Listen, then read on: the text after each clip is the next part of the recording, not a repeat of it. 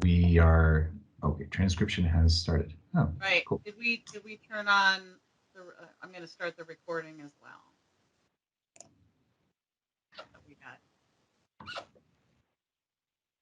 We've got All right. recording and transcript. Okay, good. Great. We'll go through the agenda and talk about our big topics for the day. However, the first item is the introduction from our DDFO. Stan, the floor is yours. Can you hear me?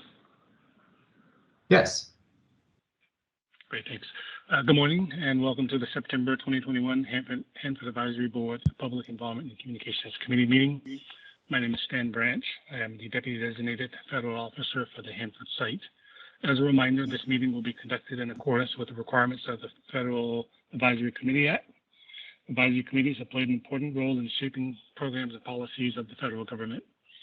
The Hanford Advisory Board's role provides policy-level advice and recommendations concerning the following EM-specific issues such as cleanup activities and environmental restoration, waste and nuclear fuel management and disposition, excess facilities, future land use and long-term stewardship, risk management, and communications. I appreciate your attendance today and look forward to the Hanford Advisory Board PIC committee meeting development and submission of constructive, actionable, policy-level advice on the Hanford's cleanup activities. Thank you for your presence today and look forward to a very constructive meeting. And back to you. Thank you. I see on our agenda that we have a round robin before going over the agenda. I'd actually like to flip that if that's okay. Let's talk about what's in our day before we jump right into a round robin.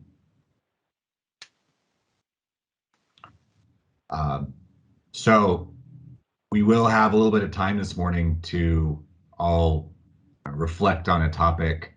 The reason for this topic being the round robin question is because we have something later today related to a GAO recommendation made for Hanford, as well as we have this kind of technical B109 advice coming out this week.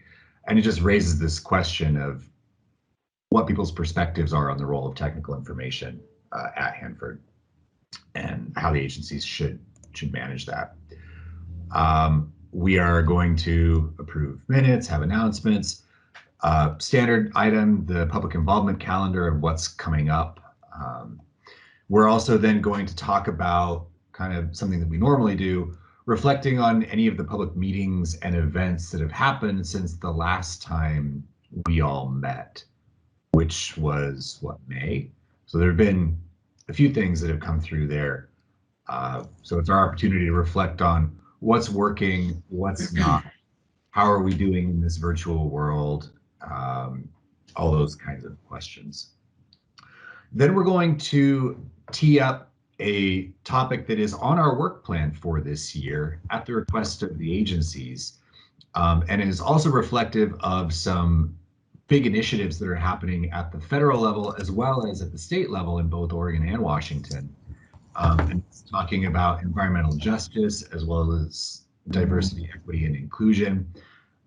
So it'll be kind of a table setting conversation. I don't think we're gonna get all the way to the end today, but it's more trying to figure out how we tackle this through the year.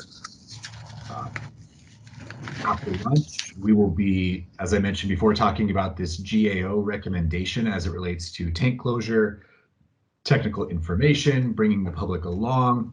And it's a short topic, and it's really just to see if we've got enough juice in that we want to make an issue manager team and potentially put out some advice related to that. We will then do open forum. I'm sure people will have things to talk about in the open forum, self-assessments, committee business, etc. Any thoughts on the agenda before we move on to our first topic?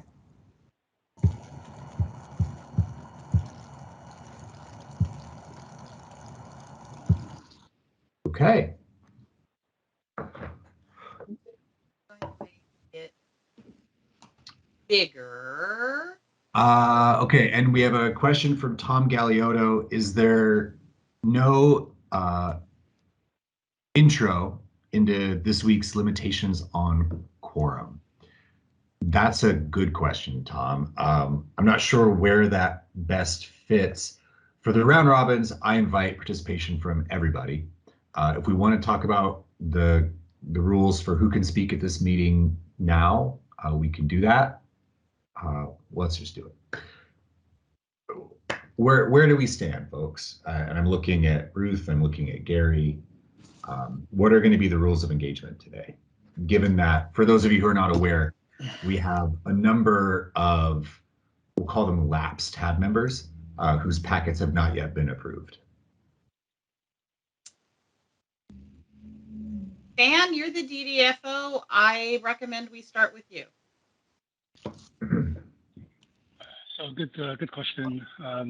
We have not received approval on many of the packets from headquarters yet, so we're still awaiting that. That's pretty much outside of our control due to the change in administration and all the COVID issues that have been going on.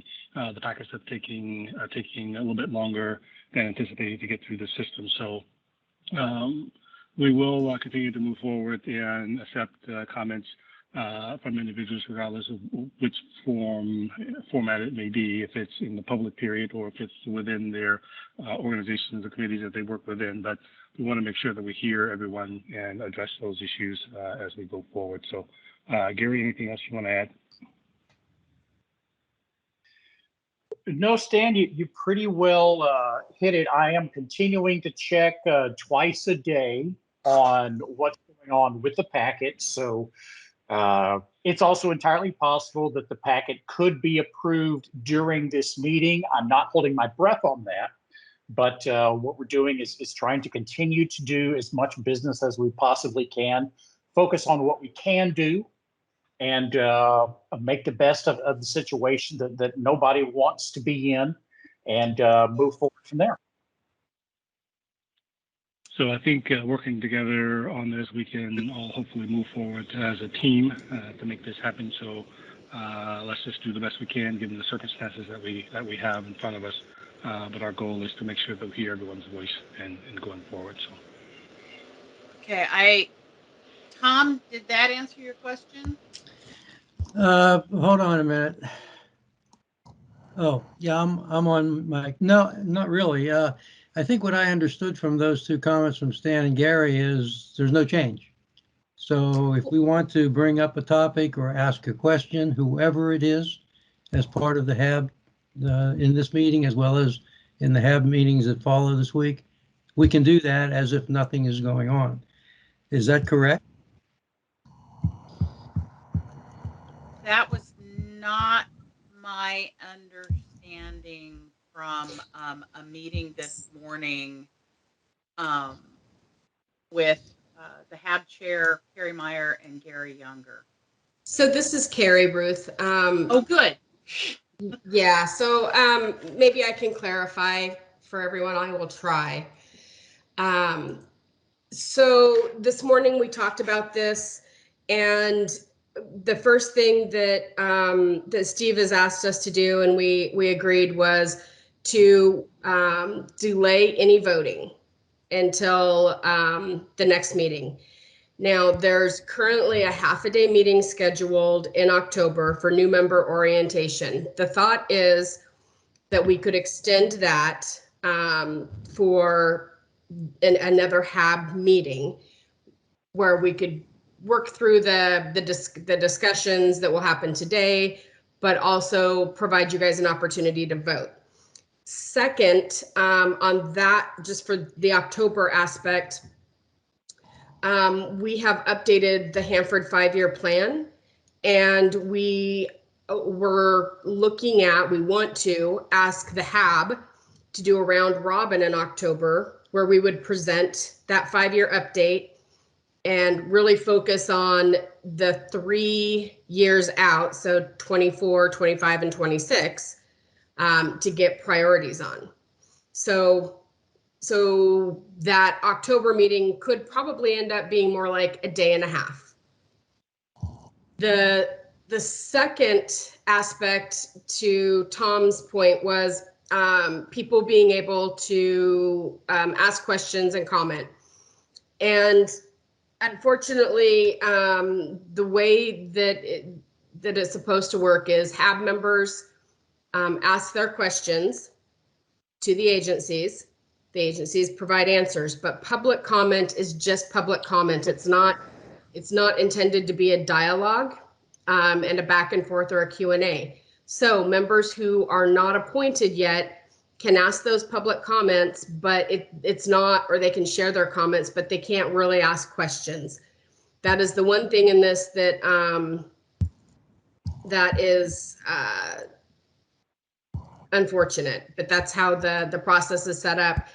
And if we were to continue on as if nothing had changed, then we're also setting the expectation for the public that this is a Q&A for them as well. And if we were to make it all a Q&A, I'm not sure we would ever get through a meeting.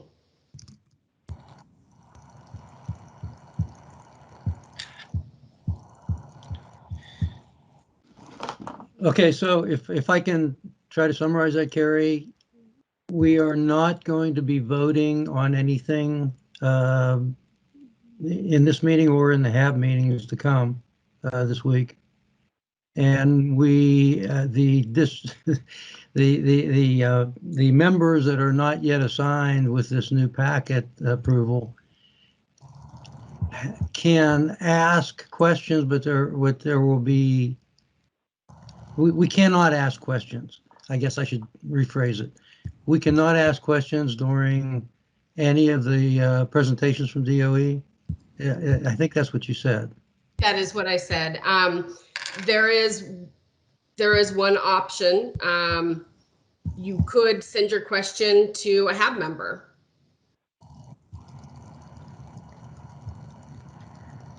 Yes, that's where our social bonds can fill in for the lapse in process here.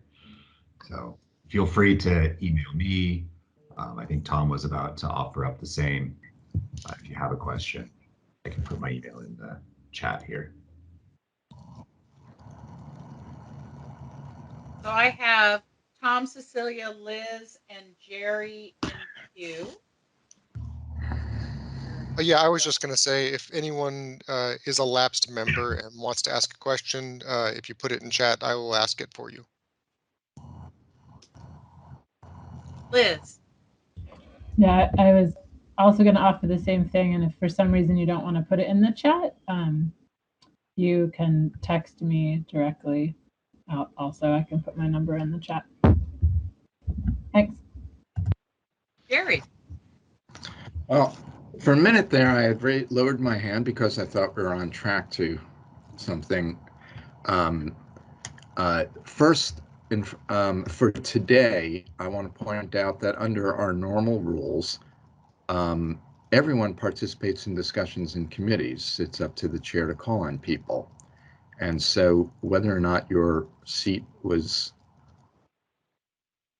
reappointed yet or not, I would think that today, other than voting on minutes, there should be no impact for discussion today whatsoever, because we allow people, whether it's Hanford contractors or DOE or agencies and other people, to participate in committee discussion, and we don't limit it as norm. So I would hope that today there would be no impact. If tomorrow there is still an impact, I will say that all you know what will break loose as a warning to DOE, because it will be viewed and shared that the Department of Energy simply didn't want advice adopted. And that's how it's going to be viewed, and that's how I would encourage it to be viewed if there is no voting tomorrow. And I just want to say, you better make that clear to people back in headquarters, because I'll be the first to be telling news media that of this failure. And secondly, it really feeds the fire for those of us who've said it's time for the state of Washington to have the reins on an advisory board, not the Energy Department. Liz so unacceptable. It's hard to describe it.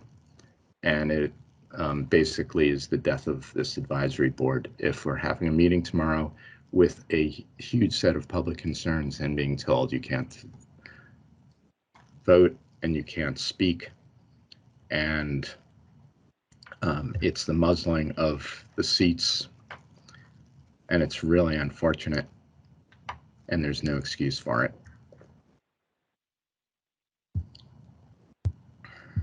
Steve Wigman?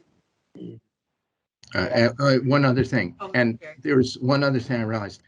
We could, of course, add to the agenda tomorrow public comment as part of each and every discussion without any difficulty. If you wanted to allow time for people to give comments who are not seated at the table. That's something the chair and facilitator can do on each topic. I will let Steve speak to that. Steve?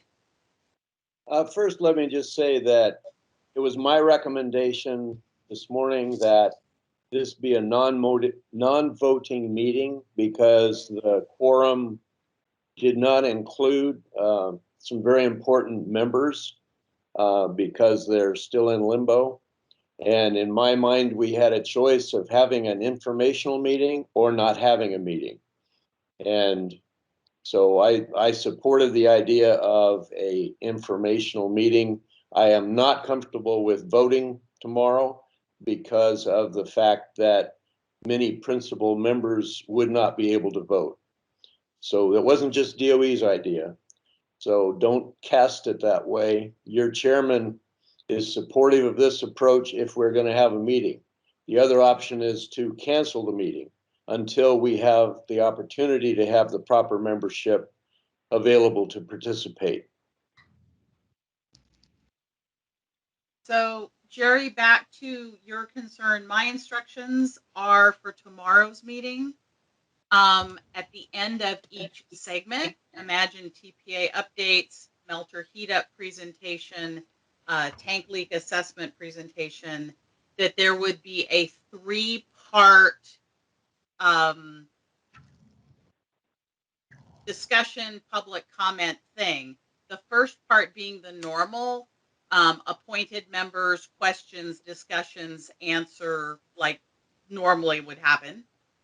The next 2 pieces of that forum would be public comment, meaning comments can be made, but questions would not be answered from those parties. And the first opportunity would be for members who are anticipating appointment but who are not currently appointed.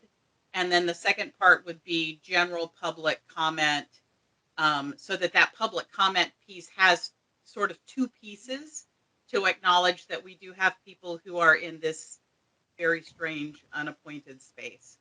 So we would factor that into each of those chunks of information so that public comment is no longer just that 15 minutes before lunch, to try to at least hear as much as can be heard, even though public comment doesn't offer the opportunity for dialogue.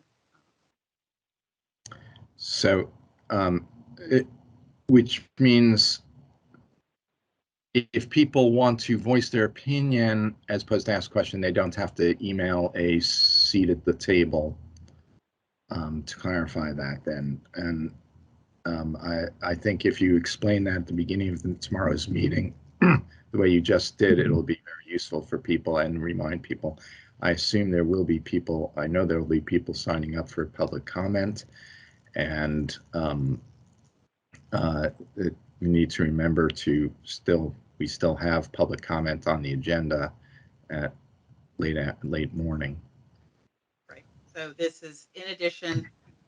Given the the quirky complexity, if you know of people who wish to make public comment, I'd sure love to have an email before the meeting, just for planning purposes. I'm still going to ask, is there anybody who wishes to make public comment? So they're not going to get aced out if they don't send me an email.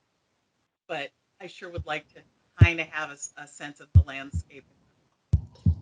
Ruth, this is Carrie and Jerry. Just as a reminder, because I'm not sure that we all remember this, but we will also continue to take written public comments for up to 5 days following meetings. So I don't know that we've been sharing that. Maybe we have and I've just missed it, but I think that's important to note for people as well. So we can include those in the draft meeting minutes. I don't remember receiving those in recent times, but we certainly can do that and stick them in and include them. I'm not hearing anyone say that they don't want people to participate in the meeting today, in the meetings coming up this week. I want to encourage everyone here who is here, who can hear me, participate today. Try to put yourself in the queue, email questions, whatever, just try to participate and we'll figure out how to make it work. I mean, that's frankly the problem for the facilitator and the Department of Energy, how to make it fit the maze that we have. But let's all just try to participate and we'll sort it out.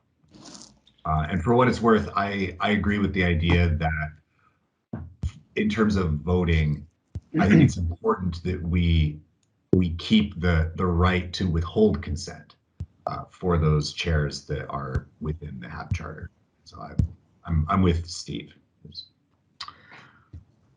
Are there any other questions, clarifications, thoughts we need to work through on this quorum question before we move on to the topics for the day?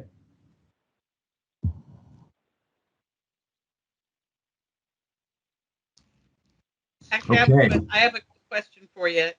Do you want to put off the approval of the meeting minutes? Let's do. Okay.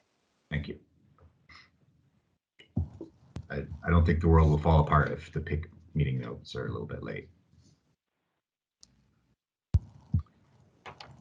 All right, so shake it off. We're gonna talk public involvement committee topics. First off, round robin. I want to hear your thoughts. This is the question here, and you can see it on the screen.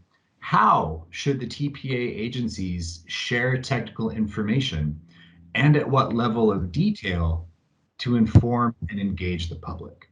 And as I mentioned earlier, the reason that I chose this question for our round robin relates to a topic for later today, where there was a GAO report in January of this year related to tank closure. And they were trying to answer the question, why is it so hard and can we make it easier, in a nutshell? And one of their recommendations, I'll read it here. The Secretary of Energy should direct the Assistant Secretary of the Office of Environmental Management to assess DOE's efforts to involve stakeholders in the Hanford tank closure process, to ensure that DOE engages them in the decision-making process, communicates with them throughout the process in a way that addresses their concerns regarding technical challenges, and provides them with transparent information about the science and rationale behind decisions. We talked about this GAO report in the Tank Waste Committee months ago now. And one of the outcomes of that discussion was a recommendation to bring this GAO recommendation to the PIC to see if there's some joint action between the PIC and the Tank Waste Committee related to this topic. And my job is technical in nature. So I'm coming in with a certain perspective on wanting technical information available to me because my concern is garbage in, garbage out. If we're not getting the raw materials for the decisions, how can we understand and then how can I communicate them to the people that I answer to? But I recognize that my perspective might be biased by the fact that I have a technical role. And so I really want to understand what the others in this committee and those who want to participate today, how you view this idea of what level of technical detail ought the public be exposed to and have ready at their fingertips, and how should the agencies be engaging the public in the technical questions? I'd like to open it up to volunteers. Who wants to go first? After that, we'll call in people who are in the PIC, and then beyond that, anybody, it's open door, anyone who wants to come talk. I'm glad to not go first this time because I see that we have someone in queue already, so take it away. Hi, everybody. So we have back in the office a filing cabinet of documents from old DOE press releases and information sharing. And there's a really amazing front and back fact sheet on SW2. And it's clear, it's concise, it provides where to find more information, and it's a good level of detail for sort of the first salvo for sharing technical information to the public. I think from that, I mean, some of the fact sheets that have come out lately are still helpful, and they provide links to the AR, which is helpful. But once you get to the AR, you read the document, and maybe 2 or 3 of the documents that are cited in that important document are not publicly available. So I think a starting point is a really well written fact sheet with links to information. The ending point needs to be that every document that's referenced in a important document is available to the public without having to request it specifically. So if you put a link on the AR, it really should follow all of the rabbit holes. Thank you. I have Shelley and then Dan Solitz. Shelley?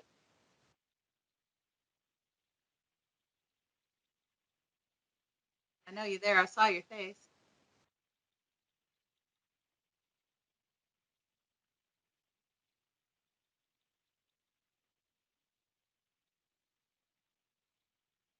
Shelley? Shelley, are you muted?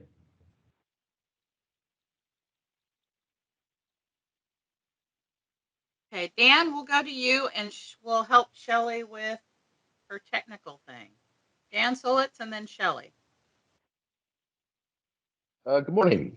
I'd like to say that I agree with everything that Tom says about the links, but I would also like to add that in those links, if you could provide the dates of those documents, it would really help to be able to follow it from beginning to end, or jump in on the end or jump in on the beginning. So yeah, the more information, the better the links, the better the information on the links, the easier it'll be, and more the public would be more able to understand and follow the process, which is really complicated. I guess on the orientation meeting, I guess there's an opportunity there to help folks find information that has not yet come available when you talk about very specific areas. I'm not sure how the orientation meeting will be constructed, but it really needs to be constructed. The understanding these folks are coming in fresh, except for a handful. Anyway, that concludes my comments. Thank you. Right. We're going to try to get Shelley back on. It looks like the connection dropped for her.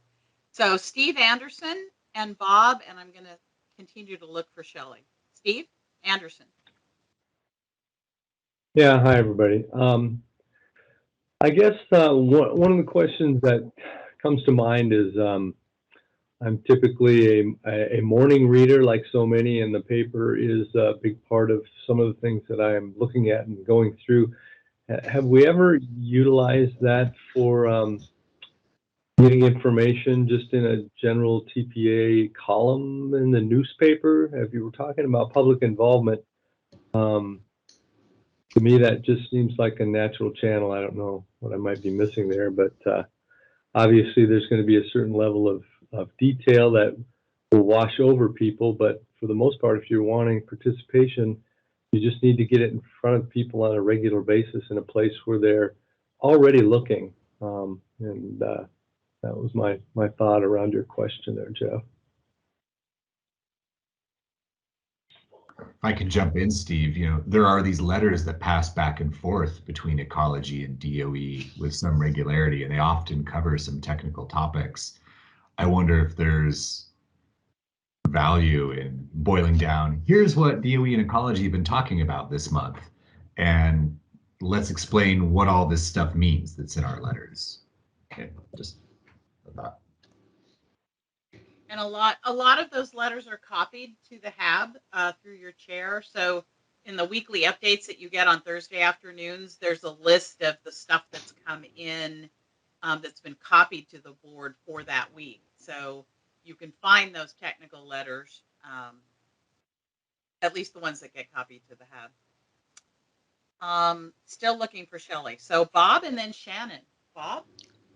Yes, the question was, how should the TPA agency share technical information to inform and engage the public? And I thought about that a little.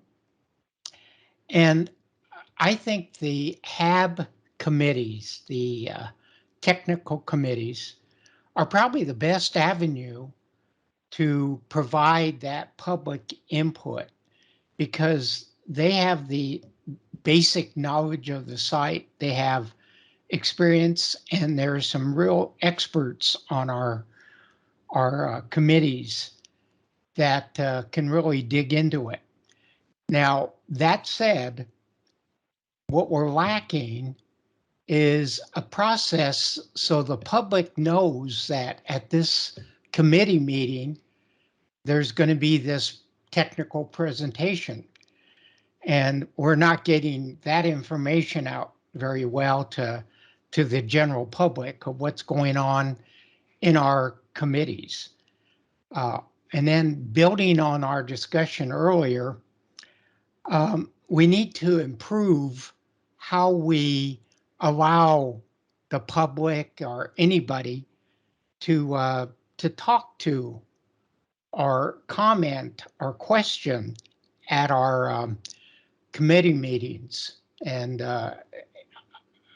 I like Jeff's approach that's saying anybody can talk at a committee meeting.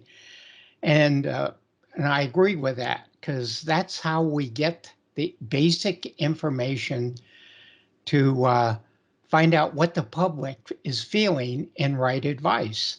So I think that's one of the things we need to do is improve how we let people know that what the technical topics are that are going to be discussed, and we figure out a way, maybe in the process manual, to open up public discussion at our committee meetings. Thank you.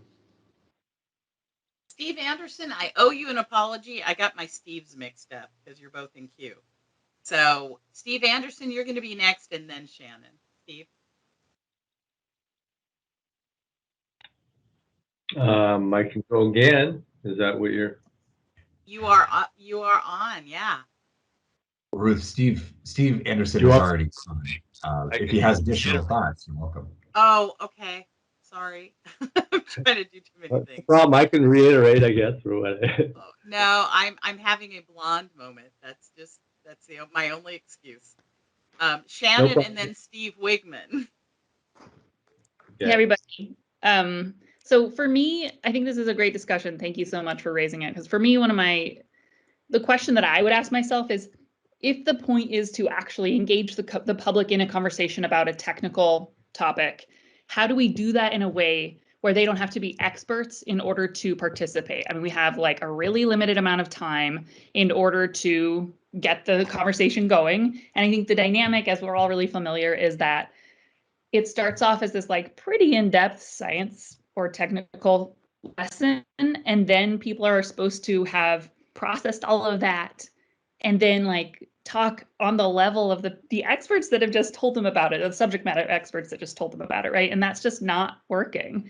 And so how do we think about these topics in a way that allows and invites the public in as equal participants in the conversation. And for me, you've heard me say this before many times, but for me, that means framing it in a social context first and foremost, and then the technical information is sort of part of the conversation as moving forward. But for me, like if you're using the tank waste example that you started with, Jeff, it would be like, what future are we making possible in the 200 area by doing this cleanup, this type of cleanup in the, to the tank waste? That's a conversation that people have information and opinions about or want to talk about. Like, what is the site going to look like after tank waste has been processed? Anybody can grab onto that. And then they're like more invested in thinking about the technical constraints and possibilities of what happens next to get us there. And I think what often happens, when you get the emails from about public comment opportunities, it always is like, comment in this very technical way for this very technical thing in a way that like the public isn't going to grab onto. If you're saying, starting off with sentences about, a few sentences or paragraph about what we're trying to do by cleaning up tank waste first, inviting comment about that. And then in the conversation, we talk about why technical this and that actually applies to this broader social context. That way people can come in with the ability to be speaking from a place that they can speak from, like a place where they have thoughts that aren't necessarily technically informed, but have meaning and value to us as, people who like the HAB and people who are inviting public discussion. We're not really looking for the public to give us technical advice. And that's not the point of these conversations. Maybe I'm getting that wrong, but we're looking for them to discuss priorities and, hopes and questions about this process. And I think what we miss as so many different technical people is that we forget, we want to get right to the technical conversation in a way that like kind of is exclusionary. We don't mean to be, but it's sort of exclusionary of that, like finding an equal playing field to talk about these broader social topics. If that makes sense. That's me. Nice to see your faces. Steve Wigman. I think those are great points. I've dealt with this question for 40 years now, and I can say that it's a real challenge, and it will always be. But we've tried many different things, and one that I was particularly pleased with over the years was artists' renderings and physical models of what the site looks like and what the site might look like when we're done, because it gives you the opportunity then to, in your conversations, to dive to whatever technical depth is needed for the communication. But you have a way of visualizing what the system looks like. And I haven't even seen those physical models or diagrams for quite some time. But we used to use them in malls. We'd go around the Northwest and set things up in malls so we could talk to people. We used them in informational meetings. We had them available oftentimes in our actual in-person meetings. So I think those allow you to have a conversation with some visual reality of what you're dealing with, because people can't see these things. Another thought would be to pursue Jeff's gazebo idea, where you can have conversations with people who want to go to some particular level of depth. So it's just something that, in order to make it work, you got to put some energy into it. And I don't think we've put the kind of energy in that really connects to people for a long time. Steve, I love the idea. I would love to see a tank closure ant farm where it's like a two-dimensional of a closed tank and you pour water in. But then where it breaks down maybe is when you have a technical disagreement about whether there's a fine lens in the soil that causes lateral spreading, but it depends on this factor and that factor and this, that, how many levels down in the weeds do we get on these discussions? And I think that's kind of the kernel here. Yeah, and one of the things you can do is you can build a model that actually has those layers in it. We used to, in order to visualize things, we relied on mathematics, but even in the utility business, I used to use physical models to help people understand what we were dealing with. And you can do a cross section that has, I mean, you could easily visualize horizontal flow on a impermeable layer if you actually built a model. And they're not that hard. I mean, there's great model builders out there. And I would urge that we try to do something like that. And Jerry could help with his students and how we communicate with students, and they could actually help design some of the models. For the B109 stuff, I was trying to understand pore space better. So I took 3 jars and I filled them with salt and I put different amounts of water in them to figure out how does that change and measured thing. Very unscientific, but it was illustrative. We used to have some of those models at OMSI. I don't know if that's still there or not, but years ago we set up a display at OMSI. Interesting. Jacob and Shelley, you're back in queue. Jacob? All right, can you hear me? Yes, we can. I got several thoughts on what people are saying. The first thing I want to point out is there is a staggering amount of information, and particularly technical information, already available to the public. If you go to the OSTI information bridge, you will find hundreds of thousands of documents about Hanford and related information that's written by technical people for other technical people. So do realize there is a lot out there if you want to find it.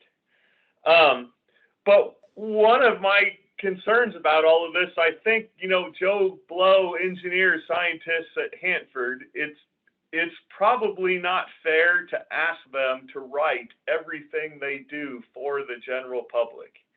Because when you're writing for other engineers you work with, that's different than writing for the general public. So think about, is it really fair to ask that engineer to everything they do has to be written for public consumption? And I think that's probably not a fair thing to ask. That being said, I love Hanford tank waste chemistry. I actually spend Saturdays writing about it, mostly journal articles and those sort of things that are written for the scientific community rather than the general public. And I can tell you only on the rarest occasion have I been blocked from doing that. So there is a lot of interest in being open is my experience.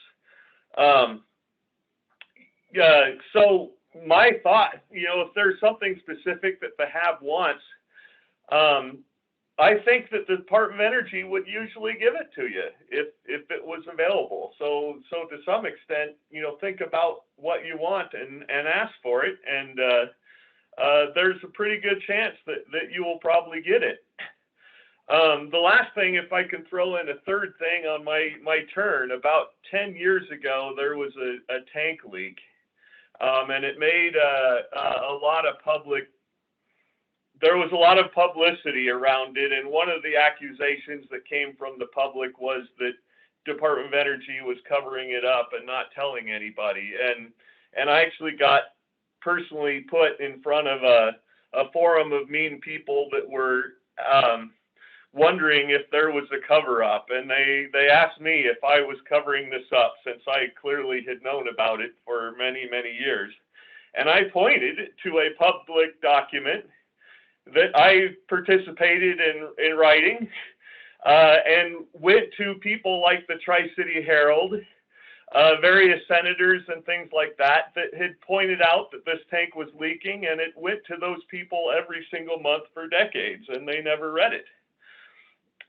So some of this, I want to put it on the general public. If there's a topic you want to know more, go find what's already publicly available, because you'll probably find that a lot of what you're looking for is already publicly available. In that case, that tank leak that we've been accused of been covering up, we've been mentioning that that there was a leak constantly for years. So you'll probably find what you're looking for already. So that's the end of my spiel. Right. I have Shelley and then Liz. Shelley? Thanks, Ruth. Appreciate it. Boy, Jacob, I remember those days, and it was really a difficult time.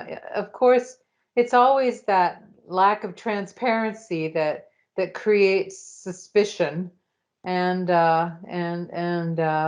unfortunately, then there's not a lot of follow through by the public in terms of really educating themselves to understand what it is they're concerned about and what the resolutions might be for it. I would think back to groundwater vadose integration project days at the site, and the DOE did have some three-dimensional models, and I'm remembering one of them was looking at groundwater flow, and I think they had a giant, maybe 20-gallon or something like that. I can't remember, fish tank sort of glass, construct that had different layers of sand and gravel and so forth, representing a cross section of the site and how water moves or could move or material could move through that surface. So those are the kinds, we live in a real visual world, especially now with computers. And I think it would be really interesting to incorporate some kind of three-dimensional models that could be photographed, that could represent what is actually going on site with the groundwater, but also I think more importantly right now, or as importantly, is what's going on with direct feed low activity waste, and trying to get the public to understand better that system. These are the kinds of things that you could be photographed, they could be used, sent to the press, so that the press has a visual to go with the story that could be expanded. I totally agree with you that it's just not fair and right, and it's really the wrong person to ask technical people to try to do tech transfer of what they're working on to a lay person's understanding. And there are people who do.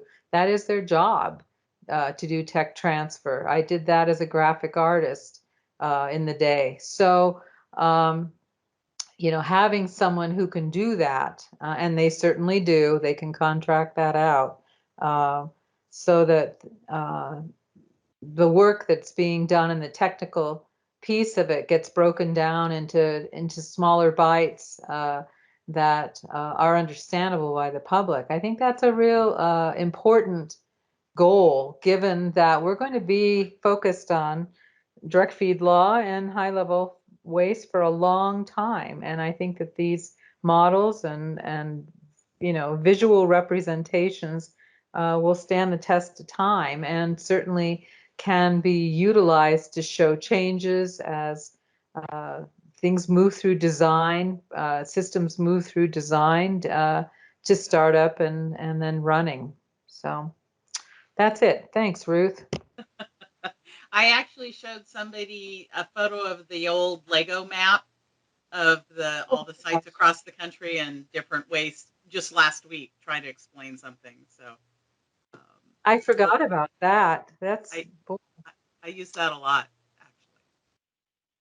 actually. Liz, Tom Galeotto, and Steve Wigman. Let's go through our last folks and keep moving. We can come back to this when we get to the GAO topic.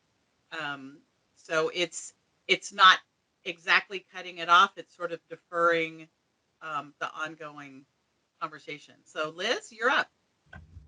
Thanks, Ruth. Thanks for the great conversation. I appreciate what you said, Jacob, because I think to me, when I read this question, it's really about accessibility of the technical information, where it's posted, how it's posted. Is there a little summary or even like a few words that explain what the document is? And I feel like it does happen quite often where something's posted on the administrative record, and unless you're checking or you're part of an agency or organization that is on the distribution list, you won't know that that document's been posted or shared. And so I feel like there's kind of these layers of access to the information. especially highly technical information, before it reaches the public, that it often has to go through. And I think that's just part of the nature of a really complicated cleanup like Hanford, where you have people whose job it is to review this technical information, make sense of it, and then make recommendations or write, provide input on decision making, and then taking that information and making it a little bit more accessible to the public and a little bit more accessible so you get to those bigger policy level issues and places where people can share their values. But I think in terms of how it's presented online, there's quite a bit of improvement that could be made to make that information just a little bit easier to find in the first place.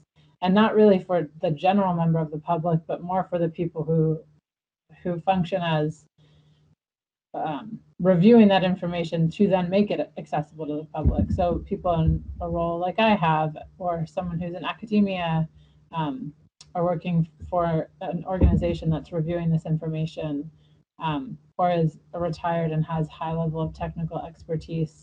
And sometimes it's even as simple as just on the page where there's a public comment period, having all links to the relevant information that's part of that comment period all together in that one document can make it easier. That's a simple fix, but I think we'll have a fun time continuing to discuss this. Thanks so much, Jeff, for putting this question on the agenda. Right. Tom Galeotto and Steve Wigman, you're going to have the last word for this round. Tom. Yes, thanks, Ruth. Just a quick one. I know Jeff wants to move on in the agenda, and I don't blame him. There are a number of cases where legal and policy level limitations exist for sharing data. And we see that all the time in the BCC for contracts and for budget release information. But there's also resistance, I think, from DOE because of the effort it takes to be expended on informing the public. And to overcome that, and I can appreciate DOE's concern about that because it takes a lot of time and effort to get the approvals needed for release of information formally. But I harken back to something I think Jeff and a couple others said earlier on in this call, and I think Tom, Cecilia, and that is a guide from DOE on how you can find publicly released data and information by website, by whatever form it might be in, to identify those things. It's not easy for the public to find that information, and any guidance that we have in a general sense that can assist in doing that would be a great help. That's it for me. Right. Steve Wigman? Members of the public that I've talked to mostly won't pursue the information if they have to go read a document. Just a statement of fact. And one other thought was, when we were doing our planning early on, we had a graphic artist that followed us around. And we asked him to draw a picture of what we were saying. And you would be amazed at the level of communication that occurred as a result of an artist listening to technoids talk. I would urge that something like that, it's an investment, but that bridging to the human mind between technical and artistic people can really help. That's all. I have resources that live in that space. It's funny, Steve. When the GAO talked to me as one of the people they were talking to when they were putting this report together, and one of the thoughts I had while talking to him was, Hanford needs more storytellers, to be that bridge. And I was thinking, kind of like what you're saying, you just need like a storyteller to just follow Brian Vance around and listen to every conversation he's part of and try to like bring it down off the mountain, right? But it sounds similar to your idea. And as a visual thinker, I really appreciate what you're saying there. All right, well, that was fun. I could keep doing this for another hour or two, but I want to be respectful of the other people who are coming here to give us information and to participate. So let's bring it back this afternoon, and we're going to talk about specifically whether there's more to this than just us sharing perspectives. If there's some more we want to do as a PIC. So keep that in your thoughts. We'll continue this conversation later. Thank you. Let's move on now to the TPA public involvement calendar. Standing item. Let's see what's coming up. Oh, I'm sorry. I'm sorry. Do you want? I mean, I don't think Josh is going to be heartbroken if he doesn't have to talk a lot. I just missed it. Do we have an But yeah, Josh, do you want to do like really the 3-minute drill on the team's guide quickly? I can. Is there anyone here that hasn't already seen that presentation? We actually did it. Josh did it for the other committees during committee week. So many of you have probably already heard his bill.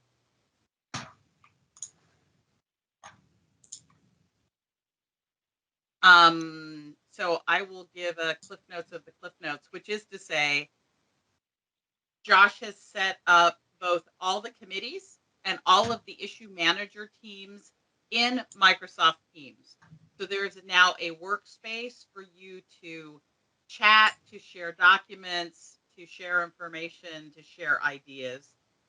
There was a guide attached to the email for this meeting on how to make that work.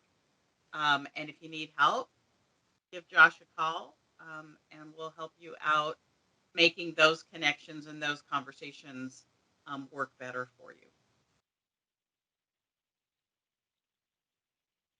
Questions?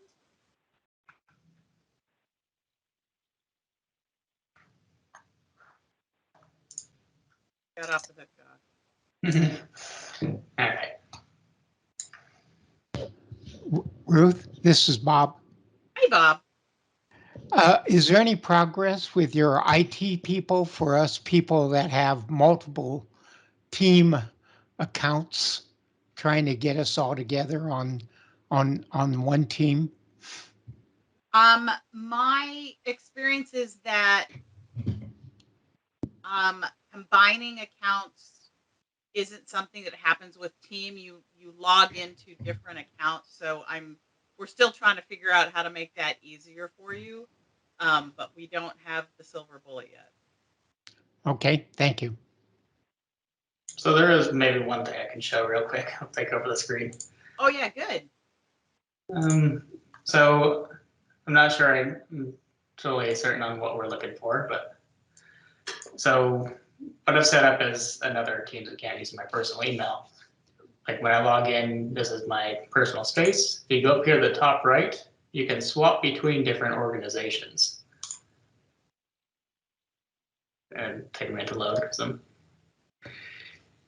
So by clicking the street legal HAB facilitation, I move to our team setup that we're talking about here.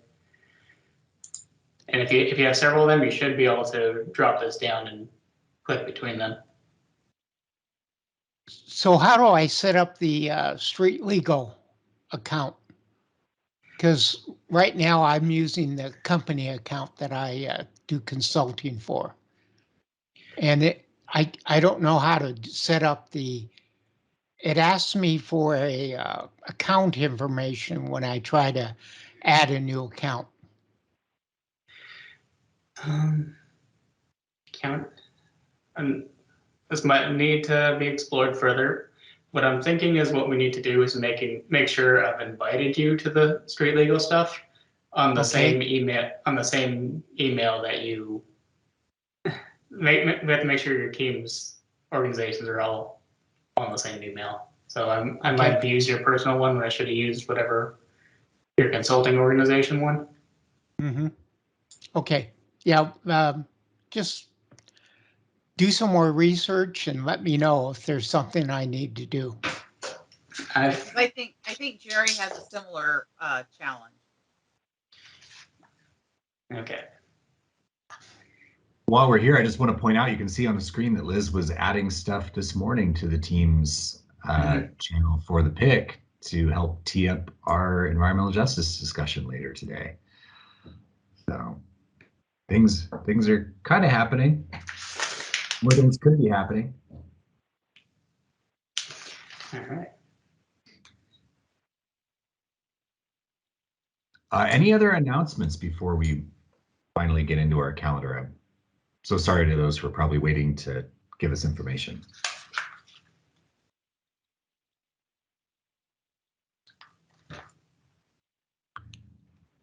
Thank you, Jerry. Hearing no other announcements, should we move on to the public involvement calendar? And that's pretty small on the screen there. Okay, let me see what I can't do to make this less painful. Better? Better for me, thank you.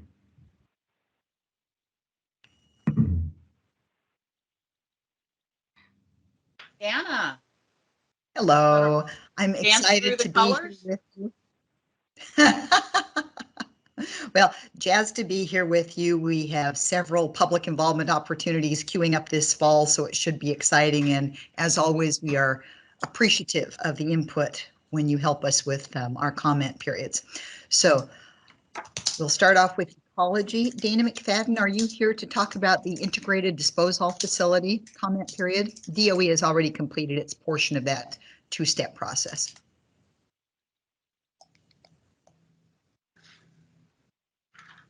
All right, or Ginger or Ryan? Yeah, I could quickly highlight it since Dana's not on, and we can ask if anybody has any specific questions. I can touch base with Dana. So currently we have our integrated disposal facility permit modification. It started September 13th. It's going to go through October 28th. That's all looking pretty good so far.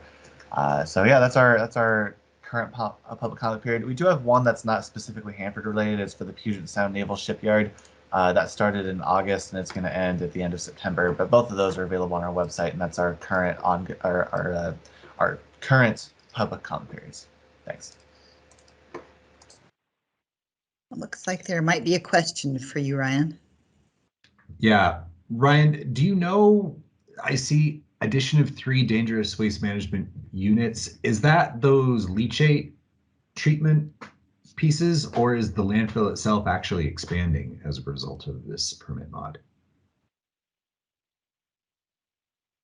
Yeah, from my understanding, the 3 dangerous waste management units is one of them is the operation of an additional disposal cell, and then of course the storage area and treatment area. I could probably get more specific information from you from I could touch base with Dana and our subject matter expert, and I could probably email you if you like. Well, this runs into that thing Steve was talking about where I have to go now read something. Yeah, I mean I can get you that information. I just know Dana's not on today, and she's probably better equipped for that than I am. But I could touch base with Dana and let you know. Thank you. All right, our next topic is the Hanford 5-year plan. Carrie Meyer already touched on that just a little bit. This plan, it outlines the cleanup work that's going to be completed in fiscal years 2022 to 2026. And the goal of DOE is to really just help educate the public, like we're discussing our best ways to do about this, specifically trying to educate people in the end of these 3 years coming up. We want to hear people's questions, understand the public's priority on the projects always, especially if we don't receive the funding that we anticipate or ask for. Once these survey results are all gathered, the department will compile them and they'll be included in the Environmental Management Strategic Vision Update. And one thing I'd like to point out is at this point, we're planning to do this in mid-October as an online survey.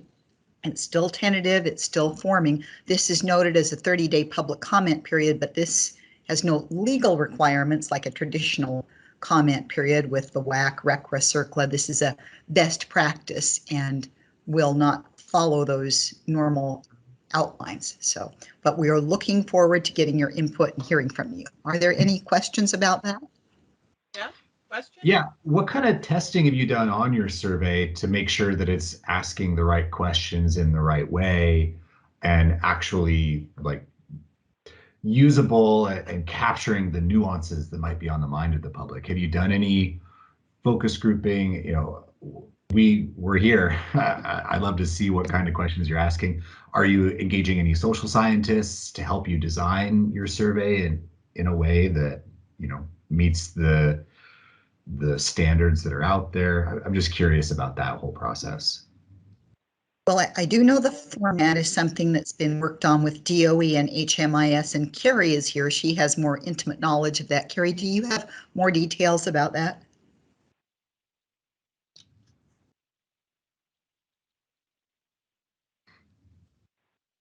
Is the mute tripping you up?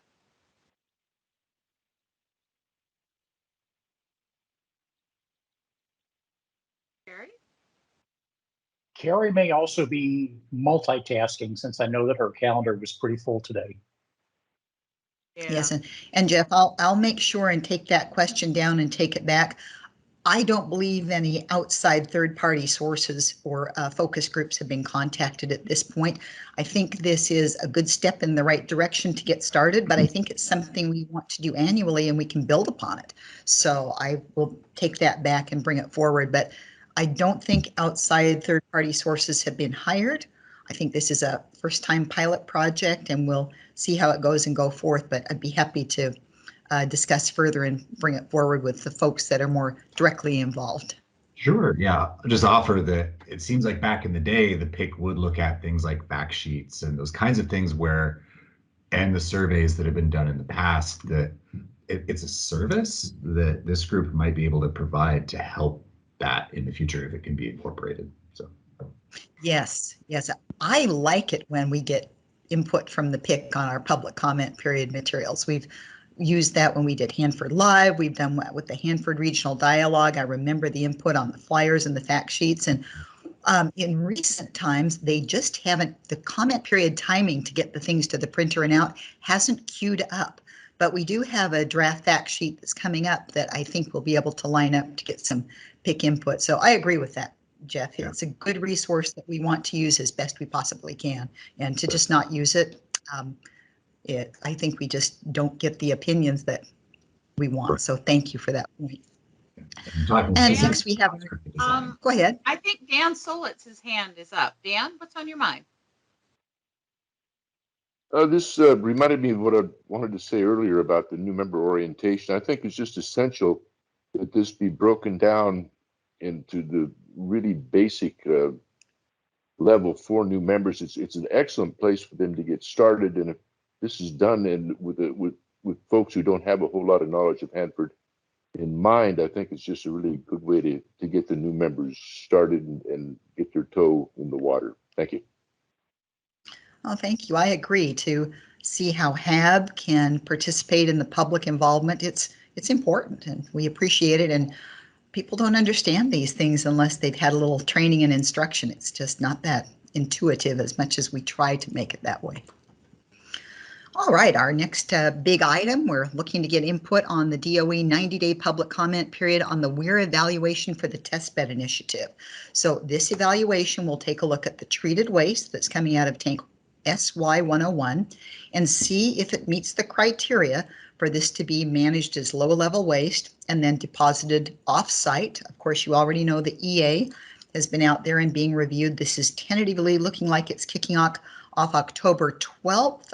I think we had it starting 1 week earlier, but that's still in progress. And that's really all I know about this. Are there any other questions? And I apologize, I don't have more information. Liz?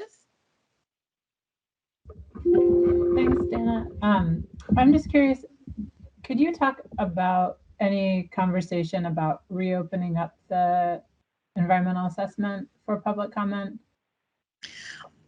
To the best of my knowledge, I believe that is not going to be opened up. I believe that the law requires us to proceed with the way it's been handled, and then this would be like the two-step process to let the public comment on the testbed initiative. And Jeff Burright had read about this and spoke eloquently about it in a prior meeting. So Jeff, perhaps you would like to join me?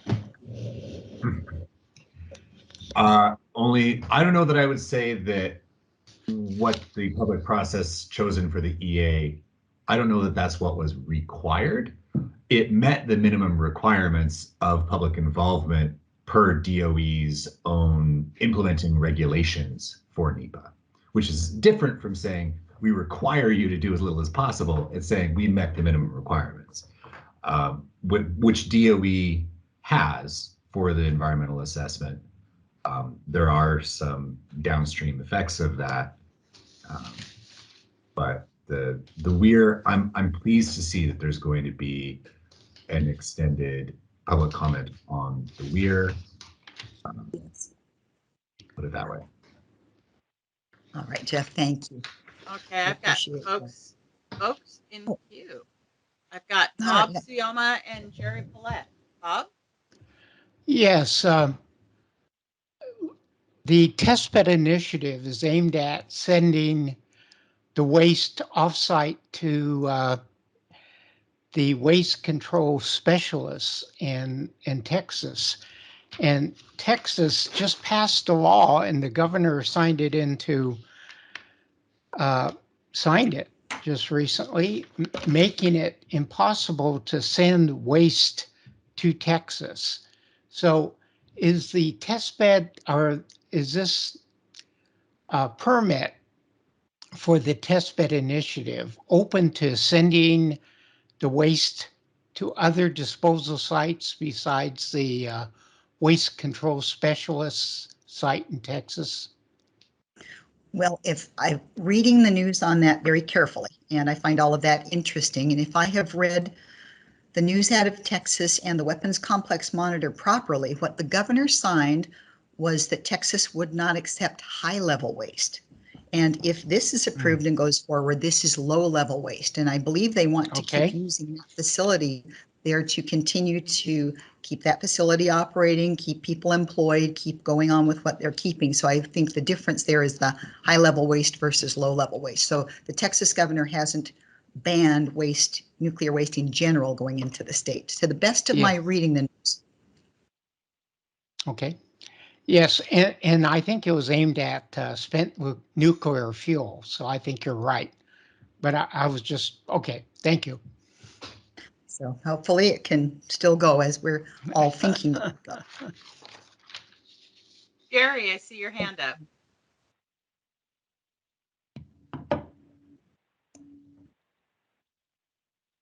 Let's get you off of mute so we can hear you. Being off mute would be helpful. And yes, the Texas law is about spent nuclear fuel above ground storage, not disposal. And I think the evaluation of the WIR will be very interesting, because the question is fundamentally whether geography and geology trump engineered barriers. And if you dispose of waste in a place where you've got no potential groundwater contamination, and the WIR, the EA considers both Utah EnviroCare and waste control specialists, neither of which have potable groundwater that's at risk if you dispose there. But what I'm very interested in is the comparison, and this is a point I keep making, and it ties closely to the IDF landfill permitting. And I think that we need to be looking at them in conjunction in terms of public involvement. For those of you who were around 15 years ago, our American Northwest worked really hard and long with Ecology to ensure that IDF has permit limitations that are based on the reality that if you put all the waste that DOE wants to put into IDF, you will greatly exceed groundwater, drinking water standards from leaching waste. So there are permit limitations on IDF at 75% of the drinking water standard based on projections.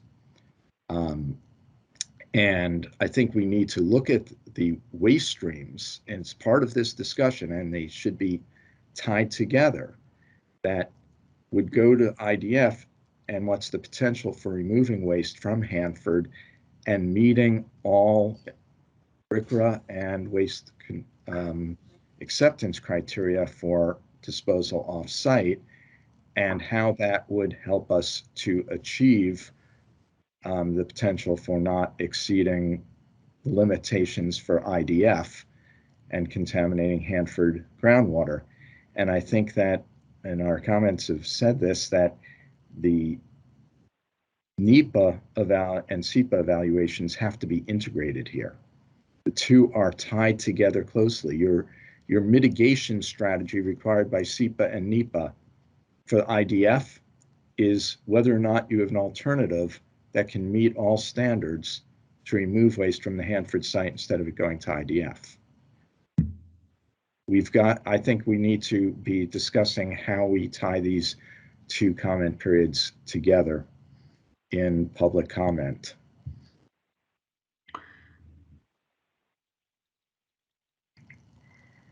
Jerry, if you want to bring that up again in open forum, we can figure out where that conversation best fits. If that's a tanks or a PIC or a EIC or a individual, I just don't know. And I do see, there are two unique permitting or decision points. But that doesn't stop us from saying they are closely interrelated, and their evaluation for the public, when you look at the impacts and the required mitigation that you have to consider on IDF, you've got this other related action that would be the mitigation. And it should be referred to, and the documentation, the public information should be, here's the two together, and you can comment on both of them.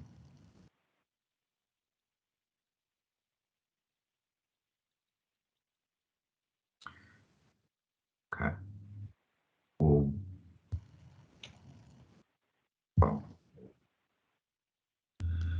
I don't know where to go with that one. We can bring it back around, I suppose, later. I can certainly say that as we're moving into DF law integration operations, there is more connection and overlay than ever before. Things are less stovepiped. All right, and then we have a comment period. I think I've mentioned before the LRF ETF decontamination process. That's coming up in the middle of October. It's a 60-day comment period plus a meeting, and it just defines two decontamination processes as the waste goes through the ETF system and through the LRF, just to make sure that we don't have any waste commingling or that we're not creating any new waste streams, to make sure those are cleaned and decontaminated and processed as the various waste moves through. And then the last one is the Ecology 30-day public comment period. So Ryan, any thoughts on that?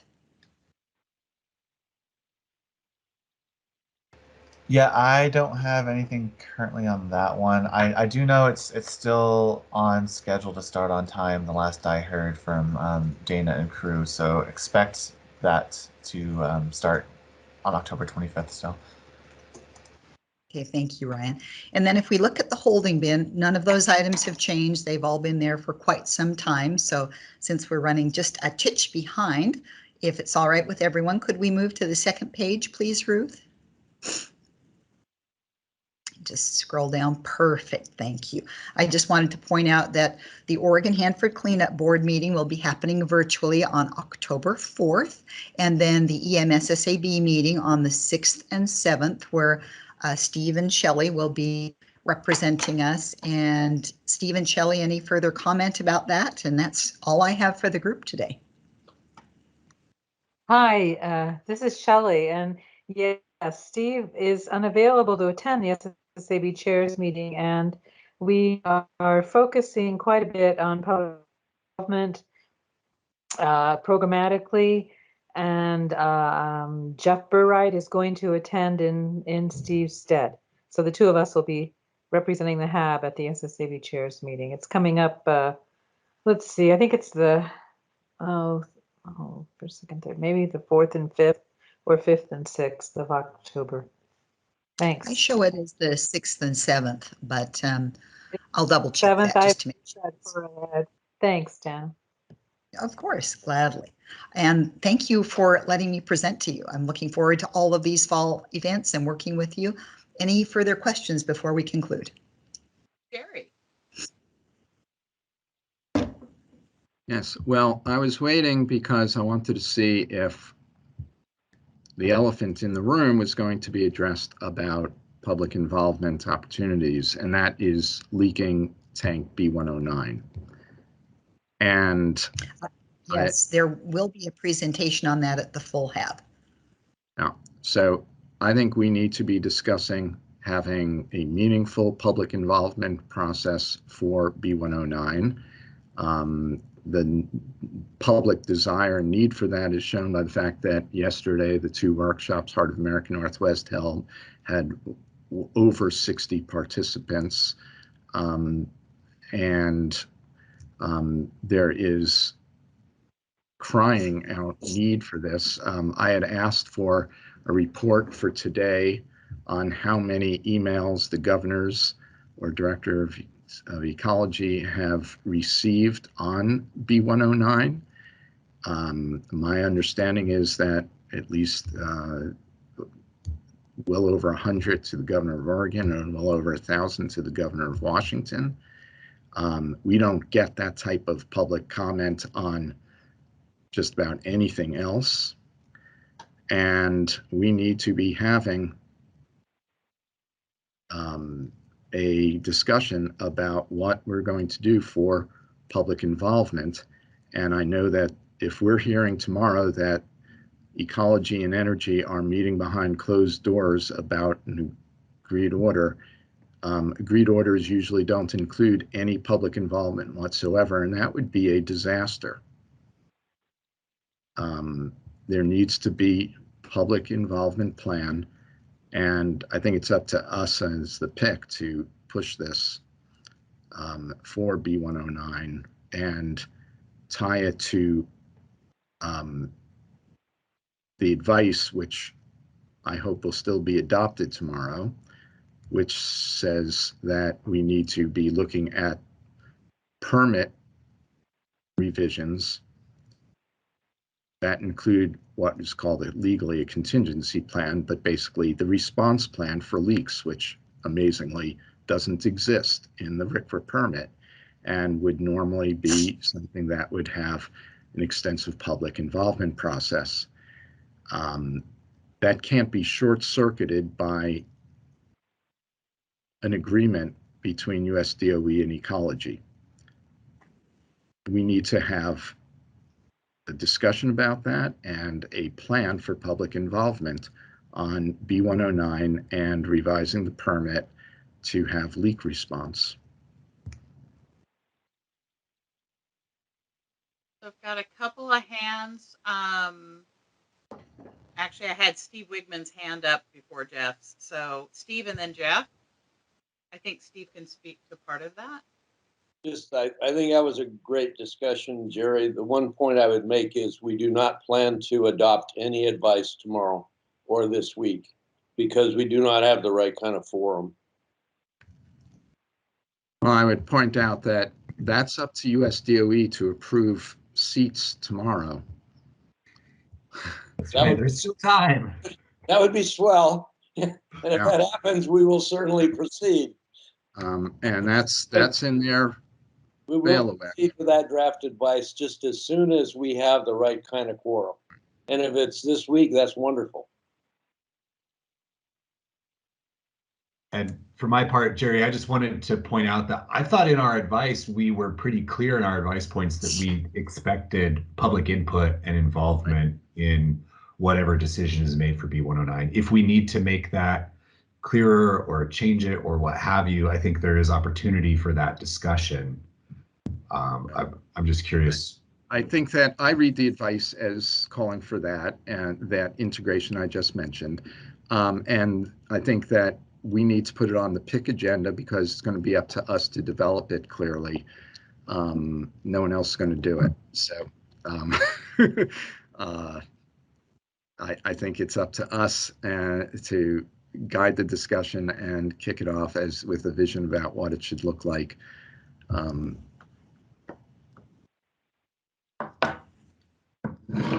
Right. I have Looks David like David Bowen's Bowen. hand up. He's wearing multiple hats. He's both Vice Randy Bradbury as well as his other job. David? Manager. Barry, you and I have spoken. We had a good conversation. I'm looking into processes about public involvement. David's really fuzzy. It's almost impossible to hear you, David. Can you either speak up or hug your mic a little bit? See if this helps. Is this better? Okay. So, Jerry, you and I had a good conversation a week or so ago on this topic, and I'm looking through our processes to see where public involvement can be brought in, and there's things we need to follow. And the one thing I do take exception to is we're not working on this behind closed doors. We have a tri-party agreement process that's in place, tells us how to respond and how to coordinate with each other and talk with our project managers. We're working through that now. We've worked through it at the project manager level and at the management level, such as Ben Harp and Brent Stickney and those folks, as far as how to keep our process moving. We're having good discussions. At the end of the day, any kind of leak response plan does have a public process to it as it goes into the permit or wherever there's places where public process comes in. I just have to be really careful about not treating one permittee significantly different than how we treat other permittees across the state. So I'm trying to be really careful about where and when, make sure what we're doing is consistent with others. So I do hear you, and we're trying to figure out where and when we can insert process.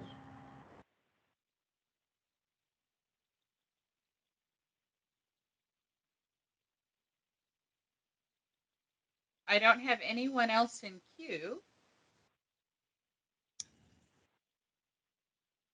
Jeff, shall we take a quick break and then go into reflecting on recent events? Yes, let's do. I don't want to shortchange our break. Let's do 15 minutes for break. We've had a nice, good long morning, so that's okay with folks. Come back at 10:45, and we'll go a half hour on recent events. So, see you all then. Thank you.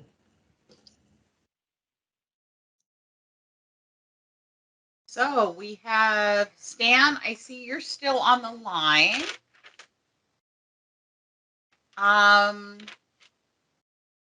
Who do we have on 6387 on the phone?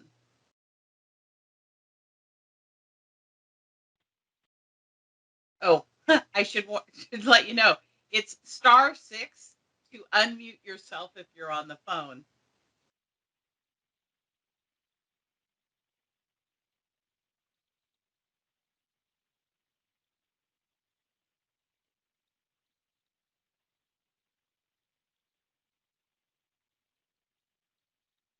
Dan, if you're talking, we can't hear you. Right. I'm just trying to identify who our other phone participant is.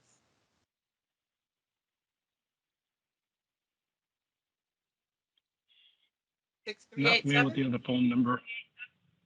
Oh, that's you on another This is Stan. phone? I'm that. No, I'm 9996. Oh, okay. Okay. I was trying to figure out who 6387 was.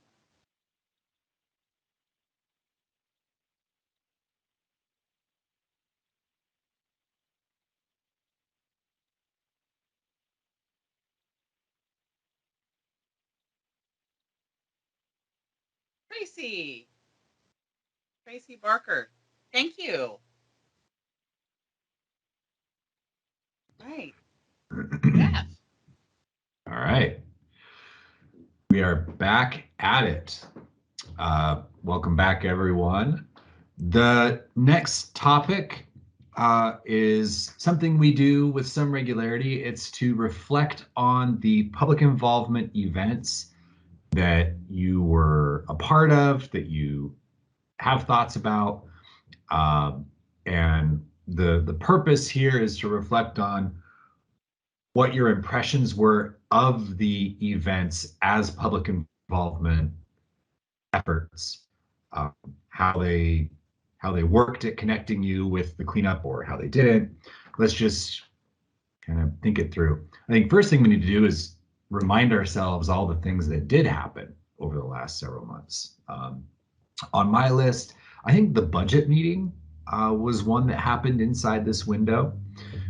There was also the public the waste incidental to reprocessing for the vitrified low activity waste. There was a meeting where the NRC put forward their request for additional information. And then most recently, there was the Department of Energy's response to that, where they gave a PowerPoint.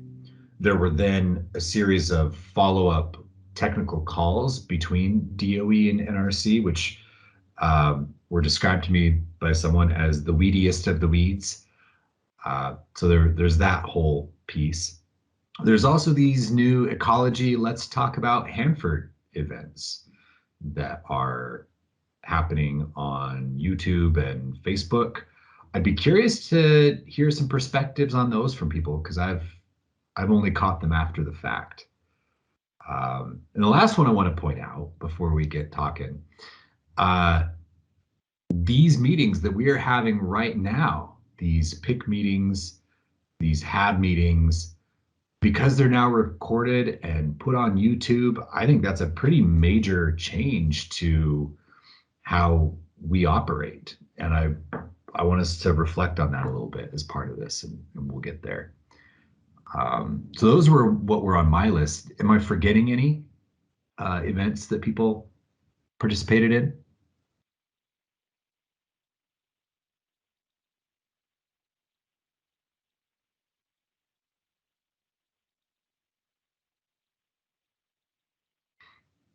Was that all we had?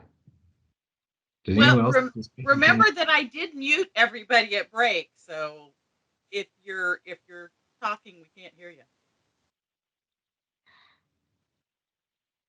Anyone? Is this time to give input on the past public events, or are we still trying to listen? Yes. Well, a big shout out to the Washington Department of Ecology for the one on the wildlife around the river and in the river. That just really brought it alive as to why we're doing this. And even if we weren't on the earth, we should still be concerned about what we may or may not be doing to the biota. And they did a wonderful job with a guy that spent his lifetime out there in the field and was talking very knowledgeably and enthusiastically about it. And I think it was probably one of the best public discussions related to Hanford that I've heard, even though it wasn't directly related to the waste. And there were a lot of good questions afterwards. It was kind of the opposite of that budget meeting, which was not even pro forma. That would be complimenting it. It's the amount of information that one has to take in to keep current is just almost a full-time job. So I'm not sure what the recommendation I could make on that is, except everybody has to keep their nose at the grindstone. Anyway, that concludes my comments for now.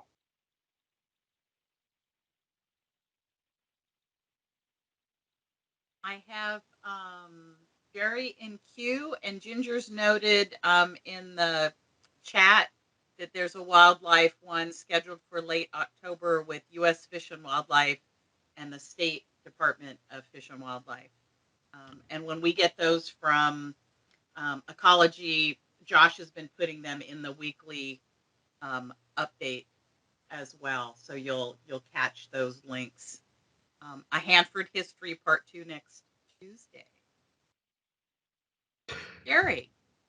Well, I think last comment that the budget meeting wasn't even pro forma, that was being kind to it, was really appropriate. And what I have to say is that it led to more people telling us, after we tried to get people to it, saying never again. And that makes it so much harder to ever turn people out to and participate. people who are going to look for alternative ways of participating that they think might be more effective than attending a meeting with no information that's relevant and no opportunity to comment, not getting the information they need to comment on the comment period. It was utterly meaningless. And again, the feedback, and we did ask for feedback, and people said, not going to do it again.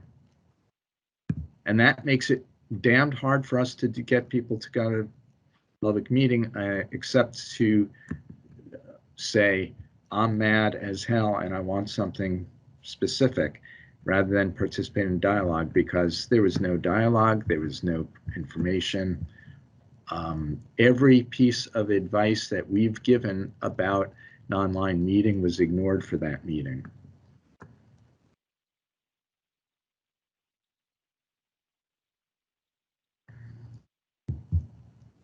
Liz.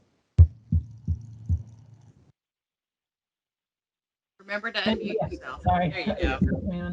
I'm wondering if any of the agencies could share any lessons learned from the budget priorities workshop or meeting, not really workshop. Were there any takeaways or a conversation that was had about how to make that work better in the future?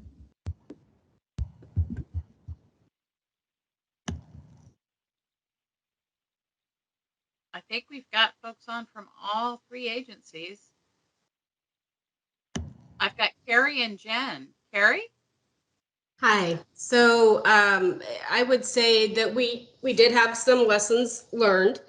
Number one for me was, so over the last few years, we have been trying to operate under guidance from OMB.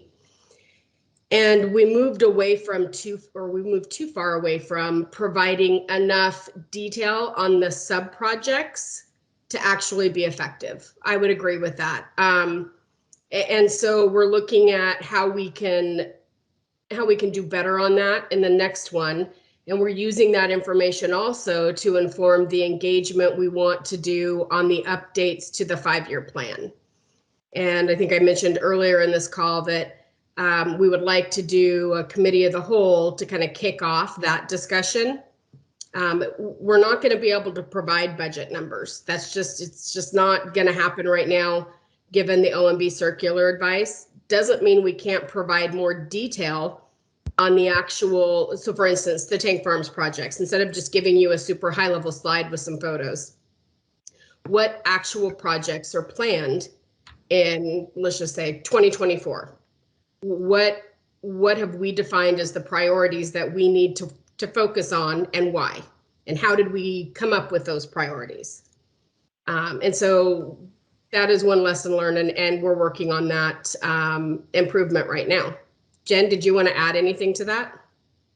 Yeah, it kind of not on that topic, but one thing that came up during that meeting was the meeting going to be like transcribed in Spanish, or was it materials available? So at the time we didn't have that, but I did take that back to the department, and for the 5-year plan, you'll see a lot of those products being translated into Spanish. So that was something that we really acted on quickly and hope to implement as we go forward. So be looking out for that and share that around. Thank you.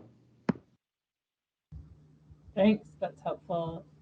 Anyone from Ecology have anything to share? I know it's been challenging for Ecology to get information too, and I don't know if there's been any improvements in those conversations for the future. Thank you, David, again. Can you hear me okay? I'm trying to stay close to my microphone. I keep leaning back.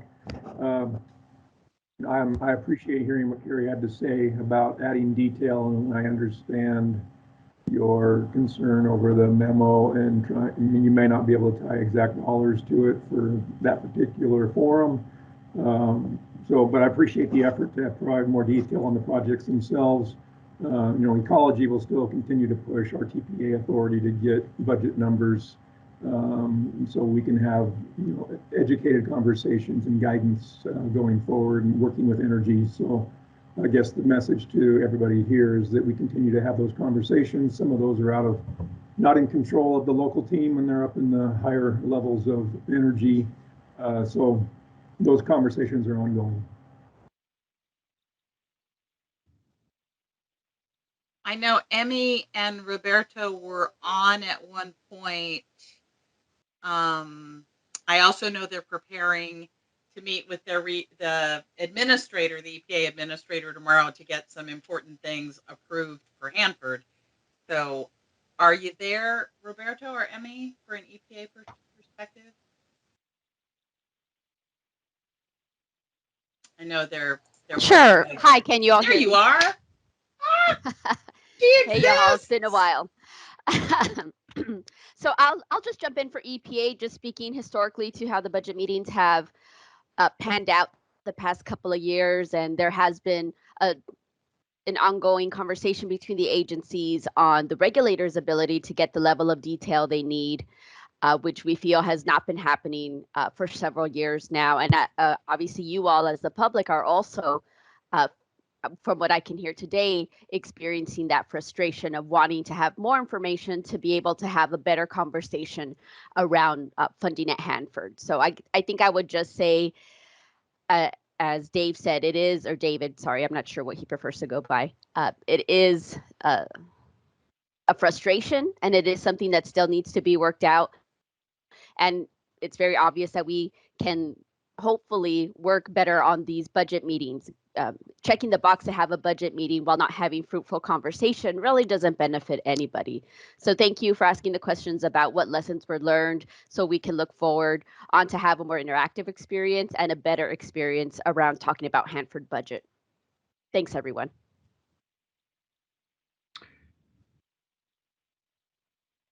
Yeah, I just want to toss in and say, Liz, I thought it was a great question. Thank you for asking it. I'm also heartened to hear that the DOE is continuing to experiment and try new things and try to find a way to make that work. That's good to hear. Thank you. Dan Solitz, and then Bob. Dan? Yes, I'd just like to add to my comments that the last HAB meeting, I had technical trouble getting back on after lunch. I think it was on the second day. So I went back to the videos and ended up listening to the rest of the second day all over again and just got a whole lot more out of it just by doing that. And I think it's a real value added to the whole HAB process to have those videos available.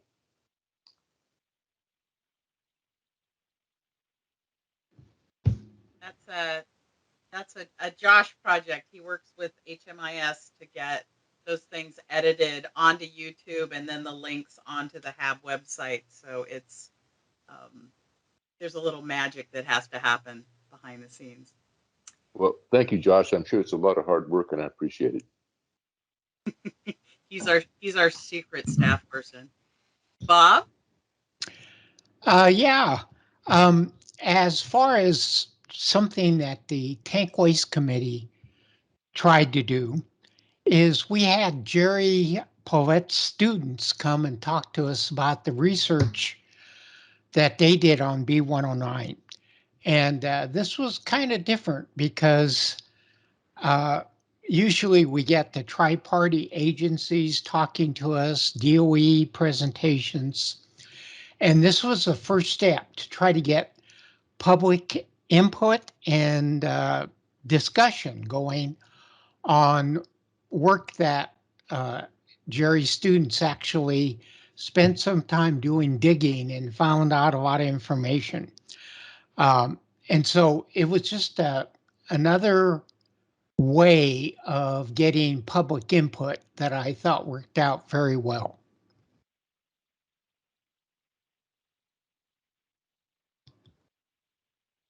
Other reflections?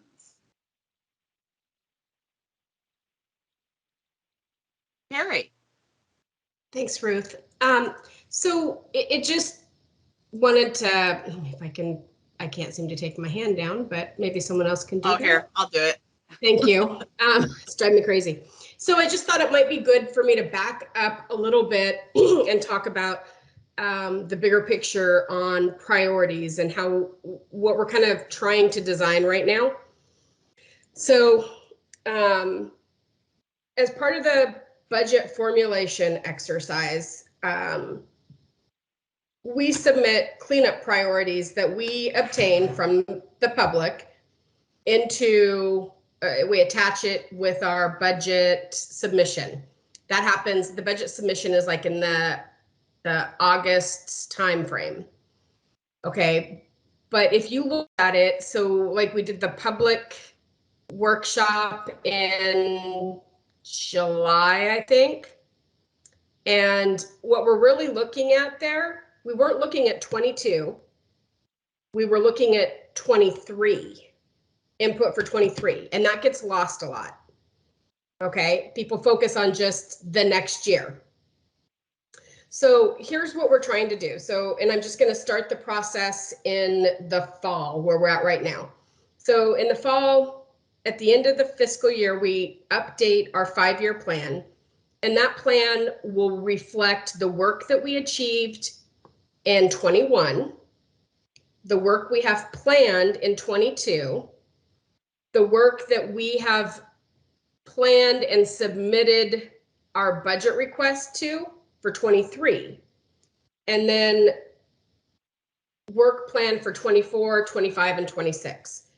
And we build that list of work based on our requirements in the TPA, and then our assessed risks on site. We don't build it based on money. So we go through and say, these are the highest risks that we have, and we submit our budget to achieve those. When we get our response back, which is part of the back and forth with OMB and the White House, then we have to look on that list and see where the line falls, right? So let's say we submitted a request for 4 billion and we're only going to get 2.6. So once you get to the 2.6 level, the rest of the stuff falls off. That's why we want priority input, because we're not basing it on money, we're basing it on risks. So there isn't a give or take for us. And oh, okay, so I know it's a lower risk item down here, but it's less money, so we could get it done sooner. We base our priorities on milestones and risks. Okay, so when we update the plan in the fall, we want to kick it off with a committee of the whole with the HAB. And of course, we'll go over, hey, look at all the great things we got done in 21. And this is what we have planned for 22. This is the work we've submitted and that we think we will get done in 23. It's great if people want to give us comments, but that budget has been submitted. So it's unlikely that we're going to be able to shift that unless something happens to change the risk. But the 24, 25, and 26 years, those are really the years that we want input on. So that's where we put our primary focus, okay, and our discussion. So when we do the round robin, we want to have a discussion of, and we use the placemat that we have to go into, these are all the projects that go into achieving that priority. And this is what we plan to get done. Okay. So then we kick it off with the round robin. And right after that, we would send it out via the listserv. And we are going to include a very short survey. So what we're trying to do is say, we understand not everybody wants to get out and go to a whole briefing or undergo detailed discussion. Okay, but we'll have the committee of the whole recording that can be shared. And we will have the placemat. The placemat will include links to detailed information on the projects that go into that placemat. And then we'll have a very short survey to make it really easy for people to respond. Okay. And in that survey, we'll have opportunities for comments. It's not just a, do you believe in DOE? Check yes or no. We don't want to know. I'm just kidding. I'm just kidding on that. But there will be opportunities for comment in there as well. But again, we're trying to keep it short so people will do it. Okay, and then all of the input that we get on that. So remember, headquarters will update their EM strategic vision in this time frame as well. So they're currently putting together their priorities, and theirs cover like 10 years. We only really cover 5 years out because it's hard to really go past that. But we will attach all of that comment to our submission of the EM strategic vision. We haven't gotten guidance from headquarters on that, but I don't want to risk waiting until we get guidance, because last year we did that and then we were scrambling and it just was not a good process. Our lesson learned there was we got to be ahead of it. So then we'll take our input, include it into the EM strategic vision, and then after the president's budget comes out, we'll brief the HAB for 23, the FY23 proposal, or president's request. And then as we head into the next public cleanup priorities workshop, we'll share the input that we got on the 5-year plan, and then we will focus more specifically in this next year on the FY24. And we're looking at developing some new graphics that, so we've got the budget formulation timeline one, but we're not doing a good job communicating to people where we are in that, or people aren't understanding it. Okay, and then in that workshop, including more detail on the projects that go into achieving the PBSs. So that's in a perfect world, and if this works as intended, it's one big cycle that always goes through. You could decide where it started. Maybe it actually starts with the priorities workshop, but at any point it should all feed into the next iteration. Does that make sense? And there's some people with hands up. Ruth. Yeah, we've got hands. I put in the link at the last BCC meeting. Jacob Riddle came, and in his presentation, he's got a couple of graphics that explain kind of that sequencing of fiscal years that Carrie was referring to. That might, we've been talking about being able to see things. That might help some of you if you were having trouble following that. I've got Jeff with a question for Carrie. Liz, I wasn't sure if you were on this subject or another, or Steve. So let's focus on the questions for Carrie first. So Jeff, why don't you go? I'm not an expert in any of this stuff, so I'm just kind of putting it in simple terms. For me, there seems to be a lot of intrigue about the line. Where is the line? What is above the line and what is below the line? And when you describe this time, Carrie, it seems like the dilemma really comes when we asked for 4 and we got 2.6, and now what do we do? How do we make the most of what we got, recognizing that it's not going to pay for everything that we thought we needed when we asked for that money? And that's where a decision gets made at the local level. It seems to me, where are we going to put that line? What's above it that's going to happen, and what's below it that we just had to leave behind? And that seems to me like what everyone just wants to see. And maybe I'm wrong, but is there anywhere in your public facing communications where you show a slide with a line and a list of projects above and a list of projects below to give people that last ditch chance to try to save something that's below the line and bring it above and say what they're willing to sacrifice? I know that's hard to do when you can't put dollar figures on there. I get that. And one of my recommendations from a long time ago, and I don't know if it's feasible or not, is to do it like Yelp reviews, where you put $1 sign to $5 signs next to your different projects to know which ones are heavy hitters and which ones aren't. And you could have even like a risk score on each one. I don't know, I'm making stuff up. But is there ever a time when people just get to see the line? Yeah, so the line doesn't exist right now. Okay, the line won't exist until we get a response from OMB on our submission. Okay, now there is a little bit of ambiguity in the whole budget formulation process here that is so odd, because it's not how business or corporations work. But when you submit your budget, So when we plan the work, we plan it based on the risk assessment, right? And we put in everything that we need to achieve the milestones. So milestones come first, unless we have an agreement with the tri-party agencies that something else needs to be done instead. And that is the compliant budget that goes in.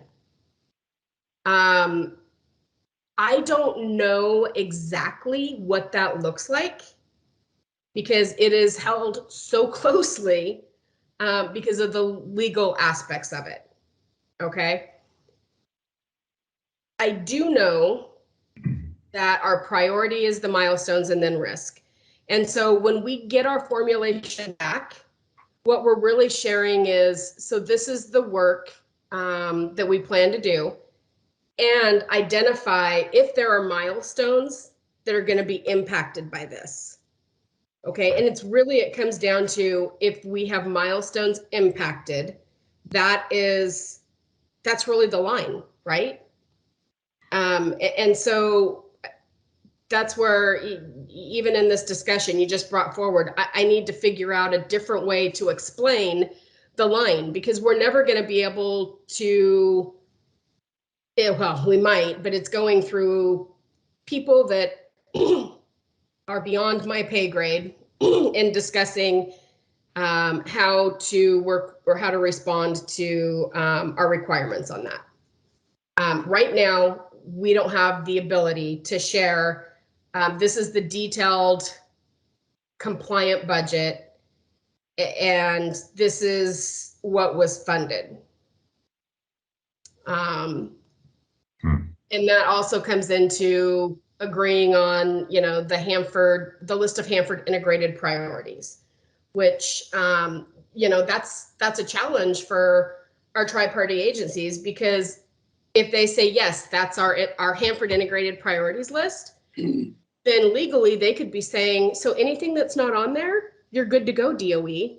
I mean, that's just Carrie's interpretation. And so why would they ever do that? Right? So this is one of those instances where we're going to have constructive tension, and it comes out in what we're actually able to share and not. And I'll be honest, this last workshop, we failed in explaining things very well. And I'm going to own that. And we've taken our lessons. I will also share, though, that meeting went off the rails really early on. And it got very contentious, which wasn't constructive there either. So we want to avoid that. The line, I would love to be able to show it to you. I don't know what it is myself. I think probably I would guess there are probably at the local level, 4 people who would know what the line is. Would we be able to know what the line was 4 years ago? Does the embargo expire? What do you mean, does the embargo expire? Well, sorry, I know other people When want to the get embargo started it was way back when, and so DOE RL ignored it.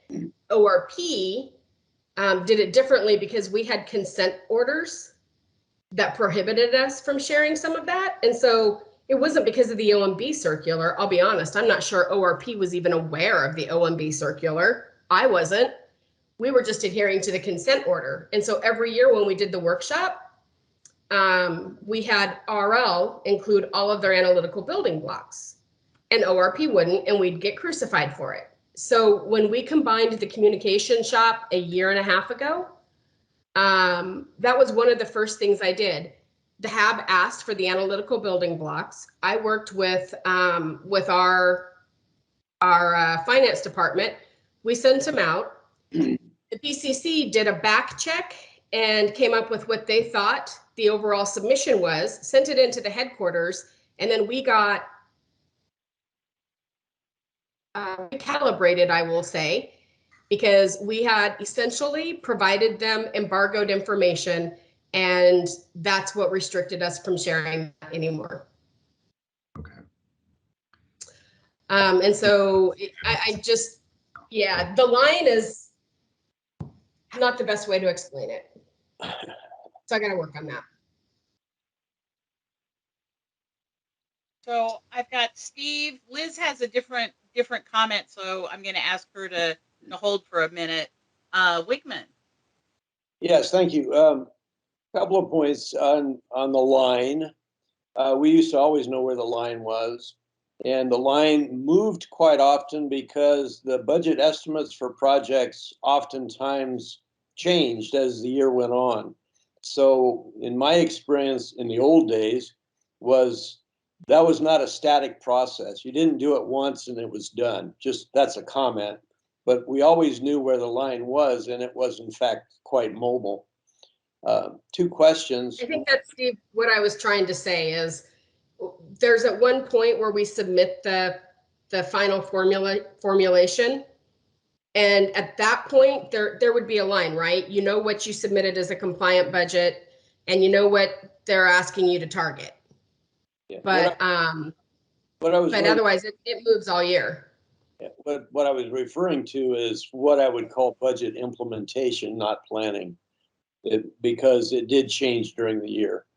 And I don't know, I suppose it still does as things change.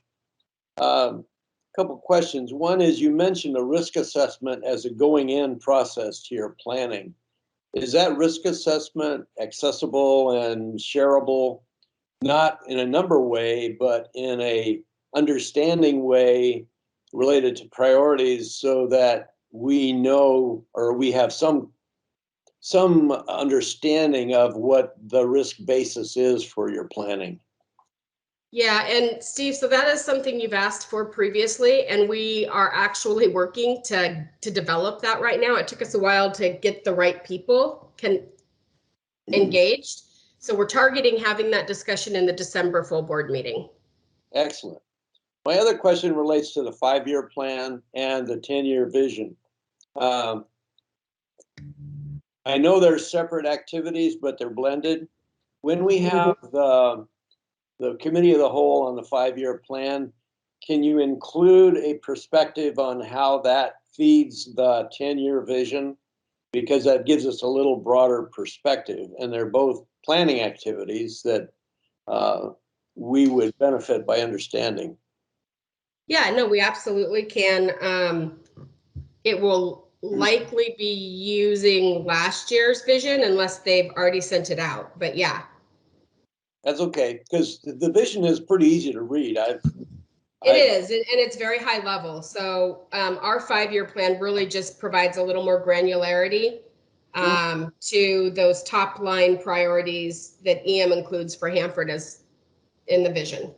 Yeah, I'm just trying to get my mind to kind of use the two of them kind of in a synergy way of thinking, so that I have a 5-year perspective. I used to call it a front end perspective, and then a longer term perspective.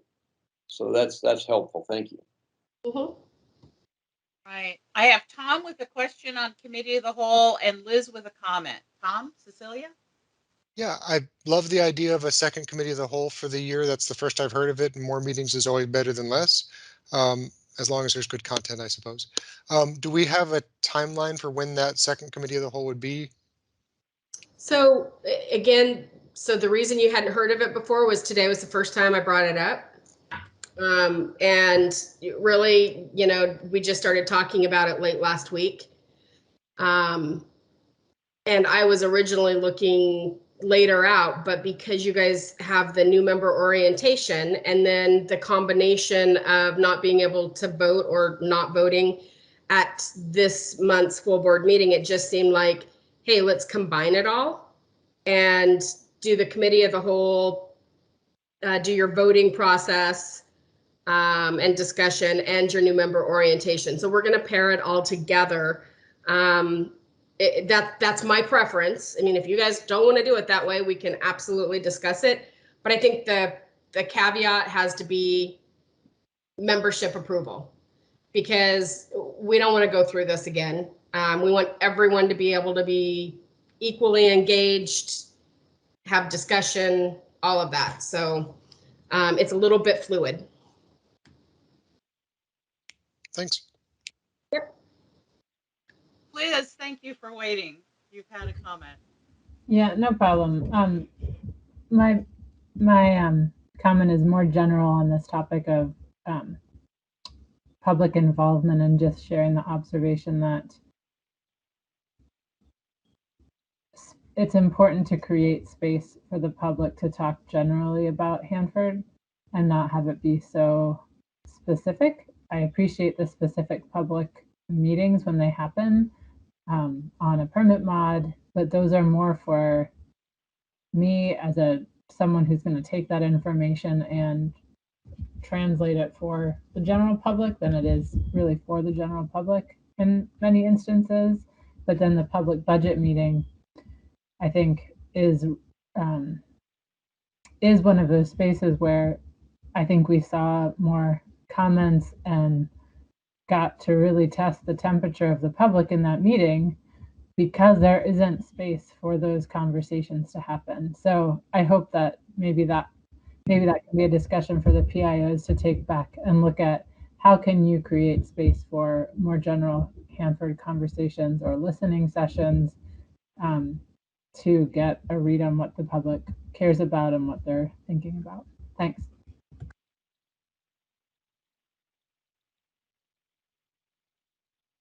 Sorry, I couldn't get off mute. Thank you, Liz. I appreciate that. And that is something that we're thinking about. You know, prior to COVID, we did the regional dialogues, and we did one of those locally, and we did some town halls for employees. Let's see, we did some regional town halls a couple years ago. I can't remember if it was Portland or Seattle. And then we did one locally, I think that in 2019.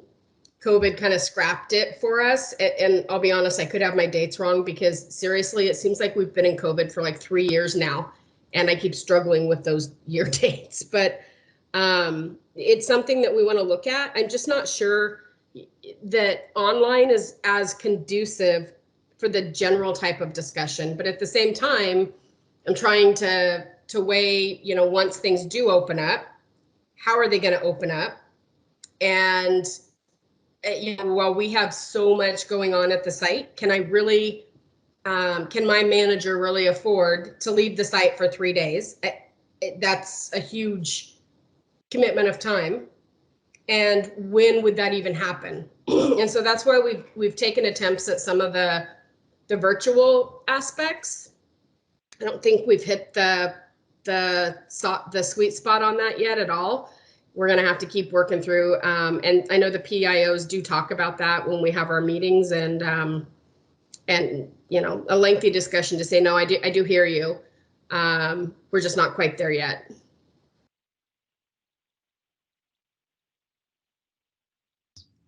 So we are past time to get on to our next topic. I'm going to use chair's prerogative and just give some real quick reflections on the meetings I was a part of, and then we'll move on. WEIR meetings, I always love the WEIR meetings. I think that the NRC gives really great analogies when they're discussing the weedy stuff. And that helps me to, getting back to our morning topic, helps me to put, as Shannon called it, kind of the social spin on the technical information, to understand what's at stake with these various technical concepts, or how to relate them to things I know. I think it's a great thing, and I wish it happened more often.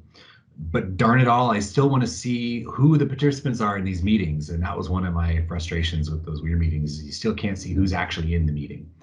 I hope that we can figure that out. The Let's Talk About Hanford meetings, I love them. I haven't watched them all yet, but I plan to. And I love that about them, that you can essentially TiVo them.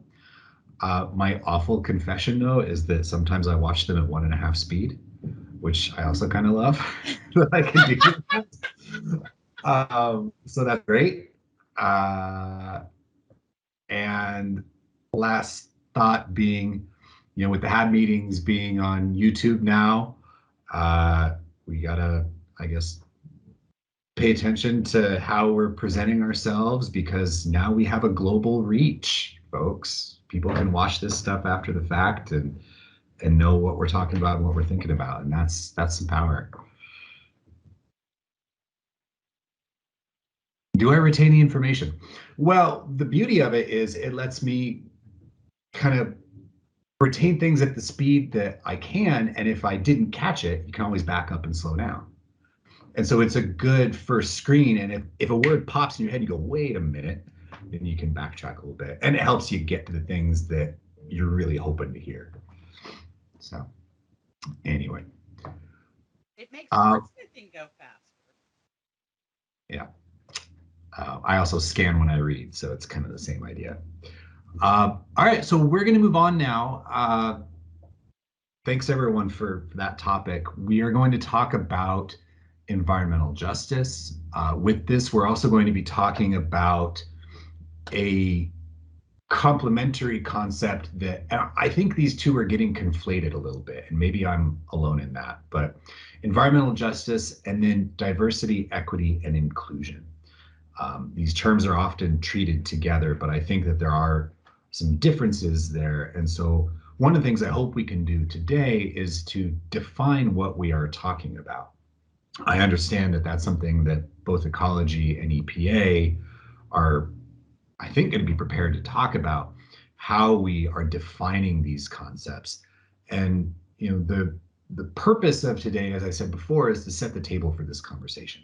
This is a topic that has been requested to be addressed by the PIC. It's been added to our work plan for the year, and we want to respond to that call. But first, we need to understand, what are we even talking about? What are these terms that we're grappling with? Environmental justice has been around for quite a long time. It's incorporated into CERCLA via executive order from the 90s. And then in addition, in recent times, there are new initiatives and executive orders, both nationally and at state level, that seem like they're going to directly apply to Hanford. So there are new aspects to this that are going to apply to cleanup, and therefore it behooves us to become familiar with them. So as we understand how these concepts are being applied at Hanford, that's an area where we're going to need, I think, some input from all three of the agencies. And I understand that for today's discussion, DOE is kind of in a listening mode. I'm hoping that in a future meeting, we will hear from the department on how they are planning to implement all of these different concepts that are being brought in and that have been here the whole time, but that are getting new acknowledgement and new force to be brought in. And that would then help the PIC to potentially provide advice on how the public involvement aspects of Hanford cleanup can best apply these values and concepts. So that's my tee up.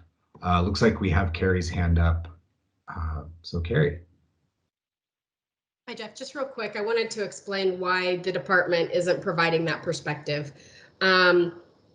So the department does have, I'll say, a renewed focus on this, but I have not been able to ascertain specifically what or how that's going to be executed. And so I didn't want to try to just take a shot saying, hey, this is how we've always done it. I didn't want to waste your guys' time or have to come back later and say, yeah, I got it wrong. So as soon as we get a little more information, I'll make sure we bring that to you guys. And I just have to apologize that I can't do it today. So thanks. Thank you for that, Carrie. So the question with Ryan and Roberto is, did you all flip a coin and decide which one wants to go first? Can you hear me? Yeah. Yeah. Yeah, so we agreed that EPA was going to go first on this. Right. Just we agreed on something. Yeah.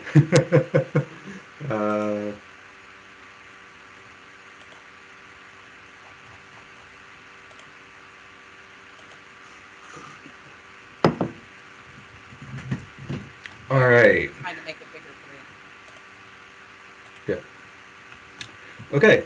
Hi everyone. My name is Roberto Cuauhtemoc Carmijo, and I'm one of the new RPMs over at Hanford, starting nearing my 1-year anniversary with the EPA. And the purpose of this presentation is to provide a general scope of environmental justice, EPA's involvement and focus with this, and how it currently applies to Hanford. Next slide, please.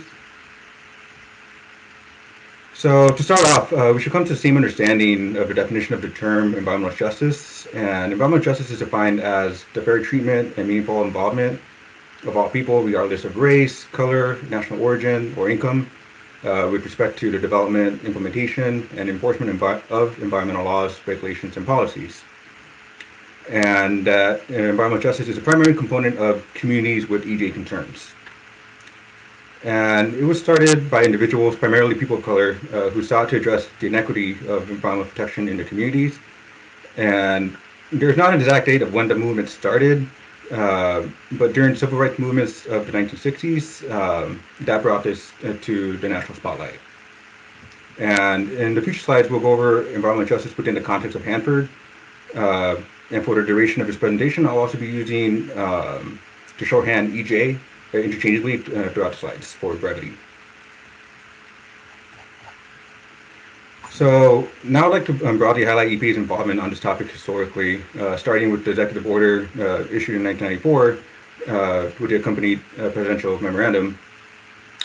And that directed federal agencies to develop environmental justice strategies to help the agencies address disproportionately high and adverse human health or environmental effects of their programs, policies, and activities on minority and low-income populations.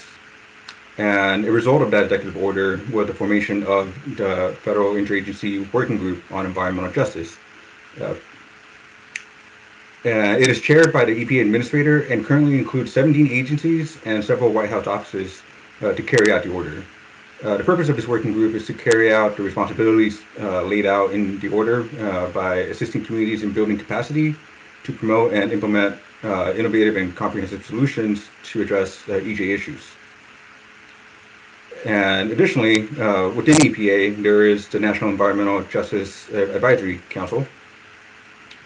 And the purpose, and this is a federal advisory committee established in 1993, and the purpose of this committee or council is to provide advice and recommendations about broad cross-cutting issues related to environmental justice from the stakeholders. And also within EPA, there is the Office of Environmental Justice that was established in 1992 to coordinate with stakeholders such as local, state and federal governments, tribal governments, community organizations, business and industry, and academia to protect the environment and public health by integrating EJ in all programs, policies, and activities within the agency. And through that, can you go back one more slide, please? Thank you. And through that, it also provides financial and technical assistance to the communities working constructively and collaboratively to address EJ issues. And to reiterate, this is a broad overview of EPA's involvement, as there's much more to be said about this. Next slide, please. And here I'm going to highlight the recent and ongoing efforts from EPA towards environmental justice, starting with the EJ screen. And this online interactive mapping and screening tool replaces EJ View and incorporates recommendations from NEJAC, or that council. It includes 11 environmental indicators such as ozone, lead paint indicators, proximity to MPL sites, 6 demographic indicators such as percentage of low income, percentage of people of color, or individuals over the age of 64, and 11 environmental justice indexes, which is a combination of those data. And it is also important to note that EJ Screen has this nationally consistent data set and approach for combining these indicators, and also that it is not intended to provide a risk assessment, nor is it a complete portrayal of demographic and environmental data, particularly when observing smaller geographic areas. So as you can see, the image on the right, the launcher tool, if you were to go to the EJ Screen website, you would see that window, and you would type in your city, state, zip code of interest. And for this example, I use my hometown of Desert Hot Springs, California. and I used the EJ index of particulate matter of 2.5, and that's with the radius of 5 miles, and that's the results that were given. Next slide, please. And another example, or to provide, I've also provided a contextual example using Richland's proximity to NPL sites. And here I use the Superfund proximity with a 5 mile radius. And as you can see, the percentile is very low, even though Hanford is just north of Richland. So that just goes to show that the EJ screen, that EJ is not just the data, it's not just the numbers, it's also the interpersonal relationships and the community and the conversations that evolve from that. Next slide, please. Next is the Plan EJ 2014 and the EJ 2020 Action Agenda. The Plan EJ 2014 was developed a comprehensive suite of basic guidance and tools that integrate environmental justice into the agency's programs and policies that constructed the foundation for EJ 2020. And that planned for action from the years of 2016 to 2020. And it has 8 priorities and 4 significant national environmental justice challenges, laying out the agency's objectives for this time frame, the plans for achieving them, and how the agency will measure success. The images on the right come directly from the action agenda, highlighting the priority areas and the national EJ challenges under the goals of the agenda. For example, goal 1, which is to deepen environmental justice practice within EPA programs to improve the health and environment of overburdened communities. Goal number 2 is to work with communities to expand our positive impact within overburdened communities. And goal number 3 is to demonstrate progress on significant national environmental challenges. Next slide, please. And as of recent, the agency received a supplemental, fiscal year 21 appropriation of $100 million from the American Rescue Plan, signed into law by President Biden in March 2021. The appropriation was split into 2 $50 million line items, one dedicated to support environmental justice priorities under the Clean Air Act, the Safe Drinking Water Act, CERCLA, and the Energy Policy Act. And the other item was directed towards air quality monitoring priorities.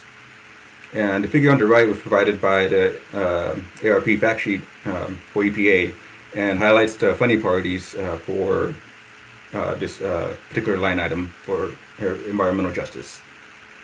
And also just to reiterate that the agency continues to identify and develop guidance towards matters of environmental justice throughout the agency and the nation. Next slide, please. And another product of the agency focus was the issuance of the policy on environmental justice for working with federally recognized tribes and indigenous people, which was issued in 2014. And this was developed in consultation with tribes as well as outreach to indigenous stakeholders. And this policy outlines 17 principles for the agency towards protecting the environment and public health, and also address environmental justice concerns with federally recognized tribes and indigenous people throughout the United States. And additionally, EPA has people dedicated for this purpose, and they are known as Environmental Justice Tribal and Indigenous Peoples Advisors. And they are designated within each EPA program and region, and they provide advice and facilitate effective implementation of this policy. And so below are the primary and backup EJ TIPA for Region 10. Next slide, please. Now, how does this concept of environmental justice apply to Hanford? Well, first I'd like to reiterate the terminology and applicability, in which EJ refers to people of color, low income, indigenous communities, Alternatively, communities with EJ concerns is also an appropriate term to use. It's also important to acknowledge that defining what your community is and whether it has EJ concerns or not is the right of the communities to designate themselves as such. And currently, EPA has not identified any communities with EJ concerns in Hanford. And the reason that being that Hanford is a large controlled NPL site with nobody living on it, and with additionally, we are also respecting the affected tribes' stance from previous discussions that remediation and cleanup issues should be addressed as a treaty obligation rather than as an environmental justice concern. But that does not mean that the doors are shut for communities with EJ concerns to arise from Hanford. And below, I included an excerpt from some of the one of the 1855 treaties. Next slide, please. And before I make my closing statement, are there any questions? I realize I went through this pretty rapid fire, so. Steve Wigman.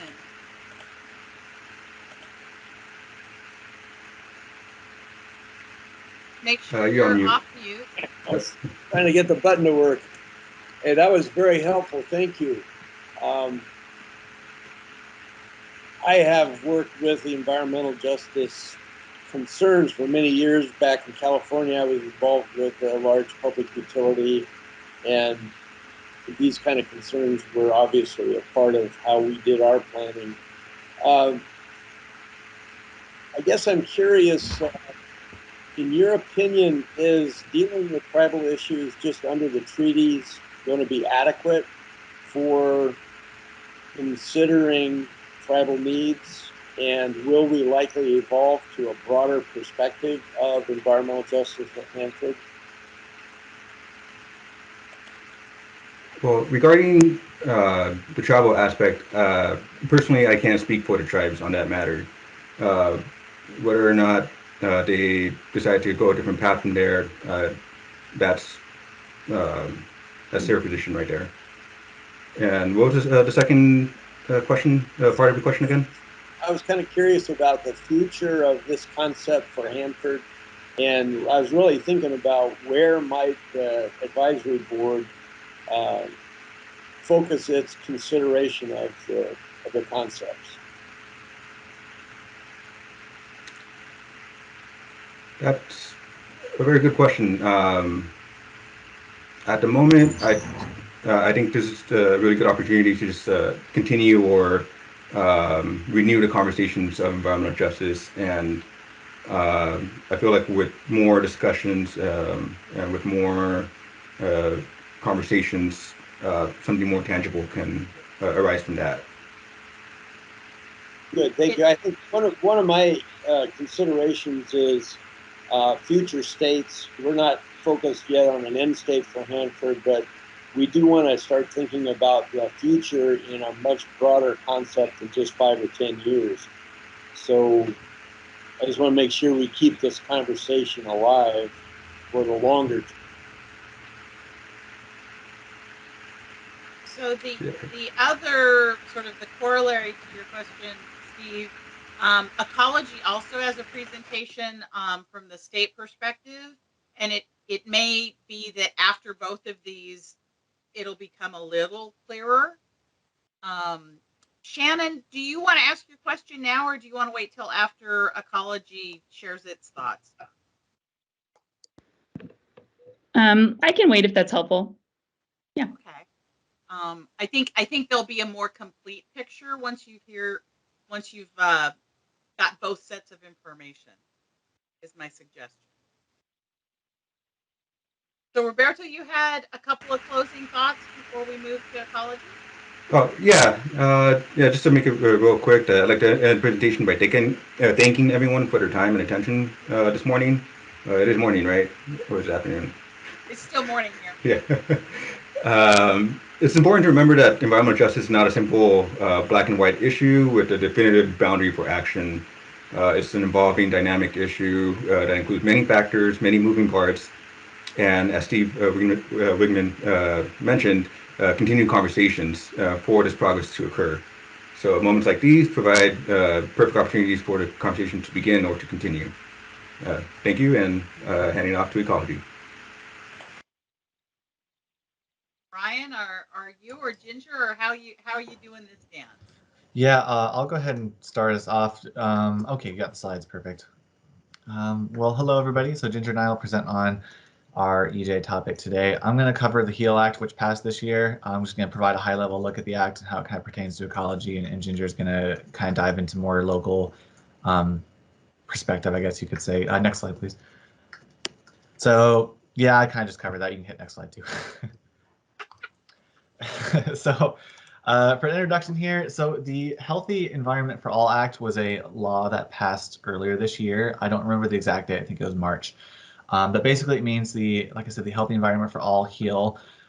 So the law, it's a historic step towards eliminating environmental and health disparities in communities of color and low-income populations. So the agencies covered by the law include the state departments of, agriculture, commerce, ecology, health, natural resources, transportation, and Puget Sound Partnership are all covered by the law, and other agencies have the option to opt into HEAL. And then for our fifth one there, so as part of this passage of the law, Ecology created an Office of Equity and Environmental Justice that will provide leadership on environmental justice, HEAL implementation, Title VI compliance, equity analysis, and diversity and inclusion. Yeah, next slide, please. So what exactly is the HEAL Act? So the law implements recommendations from the Environmental Justice Task Force, which I'm happy to provide that report if anybody wants it. I know I sent that one, I think, to Liz yesterday, but I can provide it again if anybody wants it. But basically, the law, it aims to remedy the effects of policies and practices that led to environmental health disparities in communities and improve the health of all people in Washington. It's also meant to prevent and address environmental health disparities in the administration of ongoing and new environmental programs, including allocation of funds, and to reduce exposure to environmental hazards within Indian country, and to track and measure the accomplishments of state agency environmental justice implementation. Next slide, please. So this is a pretty meaty definition, but it's important that I put the whole thing on there. So Ecology's the HEAL Act established a clear definition of environmental justice for Washington State, and it expands on EPA's definition. So the definition, as you can see on the slide, it's environmental justice means the fair treatment and meaningful involvement of all people, regardless of race, color, national origin, or income, with respect to the development, implementation, and enforcement of environmental laws, rules, and policies. Environmental justice includes addressing disproportionate environmental health impacts in all laws, rules, and policies with environmental impacts by prioritizing vulnerable populations and overburdened communities, the equitable distribution of resources and benefits, and eliminating harm. I did have kind of an extended description of environmental justice that could help you understand the concept a bit more, but for the sake of time, I'll save that. And if anybody wants it during the discussion, I could share that more thorough description. Next slide, please. So what exactly does the act entail? So it creates an Environmental Justice Council and interagency work group. And so that provides, so the council provides a forum for public and communities to provide testimony on their EJ concerns.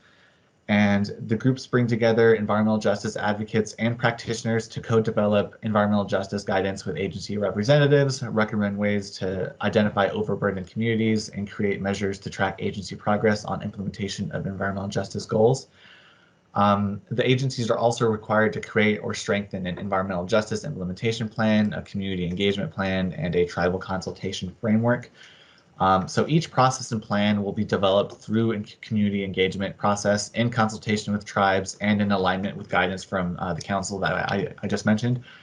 You can also see that there's a timeline for these various plans and stuff that has to be developed. So basically it's going to be 2022 to 2025 is kind of the timeline for some of these goals. Go ahead, next slide, please.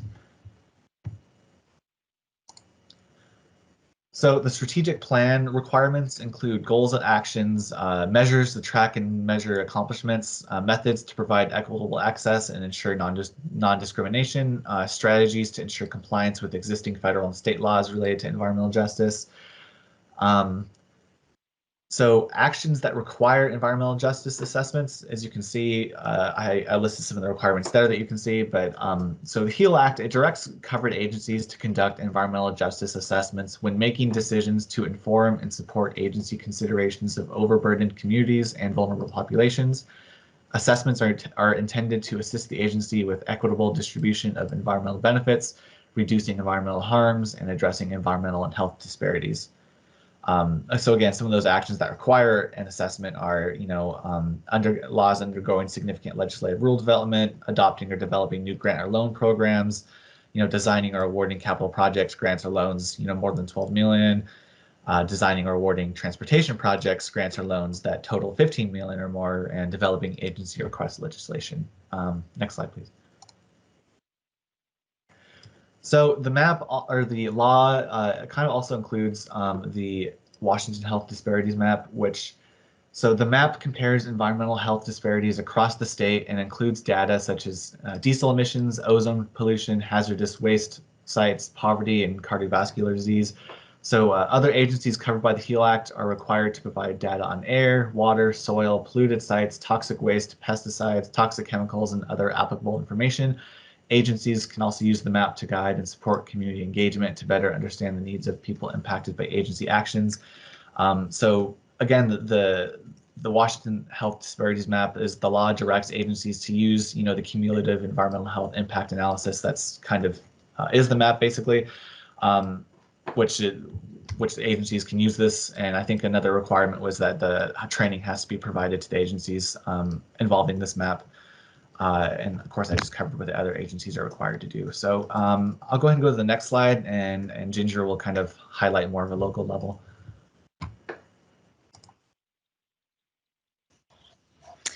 So good morning, everyone. Can you hear me okay? Yeah. Okay, thank you.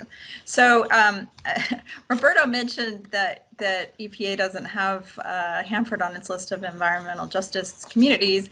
And it's because unlike most of these former Superfund sites and other hazardous waste sites that are on the Washington state list, we don't have people living right at the margin. So for example, for the Boeing Auburn site, there are neighborhoods backed right up to the fence line. There's a groundwater plume in the neighborhood where the people live. So we have kind of a unique situation. And obviously we know that everybody on site works very hard to ensure there's never an accident. But if there is an accident, have we alerted people that something could happen? And so in some sense, I think that it's a discussion that we really need to be having with, it's a discussion we need to have about how do we define our boundaries as Hanford? Do we want to do it by risk? Do we want to do it by likelihood of an accident? Like we know that downwind traditionally is to the north east. And so we need to look at, all these different issues if we're going to be compliant.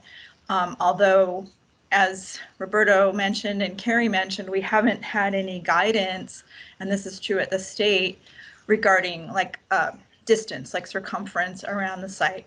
One thing I will note is, Pasco has more than doubled in the last 20 years population-wise, and they're moving farther and farther north. So where they had a very rural, unpopulated area across from the 300 area, within 20 years, who knows how many people may be there as they subdivide their farms. And this is a screenshot from the Washington Health Disparities Map, which Ryan used it in one of his. This particular map is highlighting limited English proficiency, and the darker the pink, the higher the ranking of limited English proficiency community members there are. So I was really excited to hear Jen say that they are looking at the issue of Spanish translation. We know that the dominant language out here would actually be Spanish in much of the community. Go ahead and change the next slide, please, Ruth. So this is Benton, Franklin, Grant, Yakima counties. The number of residents who speak English less than well, these are the actual numbers, with Benton County having, about 15,000 people, or 150,000 people. 15,000, I can't count zeros. And then this is the percentage. And the guidance that Ecology got, actually, when we started doing language access planning, actually about 6 years ago, was based on EPA guidance for the Civil Rights Act, which actually provides guidance that if 1,000 people or 5% of your population, potentially affected population, speaks English less than well, that you should provide translation services. So, and it's based on whichever number is smaller. So we see that whether we're going by percent or real numbers, we really meet that threshold in the surrounding counties. Go ahead, Ruth.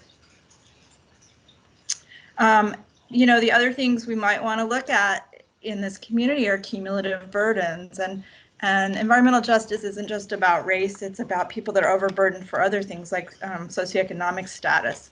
And so, for example, we have, this would be the George Washington Way corridor, the 240 comes around here.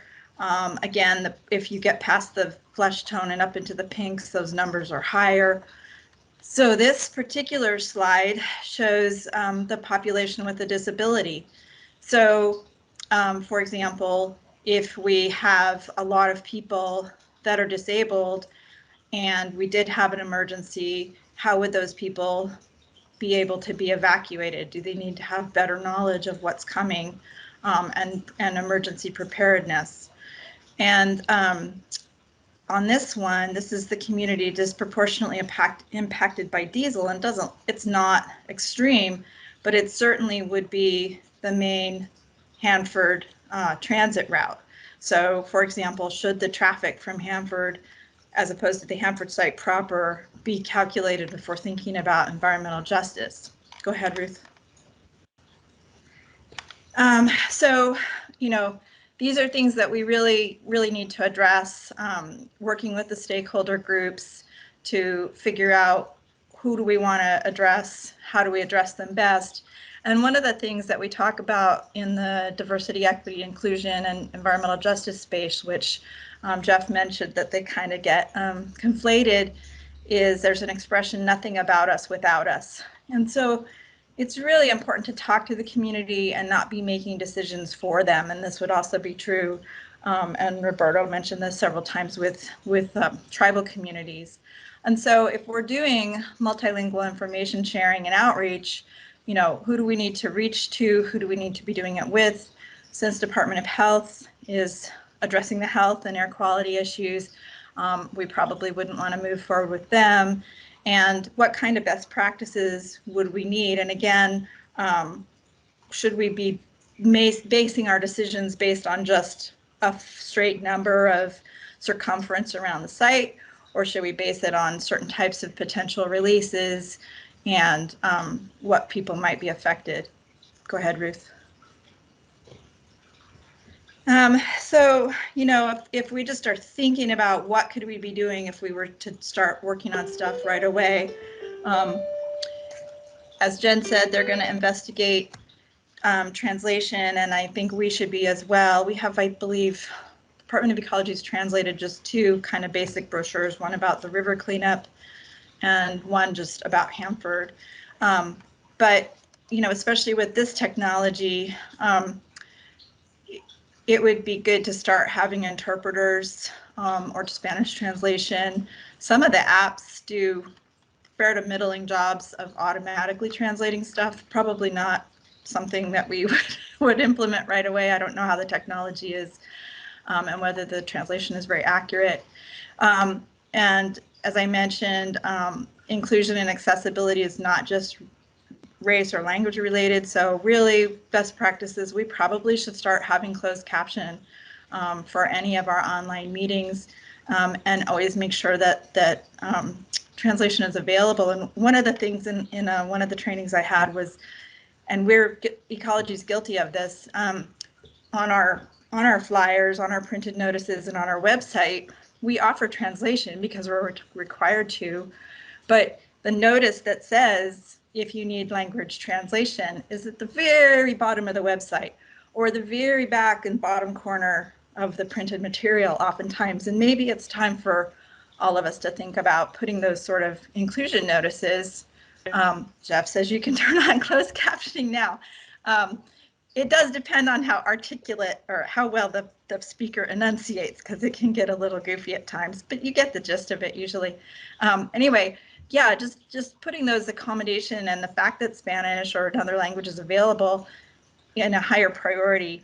You know, in the last session, we talked about meetings, and obviously, I think we're all hoping that we can have in-person meetings again that are of a more general and informational nature. You know, I've been here for 20 years and we've never offered a public meeting on a Saturday afternoon when people who, you know, work, especially in here, we have people that are on a 410 work week. So coming back out for a public meeting at night, or in Seattle or Portland dealing with traffic is definitely problematic for a lot of people. So maybe if we ever get back to in-person general meetings, maybe trying one on a weekend sometime. And when Carrie was talking, it occurred to me, you know, I think that we'll all be discussing hybrid meetings and can we do hybrid and what would that look like?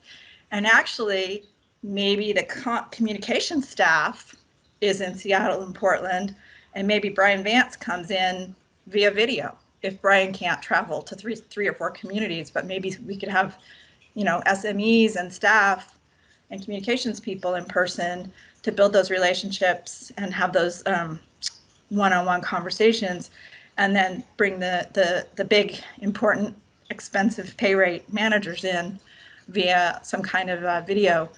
And you know, I did find the sign. We do have signage. There is some signage out on the river shore in English and Spanish. And I think that for the site proper, probably that needs to be implemented along the perimeter just for good measure, because, you know, the community is growing and, you know, they boat and fish and access the river too, and should be aware that they shouldn't be going ashore if there's potential for radiation. And I don't, is there one more, Ruth?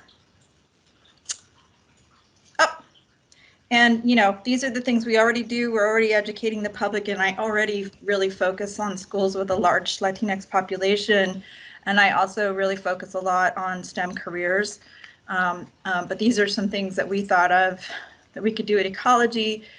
These are also things that the HAB could probably do, reaching out to the Tudositas dual language newspaper, visiting the Hispanic Chamber, the League of United Latin American Citizens, etc. We could purchase display ads in the Spanish newspapers or run advertisements on Spanish radio. Of course, if we do that, then we better make sure that anything we invite them to is actually translated and available to them. And then, you know, if we're really looking at impacts to the public, probably the biggest actual impact to the public would be from the traffic and the air pollution through those poorer neighborhoods in Richland. Go ahead, Ruth.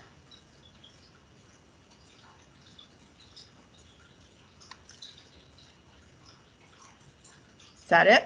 I don't know if we threw a closing slide in there. Oh, good. There we go. So, and then this is, I think Roberto is still here. So I think questions should be for whichever of us. Right. So I have Shannon, Jeff, and Steve Wigman. Shannon, thank you for waiting. Yay, I'm so excited that we are having these kinds of conversations in the PIC. Hooray, finally, yes. So I have a question for Roberto and for Ecology, whoever wants to answer.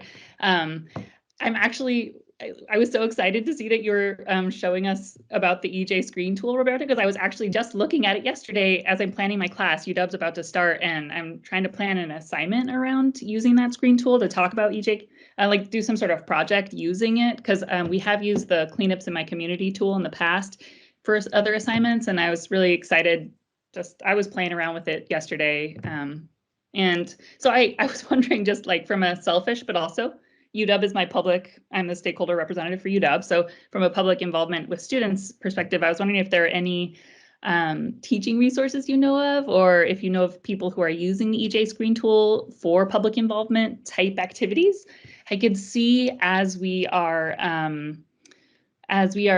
like having the conversation about how to have more social context in our technical discussions, like we talked about this morning, how might like EJ screen tool or these kinds of EJ data sets, even with all the context that I really appreciated you added, Roberto, about them being imperfect and, you know, not the whole story, but how might those always be part of the way we talk about Hanford or the way we talk about risk? I think a lot of what we talk about at Hanford is risk-based, and one of my things I think about a lot is the way that risk is very socially contextualized. And so not considering EJ concerns in our conversations about risk, or at least not articulating them in a way that the public knows how those concerns might or might not affect risk, is something I would love the PIC to talk about more. But first, I have another question after this, but first, just to not be overwhelming and explode of all the things I have to say, do you know of any teaching resources or any sort of ways that professors are using them or teachers are using? Not off the top of my head, but I will look into that because I like that question. Yeah, to see if there's any teaching tools regarding EJ Screen. Cool, awesome. Okay, thank you. And Shannon, I think Department of Health for the Washington Tracking Network, a lot of it's the same data, just presented in different colors and a little bit different graphic interface. But they are continuously adding layers, and I do believe there's like a heat exposure one now. And so if you look at the CLEAN network, which is the Climate Literacy Education Network, okay, I would not be surprised if somewhere in the CLEAN network there isn't a teaching tool that uses EJ Screen. Awesome. Okay, I'll look into that. And my second question is for either of you whoever wants to answer. I'm struck that that currently EJ concerns aren't identified at Hanford, at least in that in the current moment, according to the definition of no one living there, and not having necessarily like fence line communities in the way that would, you know, make this definition a current definition. So from a practical planning bureaucratic perspective, I'm curious about how not identifying that now might impact our risk metrics that inform cleanup actions for the future.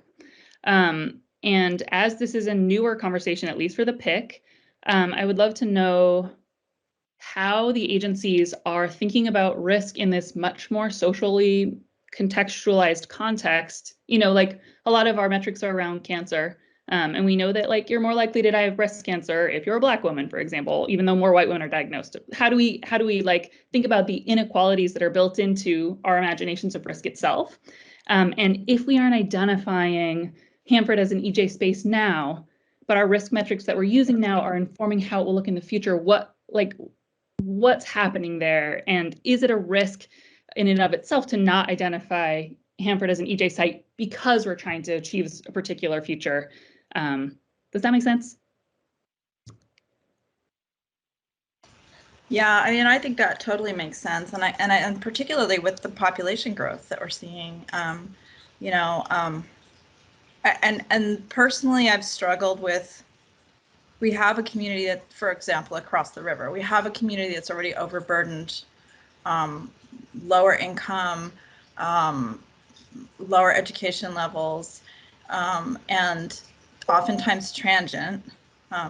Not transient as in like migrant workers don't seem to follow the crops anymore. They seem to have settled out for the most part and like go out during the picking, and they might, you know, like, so they might be based in Pasco, but they crash up in Wenatchee for that part of the cherry harvest, but they, you know, they're staying with friends, but they're actually more permanently in Pasco. But I think that because of the rental market, they're still moving frequently. And how would we target them? But also because they're so overburdened, I would struggle with presenting information that might create fear. And I think you've heard me say this before, Shannon. It is a potential risk. What's the potential risk? How serious is the risk? Do we want to put fear in them when it's not necessarily really a high risk likelihood of something going wrong? You know, we all know that something could go wrong, but we also know that everybody bends over backwards and there's multiple layers of safety protocols to try and ensure nothing goes wrong. So do we want that, like, you know, added layer of fear imposed on people who already have such a burden and just their livelihood in many cases?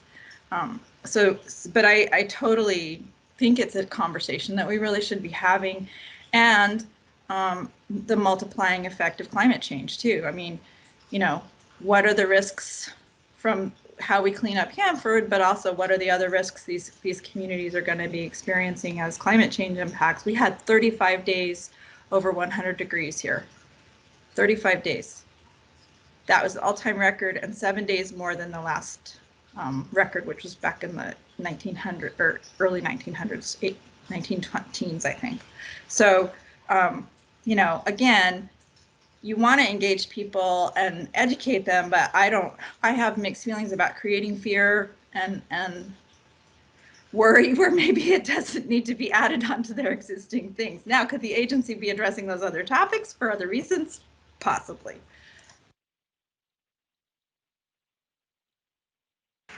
Yeah, my question wasn't actually even about communication. It was more about planning cleanup actions around risk metrics that might not include EJ concerns because Hanford hasn't been identified as an EJ site. So it wasn't even about communicating with communities. It was just about like literal planning numbers of risk that would inform cleanup actions and how much management has to happen.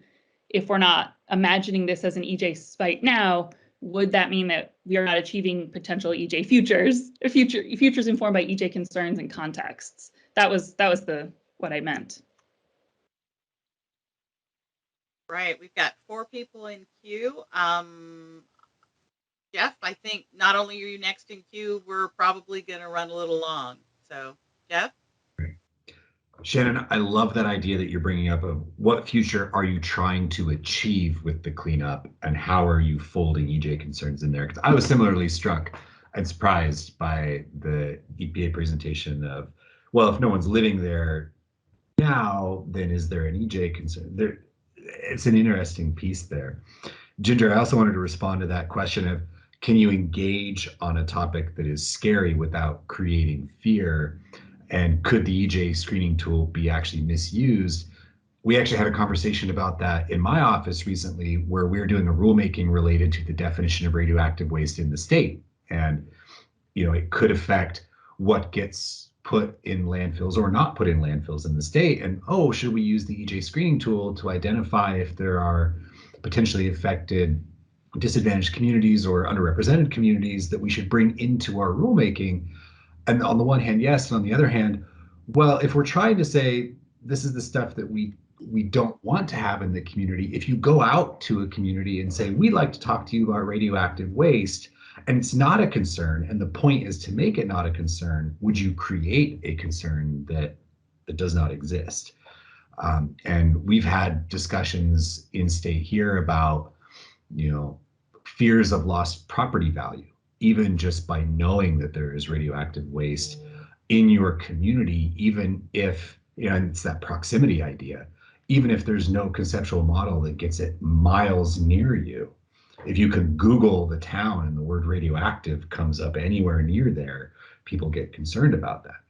Anyway, that wasn't what I was originally wanting to talk about, but so many good ideas coming up here. What I wanted to ask about, what I'm hearing most of the conversation focus on here is the idea of protection. Who are we protecting and how?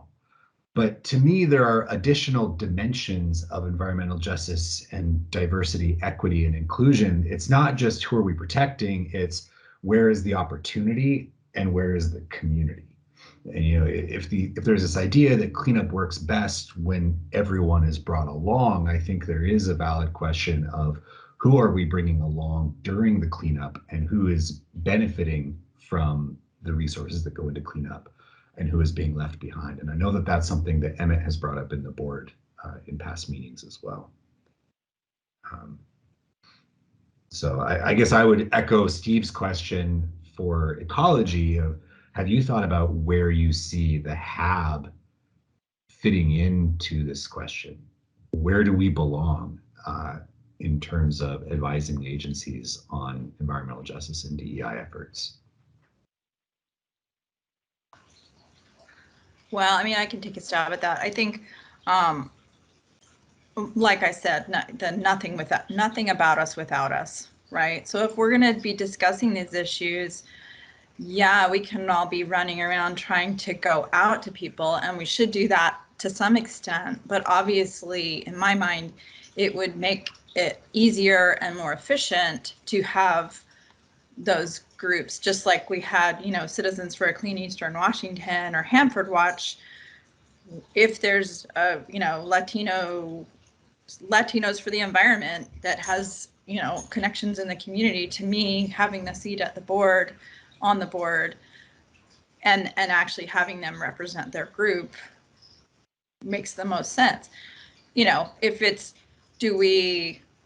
if there's some litmus test, which DOE hasn't answered, and we have not gotten any kind of guidance on this particular, if there's some litmus test about what diversity, how it's going to be evaluated. For example, if Jerry says, I have 40% Latinx that are paying, dues paying members or on our mailing list at Heart of America, and Jerry and if Jerry or Helen have their seats on the board, presumably they're getting feedback from their membership. And I would hope that as a representative, since we're a board of interest, that those representatives would represent their entire constituency of their organization, be it a city or a nonprofit or the county. Or state. Or state, yeah. Now, granted, like Rob's not on this call. Does Rob talk to the Hispanic community of Pasco? Rob's the representative from Pasco. I don't know if he does or not. Is that something that the HAB would start asking of their members to somehow evaluate and quantify those relationships? And I think that you guys have actually had those discussions before, regardless of the diversity element, just how are HAB members working with and informing their constituencies that they're supposed to be representing. Thank you. So I've got Steve Wigman, Jerry, and Shelley. Steve? Thank you. Those were great discussions. I noticed that several of you have behind you pictures of the river, and you've dealt with the proximity of Hanford and the accident potential. I'm thinking more about the long term and what we're trying to achieve with our cleanup and the potential for your mapping processes to include the region that encompasses the river instead of just the local area. Yeah, I mean, that's exactly where I was going with how do we define it? Do we define it by just an arbitrary circle around it, or do we define it by where the runoff would be, or where the air plume would be if there was a release? And obviously the river, we have been focusing on the river. I mean, I think historically the amount of time we've spent in downstream communities has been pretty significant. Now, granted, again, when we had meetings in Hood River, we didn't have a lot of people of color there, and yet you have a huge ag community all the way down the river. How do we get the ag workers who also live in those communities to come to those meetings, right? Or swim in the river, or have a subsistence fishery from the river? And I don't really know the answer, but I know that I spend a lot of time on the river. And the biggest concern I have with the river is not Hanford. Right now, there's bacteria that can kill you, and that didn't come from Hanford. There's agricultural runoff. There's all kinds of stuff in the river. But Hanford is a threat that we are trying to prevent causing any future damage. I don't know how you portray that without causing the fears that you were concerned about. So I don't have any answers. It's a question. And I ponder that a lot. I don't know how best to deal with it. Jerry. Thank you. I don't think I looked at the participant list for our discussion, and I'm not sure that I saw anyone from our three tribal nations here. And I'm a little shocked at the discussion, and I think we need to have a discussion on environmental justice that starts with the three tribal nations doing a presentation about their treaty rights and reserved rights. Number one, we shouldn't begin meetings without a land recognition.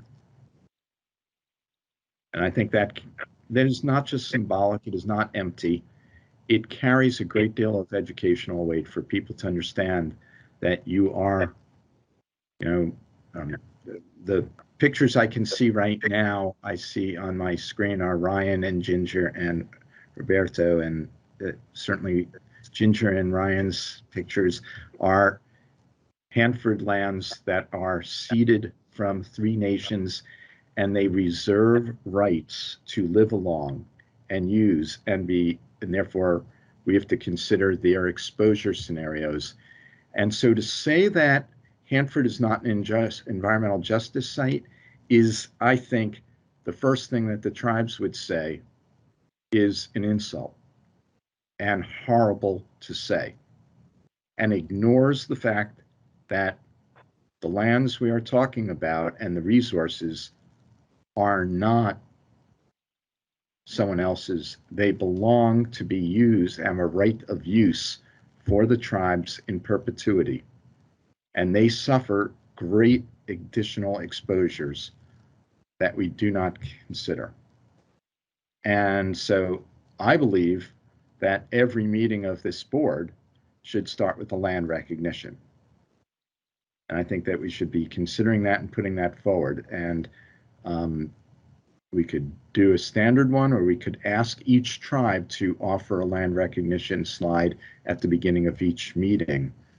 And it's important because it frames up that this is not the Energy Department's land to choose to do as it wishes.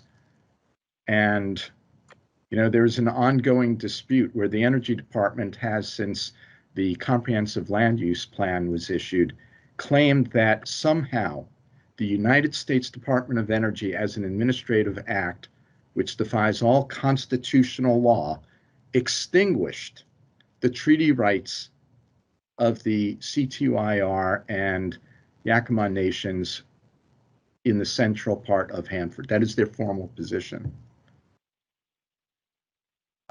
And I think we need to start our meetings with that discussion. And I think we need to invite the 3 tribes to make an environmental justice presentation to the full board about treaty rights and spend time discussing it and what are the implications. And those implications include the fact that we still, when we adopt a cleanup plan, we do not base decisions on the exposure scenario, which has been scientifically vetted and is as valid as the park ranger or the recreational fisher person for exposure of the tribal members in the future to the same resources, which result in much greater exposure. So Hanford is an environmental justice site. I put in the notes that the health disparities map has been criticized, and we've struggled with this, and Ecology has recognized this, that it's based on residents and therefore excludes the right to utilize resources off reservation on ceded lands. It also fails to recognize the use of areas by people who are dependent on reusing resources but don't live right there. And one of the things that we continue to ignore, we keep talking about Pasco downstream. Well, the largest city upstream and much closer than Pasco is 95% Latinx. The city of Mattawa, with over 5,000 residents, over 85% are limited English proficiency. They use the river, and there is a huge housing crisis for our agricultural workers. And you can find been camping along the river, and I have spent many hours with people going through migrant campsites along the river for public health purposes and discussions with them about housing. And I am actively, Heart of America Northwest is actively working, and I want to include Ecology in this, in how to include the city of Mattawa in our discussions. And one last thing is, when you're active in this work for environmental justice, you need to recognize that you know, Ginger, you mentioned like paid members. Well, no, you know, I mean, our paid membership is going to be largely middle class or upper, but that doesn't mean that we're not representing and working with, taking input and trying to represent people who can't attend a Hanford Advisory Board meeting, right? And I know you appreciate that. And I want to say, you know, we're trying to actively engage. I want to have Ecology in our meetings with the leaders that we're gathering from Mattawa in these discussions, because they have been ignored as a Latinx community that is impacted in addition to the tribal discussions. But I think the first thing we could do as a PIC is say, we're going to ask the full board to have a presentation from the tribes, and secondly, start our meetings with the land acknowledgement. Thanks. Sorry I went on there. Right, Shelley? Thank you. It's been great discussion, everyone. I really appreciate this. I won't speak for the tribes. It's not my place, but I do think about history and time a lot. And I think about the floods, the Missoula floods that came through. I think about a story I heard from Chief Bill Burke of the Umatilla about a story that's passed down in their tribe about whale at the base of the Blue Mountains. There's a history here that extends way beyond our little short 70, maybe 80 or 90 if we're lucky, year lives. You know, it's, and we have to have a vision that's more expansive and that takes that history and then takes care of it during our 70 or 80 years and passes it on to the future. And I do believe that. And when I look at the way the Columbia Basin is sculpted, we are cradled in the arms of time when I look at that geology and I think about it. And Pasco has a tremendously different demographic now, and it's changing it's changed very rapidly over the years that I've been coming to talk about Hanford, and we need to acknowledge that. And it's as simple as institutional control signs that say that are in Spanish. And to be frank, I just saw an IC presentation for this year, and I do not remember seeing any language in Spanish on those signs. So that's, I mean, that's what should be a very simple thing that should have been implemented by now. And these are the kinds of things that I think we could help all of us identify and start taking seriously in terms of thinking about diversity. We have to remember that when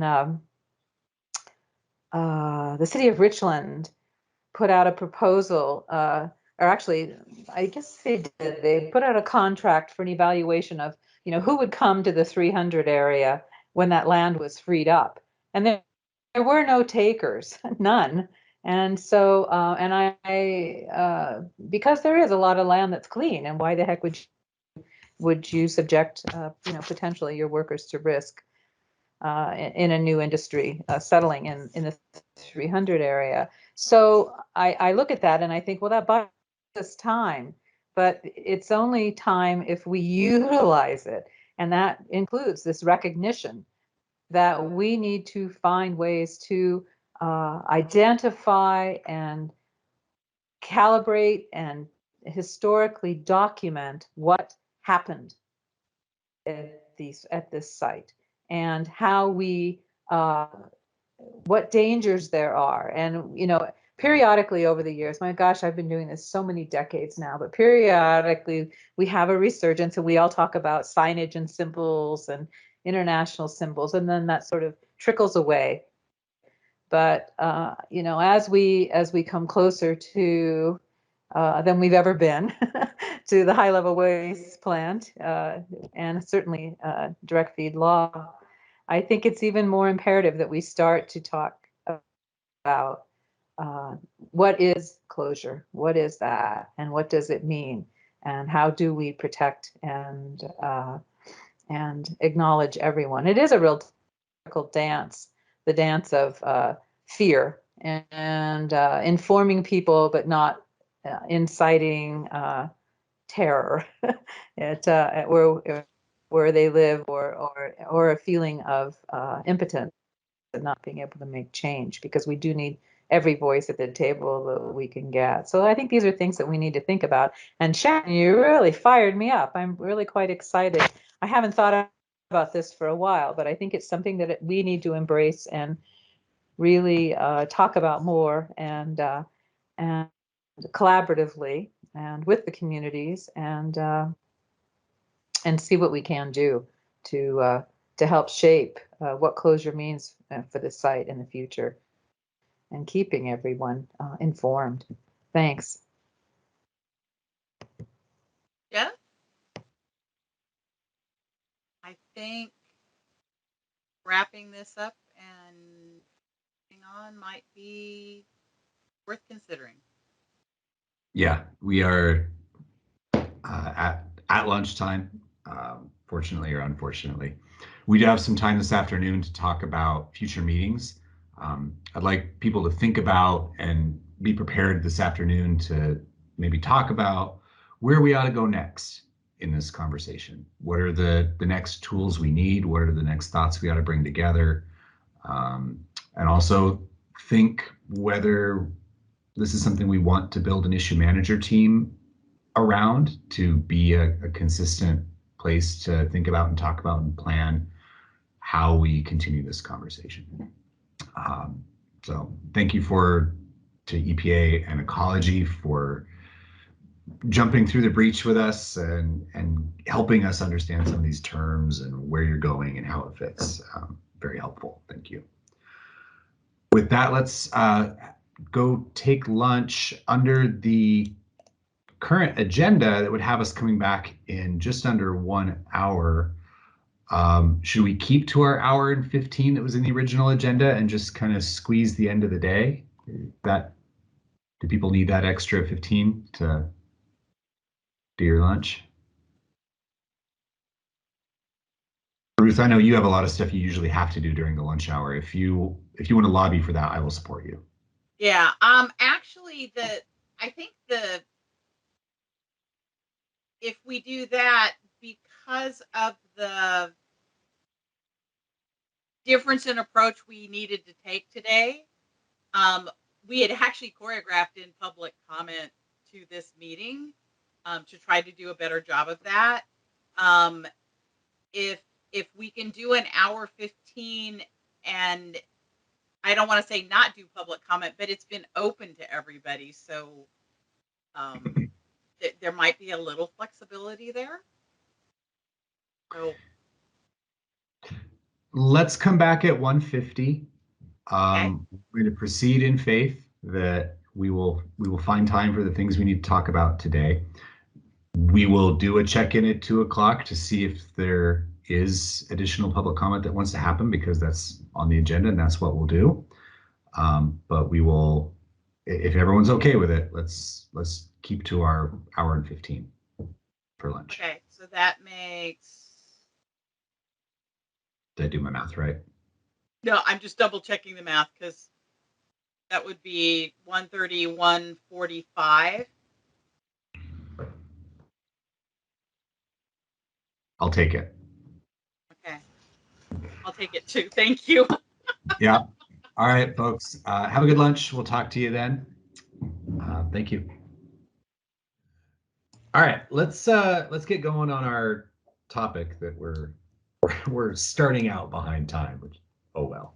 It's all gonna work. Yeah. Welcome back, everybody. The next topic relates to what you can see on your screen there. And I was alluding to it this morning, and I want to fold in some of the discussion from this morning too, because I think that there may be something here beyond just the narrow scope of the GAO request. But again, this came out of the Tank Waste Committee talking about this GAO report that was looking at tank closure and the difficulties therein.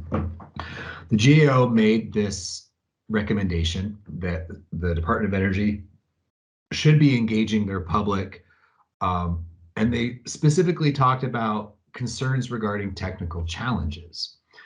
And the department responded that, you know, they're recognizing the importance of stakeholder engagement and they're involving the stakeholders.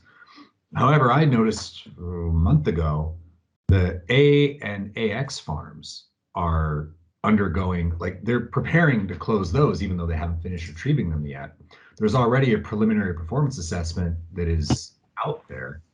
And I can't remember where it was. It was either maybe a comment from Ecology that then was responded to by DOE, where DOE said that they do not intend to repeat what they did for Sea Farm back in the 2008 era, which was to have a bunch of technical workshops on all the different building blocks of the performance assessment to try to not only inform members of the public and people like us who are in these technical boards on, you know, how the PA is put together and why they have the assumptions that they do, you know, all of that, but also that's where the technical issues that are being referred to in the GAO report came from that process. Anyway, DOE was saying, you know, we did that already for Sea Farm. We don't intend to repeat it for every tank farm that we do. I think there is a question for the board as to whether that is following what the GAO recommendation is here. The purpose of our conversation for just this window of time, I want to take the temperature of the people in our committee to see, is this something that we want to take up as something to discuss in advice? Should we make an issue management team? We can keep it focused just on the GAO report, or what I'm kind of thinking about is all the discussions that we had this morning about the importance of technical information being accessible to the public. And I didn't give my round robin response in the morning, so if you'll allow me, I want to talk about a couple of things here now. You know, we talk a lot about having to remember Hanford forever. We have to keep this long memory of Hanford because we're leaving these contaminants behind. It's all about how long are our institutional controls? How do we keep the memory alive? But I think about the other side of it too, which is, when are we allowed to forget? What are the conditions under which people will be able to forget that there is this hazard here? And how will you, basically, once you've reached a point of concern and alarm, how does that then get peeled away as the cleanup gets done? I think about other sites around the country like Rocky Flats, where DOE has said, we've finished cleanup. We're done. We have certain land uses and certain controls. People are allowed back on the site under certain circumstances, and it's reflected by the department at least as this great win. We completed cleanup. We're now into the future, but there's this, now it's almost 20 years on, and you have these resurgences of concern. And what exactly did get cleaned up? What exactly did get left behind? What were the technical bases of the decisions that were made once upon a time? And so for me, what allows us to forget is trust. That we trust that the decisions that were made at the time had the appropriate technical backing, that the right people were involved asking the right questions, that there were good processes in place, that there are these ingredients to trust and forgetting. And the next generation has to follow behind. And what if the next generation doesn't trust us? What if the next generation wants to check our work? What tools are we leaving behind so that they can do that? I also was thinking about the remarks made by DOE at the very first HAB meeting in 1994 by John Wagner, where he talked about, let me find it, as simple, DOE will not presume what you need to know or when you need to know it. We will not limit the scope of your work, was one thing that was said. He also said, you have my assurance of your access to the departments and our contractors' technical experts who will be here to interact with you during your deliberations. And I think about that specific to this B109 advice that you're going to see tomorrow, where we generated that advice as a group. I don't want to be unfair, but kind of without formal technical involvement from the agencies. Despite the fact that we requested it, come in, be our technical referees, tell us when we're making castles in the sky, tell us when we're off base, that we really didn't have that this time around. And I'm reflecting on that going, man, and we have DOE planning to come and talk to us tomorrow and provide some technical information right as we're about to unveil the advice. And I'm thinking to myself, man, I would have loved if we had those conversations as we were forming the advice.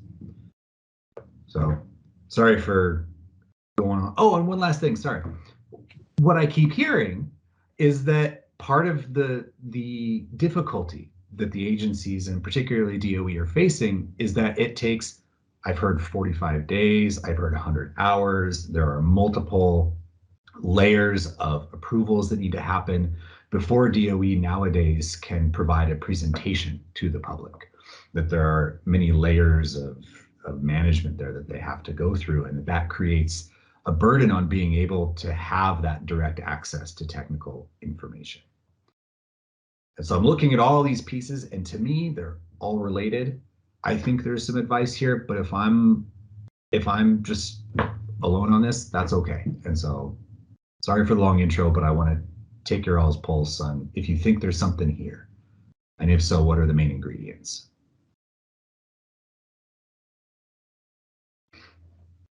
Steve Wigman. Yes, you can never forget.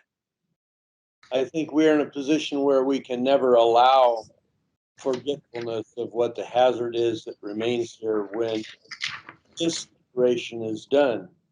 As Russell Jim told me once, he said, you do what you can, pay attention to what you did, and the people in the future will do what they can. And what that meant to me was we have to do the best job we can with the resources we have, and we have to keep really good records, and we have to have what we used to call a nuclear priesthood, where that knowledge never gets lost. And so there's an expectation in my mind that the context we're working in now, where that opportunity to interact seems so limited, I don't think that'll always be the case. It was not always the case. I remember when Roger Stanley was trying to get our attention out on site, and I used to accuse him of kicking the doors down. And you may remember Roger with Ecology, he was very effective at opening the door. And I think that level of energy might be needed again to eventually get this door back open. I think the department right now is really focused on starting up the direct feed law, which is very important. That step must happen. But at the same time, we've got to start helping them think beyond. And that's not the current administration that we're talking to, it's the future administration. So I think we need to raise our sights and start talking more about future states, like we were talking about this morning. And that means that a full response to this recommendation isn't just focused on the GAO report. I think your thoughts are going beyond the GAO report. And we may not get immediate satisfaction, but I think we need to keep that conversation open.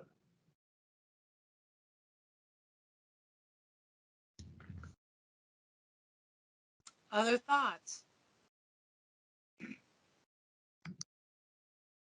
Liz?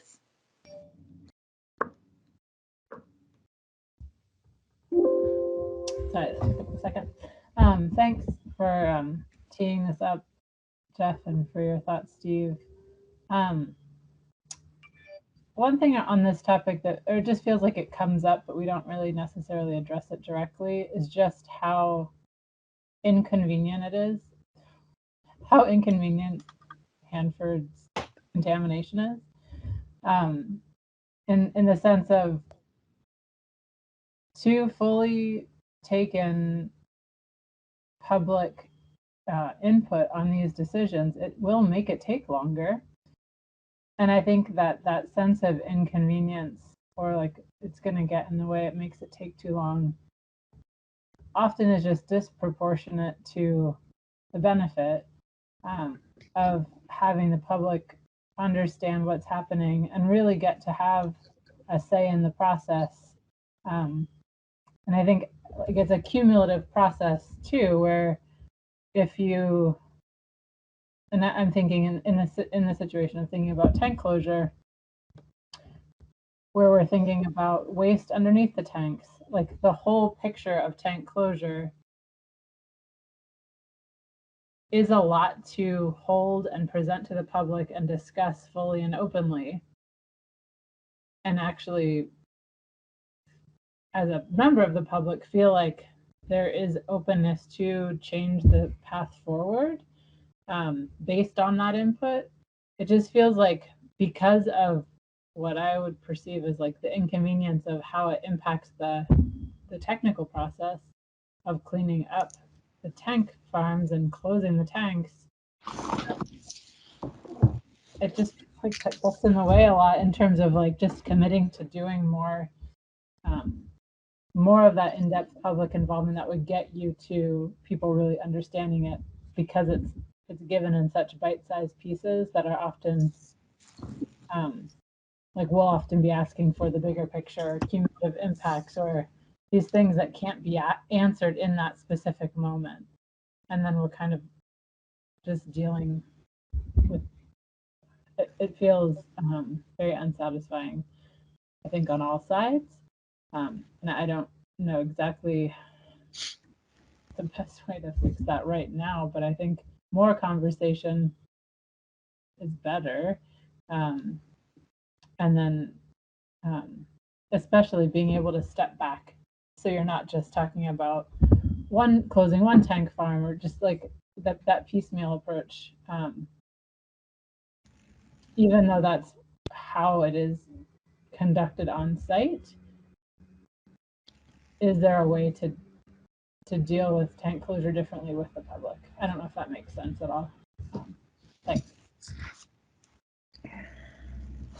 I've got Dan in queue, Dan Solitz, and Jeff. We'll ask for some clarification to Tom Galiotto's question here in a sec. Dan Solitz. Good afternoon. I think there's two IM groups here. The immediate IM group for responding to this GAO report, and it would be nice to get GAO engaged with us in that, so that they know they're not just talking to the wall and that there's just people out there listening to them. And then the second one is the long-term concern about what we're leaving behind. It's a very complex and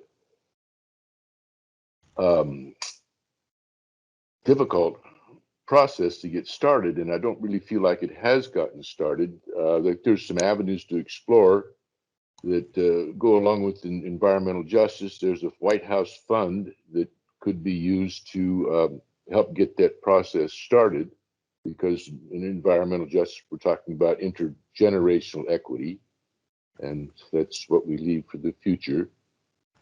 And so, like I say, I think there's two IM groups, and I think, don't we already have an IM group on future states, and shouldn't the passing on of the knowledge of the site condition be in that future state IM group, and then we just form a short-term IM group, or maybe an ongoing IM group to deal with ongoing GAO reports on DOE's activities, so that there's a loop there so that when DOE does something, they know that if the GOE doesn't approve it, then the Hanford Advisory Board is going to come back and review that. Anyway, that concludes my comment. Thanks, Dan. So Dan, let me give you a snapshot of issue manager groups. I think what you're thinking of is the committee of the whole planning team on end states, which is this ginormous group here. Just so the rest of you know, Susan Leckband has had to actually step down as the lead of that group, given some personal things she's dealing with. So it is in search of a new shepherd and lead, but that may be the group that you're thinking of. That is the group I'm thinking of, and I'm not sure how long I will be on the board.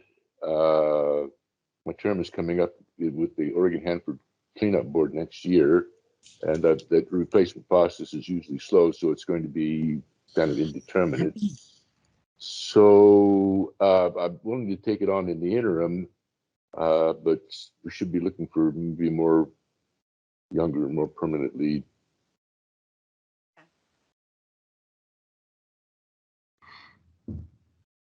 We can put you in touch with Susan and catch you up. They haven't actually jumped in recently.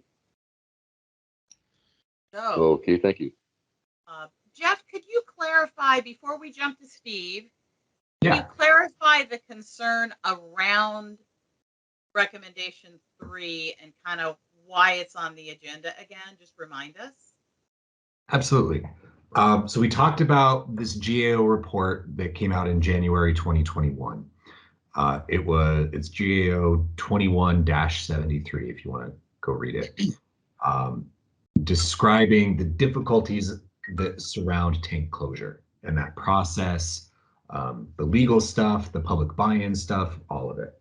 And the GAO made these recommendations.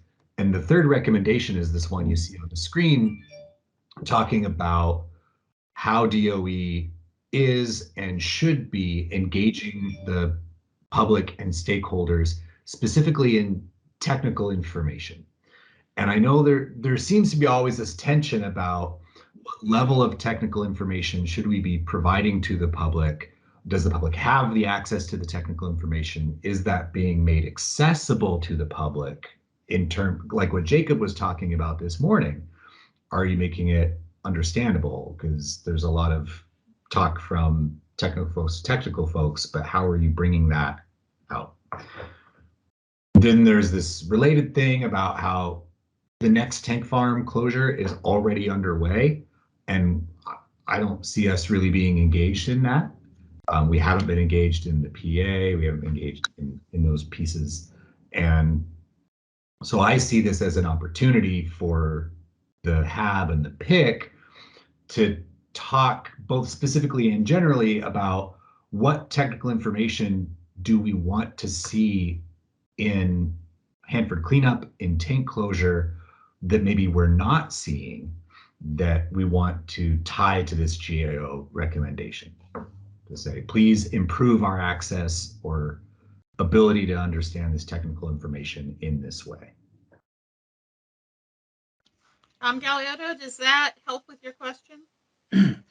Yes, that does help, but I have a question on whether or not this is a specific, the topic is public engagement, effective public engagement on Hanford. And is that a general question, or is it mainly focused on how we can get better engagement for tank closures?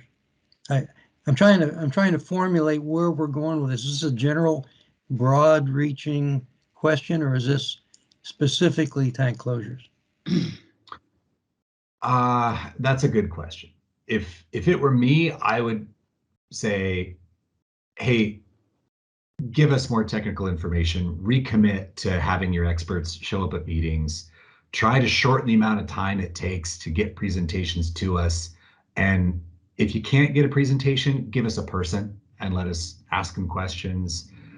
Find new ways to communicate, like what Steve was talking about with artist renderings and storytelling. Like let's really think through whether we're getting the information we need.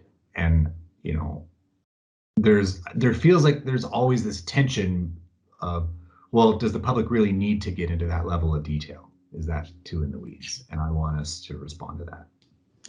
Okay, so to me, Jeff, that sounds like a general concern, but being raised with the structure around tank closures. So if this is an issue on public engagement in general, how can we improve that between DOE and HAB? And what makes most sense? What kind of information is needed in whatever the issue is, if it's closure or something else? We do some of that now, in my opinion, by issuing framing questions on specific discussions that we want to have with DOE, and whatever DOE is going to present, we ask them to address these specific types of things. And we also have questions and answers during that discussion period. But frankly, that I totally support the idea that we can, in fact, should improve our communications so that we're asking the right questions and getting information that will resolve any issues that are open to us to have on any specific topic. I think it's really important. And I think if we're talking about a potential advice task, to me, that's certainly appropriate. DOE has very often supported, in fact, always supported their interest in effective communications and stakeholder involvement, always, in numerous products that we can show that commitment. But getting it done and the details of how we get it done is what really needs to be better defined. And I think we know enough to define that. I really do. I just don't think the commitment is there to make it happen. But thanks, that's my 2 cents worth. Thanks. Hey, it's Steve Wigman and Bob Suyama. Steve. Yes, thank you. I would like to expand this conversation to include the reality there are no tank closures underway, and we see no site when there will be. DOE says Ecology will not let them close tanks. The conversations are tied up in things that we can't participate in. But my point is, we need to understand the decision-making process, not just the technical aspects. We can talk all day about contamination, but if nobody ever makes a decision to deal with it, then it'll still be there. And right now we're headed toward it being there long after I'm reincarnated as a butterfly. So I think this is an important topic and it goes beyond technical. I want to know how these agencies are working together to get the decisions made, to get the tanks cleaned up as much as we can and closed in a safe manner.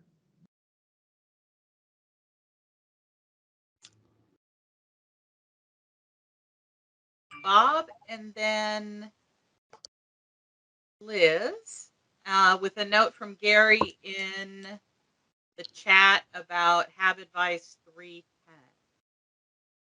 Bob. Okay. When I look at this recommendation, I see the word transparent. Transparent information, transparent process, transparent way of getting information. And when we ask for information or a presentation, just like Jeff said, it has to go off through this undefined morass of getting approvals from I don't know whose. A lot of times it goes to headquarters and disappears. I think to me, that doesn't show me that it's very transparent. Somebody is deciding on what we can hear, what we can know, who can we talk to. And so I think we ought to be looking into what is that process DOE uses to approve a presentation? Does everything have to go there? Can we just talk to an SME? A lot of our issues and questions could be answered very quickly if we talk to the right person. So I think there is some meat here for going forward and trying to make some recommendations on how this process might get cleaned up a little. This is coming from somebody whose membership has laxed because of 23 approvals back at headquarters that I don't understand what each approval adds to the process. And it's the same way with here. Every time we ask a question, somebody has to approve it before we get an answer. So that's what I had to say. Thank you. Yeah, Bob, after our last tank waste committee meeting, I wrote up a thing and decided not to send it, but there were some kind of disturbing events that happened in there where people were asking technical questions. We had one member asking another member how they would explain the increase in the tank liquid levels in B109 years prior to the start of the leak. And the person responded, well, I could give my opinion, but I don't want to offset DOE if I'm wrong. And that's a perfectly reasonable response. But then what I would have hoped to hear was one of the DOE or contractor people who were listening on the phone to chime in and say, oh yeah, I can give you a perspective on that. There's a missing piece there where when we have questions, if they just hang in the air and there's never like, oh, let's go find that answer for you, what are we left with? Yeah, and that's the other thing. They say, well, go find the answer. And we have so few meetings now that when we do get the answer, it's too late or we've forgotten about it. So if we would have had the right person that talked to us at that time, it would have been an issue that was settled. Okay. Liz. Yeah, I think it was you saying this, Bob, or someone's comment made me think about the length of time, maybe it was Steve, that it takes to get to the decision, all the different pieces, and then kind of the continuity of knowledge throughout that process is a huge barrier. And I think we're in this, somewhat lucky situation, in my opinion, with the people we still have on the board who've been tracking these issues for a long time, but that's not forever. And especially around the issue of tank closure, even thinking back to the tank closure waste management environmental impact statement and the draft of that, and there was a lot of really strong positions that came out from the board and the public that were not really embraced by the Department of Energy. And then there was always this kind of like, we're going to get to this later. Ecology, once we get to permitting, and that's a ways off. There's going to be another public process. You'll have a chance to weigh in later. But I think that piece of where is there public access in this decision-making process is in itself hard to know and even explain to people, because there's so many different small pieces that make up the full puzzle of tank closure. And it does worry me also because of that that long period of time where some of those significant issues that someone's holding on to, and it's like, okay, well, it's not time to talk about that yet. It's not time to talk about that yet. At some point you say, okay, I'm just going to put that down. I'll pick it up later. I'm going to go deal with these other issues around cleanup. Do those issues get picked up later? Or do those people even exist with those issues when we get to the point where we're actually talking about closure? And how can we kind of keep those bigger issues alive? And I'm even thinking about things like just, the leaked tank waste and some of the history around conversations around, do we go after leaked waste or not? And how long do we wait till we're actually having a serious conversation about that? when we're talking about tank closure and the effectiveness of barriers and how groundwater moves in soil at Hanford, all these little pieces that make up the puzzle, but it's never quite time to really deal with it. I don't know if that makes sense, but it feels like that timeline. And maybe there's a graphic. Maybe this is where a graphic could be helpful to really show, like, these are the steps we still have to go through to get to the actual, like, we're done, the tank farm's closed. And I don't know how hard to do that, but that could be helpful potentially. Thanks. Chris Kemp had that swim lane chart once upon a time. It's a question of, can we keep it all in our heads, I think is a good point to all that. I know we're past time. Steve Anderson, I see your hand up. I want to make sure you have time to talk, and then I want to just see if anyone wants to be on an issue manager team to figure out what to make of all the ingredients from this morning and from this conversation. Steve? Yeah, hi everybody. Hopefully you had a lovely lunch. Yeah, just kind of reiterating along the lines of what everybody has been talking about here. And there are so many different parts, as Liz mentioned. I think we need to kind of come back to risk and priority in terms of understanding the risks and which ones take priority, because to weigh ourselves down in all the minutia, yeah, it can be overwhelming. And back to your point, Jeff, yeah, this is definitely a forever process. This is something that we need to take, meticulous notes with and make sure it's still here, and we pass it to the next guy behind us, and it's just the way it's going to be. I don't think that's ever going to change.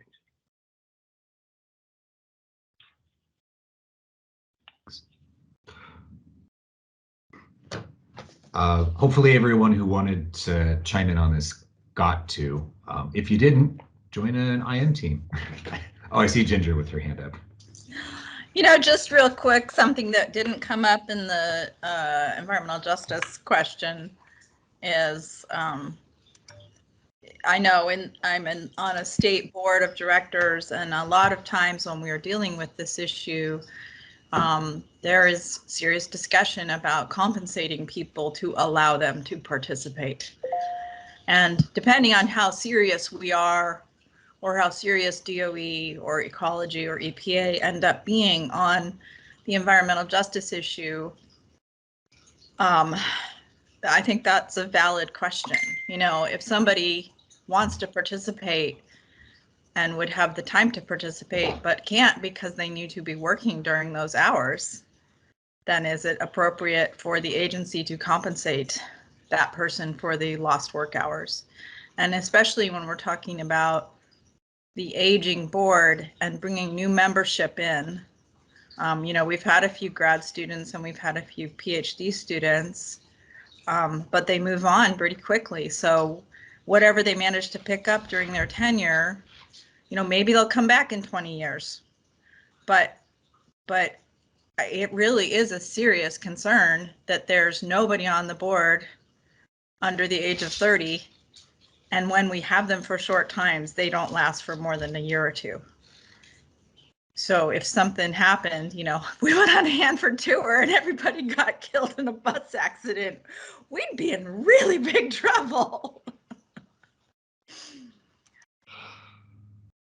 I thought there were technical assistance grants in the budget somewhere. Something to ponder. I mean, there are. So like Liz works for Hanford Challenge. Hanford Challenge gets a PPG grant. But I mean, how many at-large seats do we have now? We have 12 at-large seats now, or public at-large seats, or if it was, somebody that wanted to be the representative for a local environmental group, but that environmental group didn't get the PPG grant. Right. Okay. Yeah.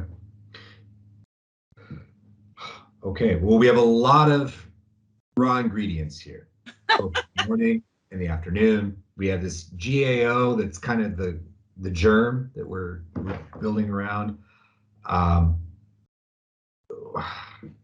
I already see some people volunteering to be on an issue manager team to try to work this into something. And I think the center is still related to technical information and how that relates to the public and in public involvement in cleanup myself. But we'll see what the issue manager team comes up with.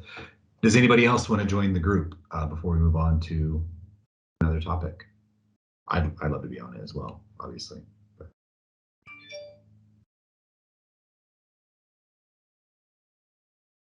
Okay. Tom Galeotto, if this issue is broad on how we maintain focus on long-lasting issues, volunteer to participate. Come to the first IM team meeting, and if you feel like we're not going that direction, then feel free to drop out.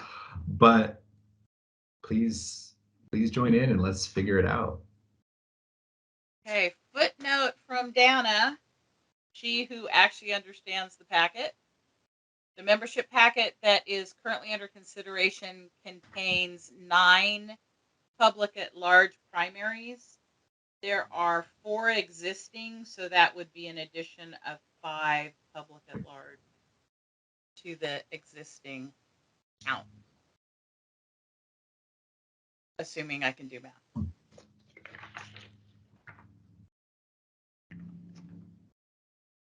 So I have an IM team of Liz, Jeff, Tom, and Tom, offering Tom Galeotto come to the first meeting and see if it suits Steve Anderson. Gotcha. Dan Solich too. I'm having trouble typing in the chat. Oh, okay. I will kick the computer on your behalf. Who would like to lead this band of merry people? Well, I can try to put together a list of major things that came out of today to give us a start. If anyone else would like to run with the ball, please. We need more issue management leaders. So, Dan, do you have your hand up for a comment? Oh, or was that just no? I was just to join the IM team, and because I can't type in chat. Right. I can't drive and chew gum. So. Okay, we're in the same boat. All right. So I have Liz, Tom Cecilia, Bob, Steve Anderson, Dan Solitz, Jeff Burright, and Tom Galeotto.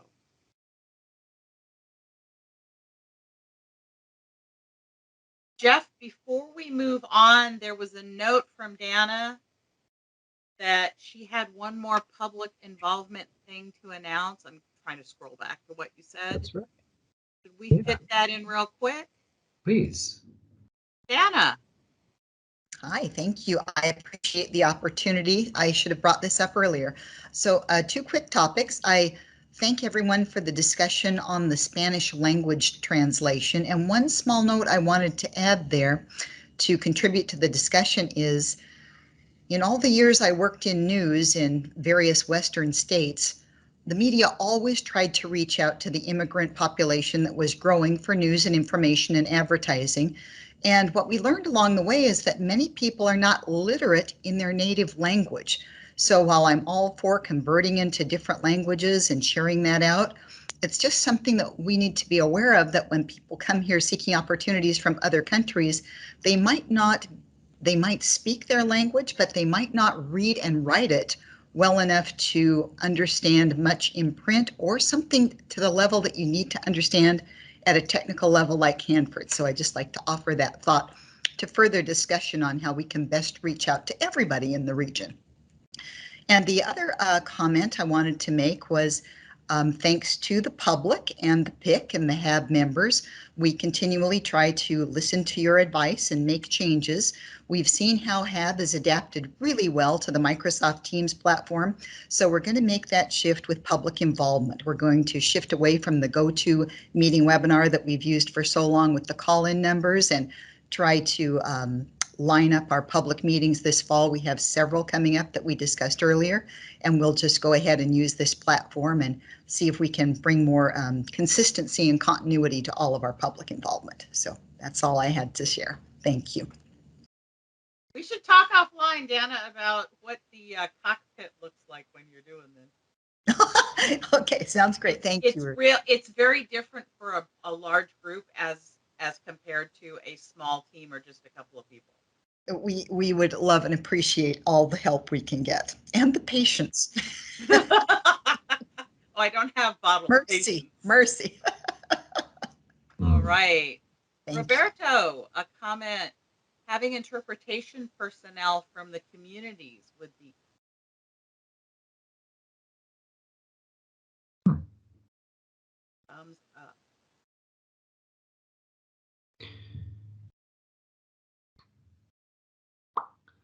Mr. Chair, what do we want to do now? We are.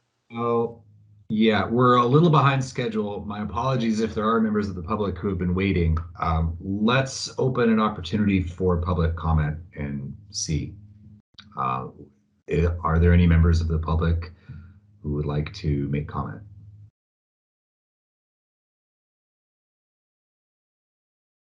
You can indicate by speaking up in the queue, raising your hand. I don't know who we have here now.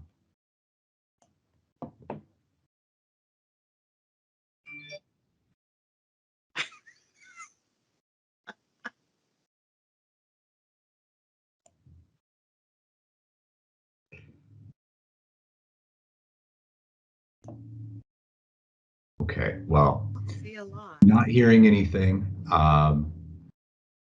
We're kind of running an open show today. I hope that's okay with everybody. If there are members of the public who feel like you missed your window and you want to talk 5 minutes from now, just speak up and we'll figure out how to make it work. Do folks need a break before we get into open forum, or do you want to roll right into open forum?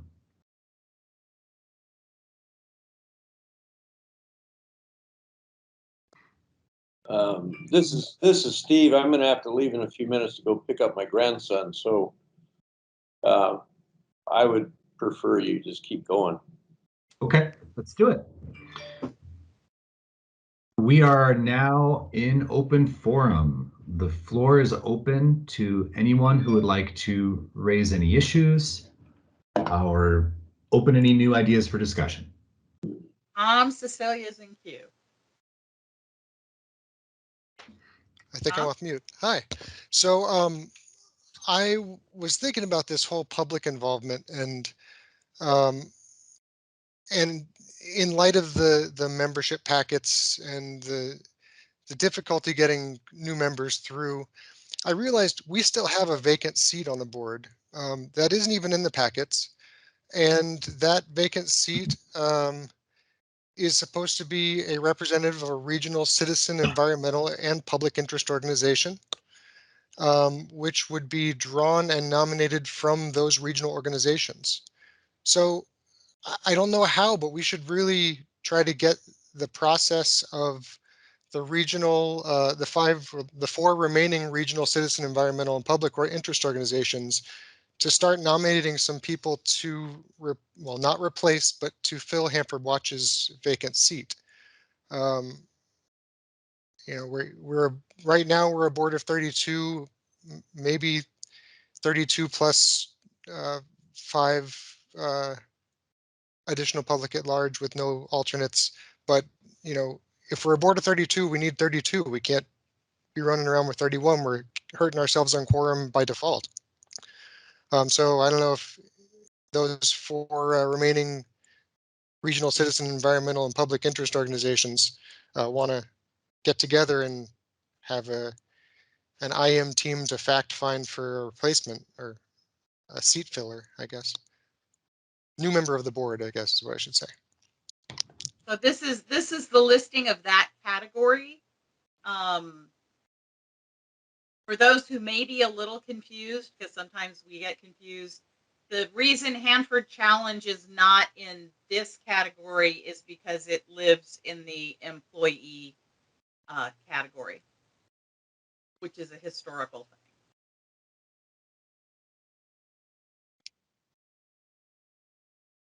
And just to help with that too, if people are confused about that, it's mostly because of the work we do helping whistleblowers and workers on site. So I don't think you go up, Ruth, the actual category, I don't think is employee, it's workforce. Hanford. Yeah, so that's why we're there. And this is And part of but I do have a question for you, Tom, and maybe it's not really for you, and it might be for the issue manager group on this, or DOE might be able to help. Wasn't there an issue, or it seems like there's something to overcome here about adding a new seat to the board, potentially? Because weren't they trying to add new seats, but then it didn't work, and headquarters said actually all these people are public at large? So I was looking at that too as sort of a follow on, and I'll let the agencies say stuff too, but the original, the MOU says that the public at large seats are intended to provide leadership and otherwise contribute to ethnic, racial, and gender diversity on the board.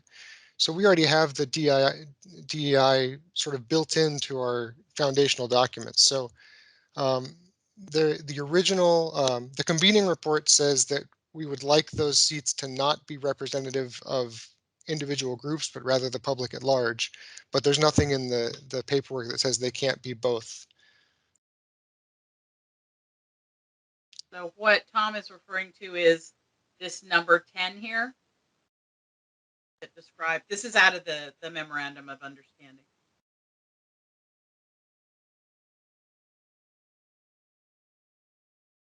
But the fifth regional environmental public interest group isn't a new seat. It's just filling a vacant seat. Right, so that's number 5 here. But is there an issue with, I guess it would be helpful to know what the process will be before doing the work to identify a group, to make sure the process is clear about, like, is headquarters prepared to, is there like a way in the paperwork to say this is a seat that's being nominated? Yeah, and I wanted to bring it up because we're 5 months away from the deadline for nominations if we're looking February again. So, the time to do the groundwork is sort of now. Yeah. Thanks. Liz and Tom, this is Gary. As we were building the current packet that is at headquarters right now, we had envisioned Green Latinos to take the spot that Hanford Watch retired. Headquarters did not agree with that and took all of the nominees, because we were also looking at adding a civics group, adding another local university, other things like that. And headquarters said, no, we're going to turn these all into public at large seats. We're trying to get clarification to, get some guidance on that. So probably for the near term, we're going to not really put a whole lot of effort into replacing the Hanford Watch seat. That may be something that we'll look at again in a year or two.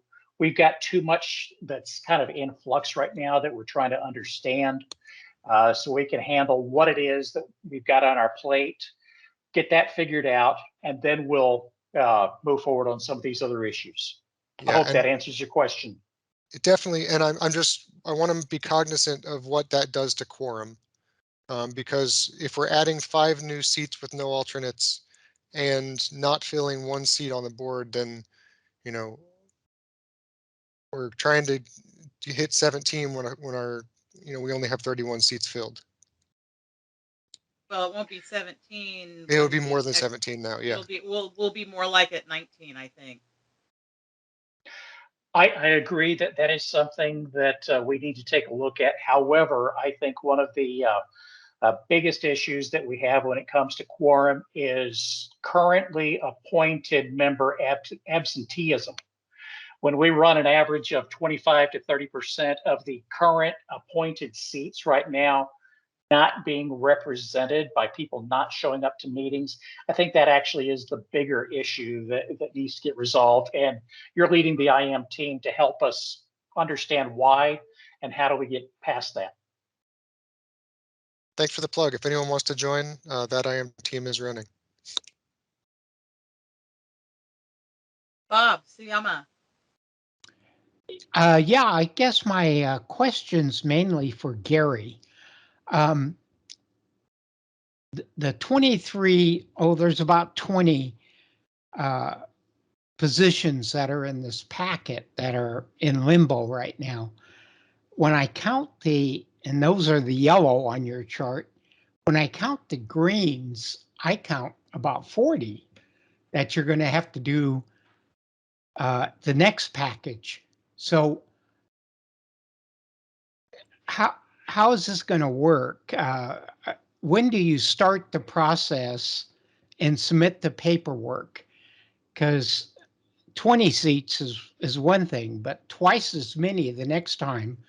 If we don't get those through, we're going to have a terrible time trying to get a quorum for the board or even memberships. So what's the process you use here, and how long does it take? Well, how long it takes is far longer than what we're comfortable with. And I don't think I'm going to have any dissension on that particular point. When are we going to start the next go round? Typically, our recruitment is in the holiday time frame. So we start really pushing after Thanksgiving to try to get things done by early in the new year. Given the issue that we're looking at right now with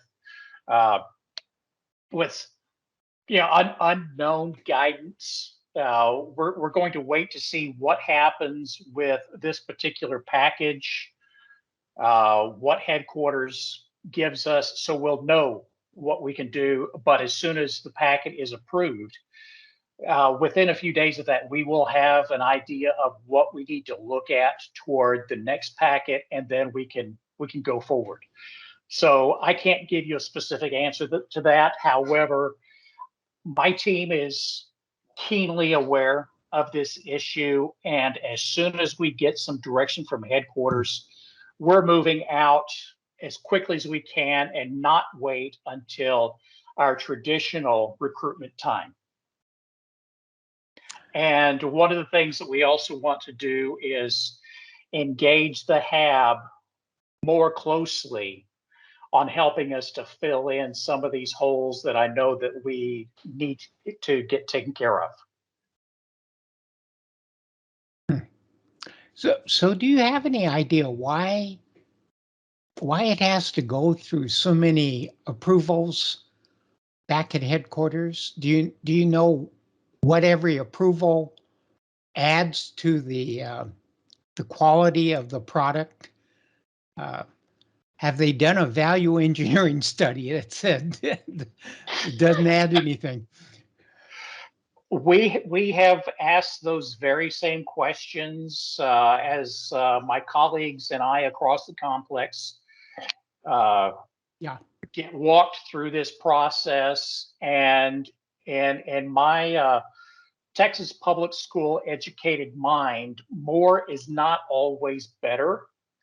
I don't know why there are the number of offices that look at the different packets. I know that each office looks at it through a different lens, and why, I don't know.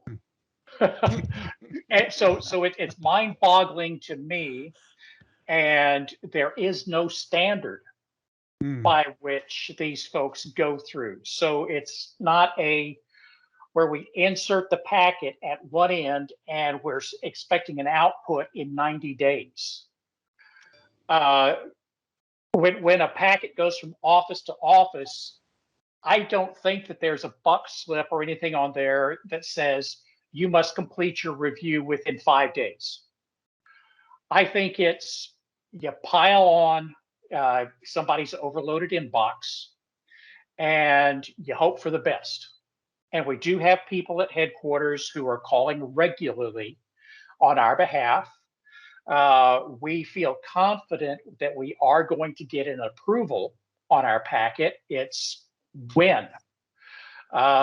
Frankly, when I woke up and started working Thursday morning, I was expecting that we would have word that we're going to continue business as usual and life is good. And then about lunchtime on Thursday, that's when we kind of got the realization that the packet may not be approved in time.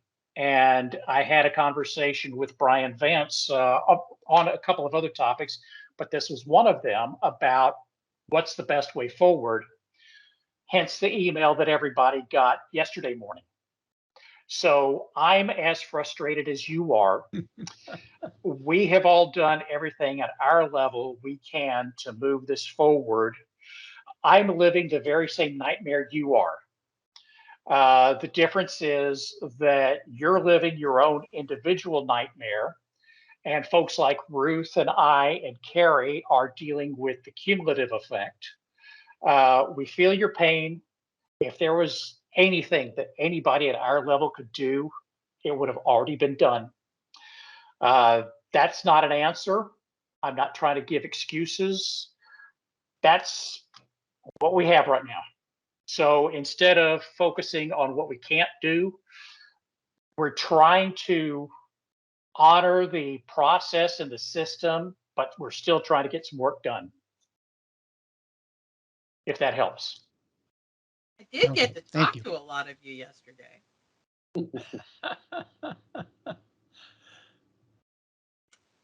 Steve, your hand is up. Wigman. Yeah, I just wanted to comment that there is no written process. There is no process. And if you write down this process, it won't be what we do next time. So let's just get through it. We'll learn more when this thing gets approved, if it gets approved. And I got to go pick up my grandson. Great meeting. You guys all did a great job. I appreciate the opportunity to sit in and add my nickel once in a while. So thanks a lot.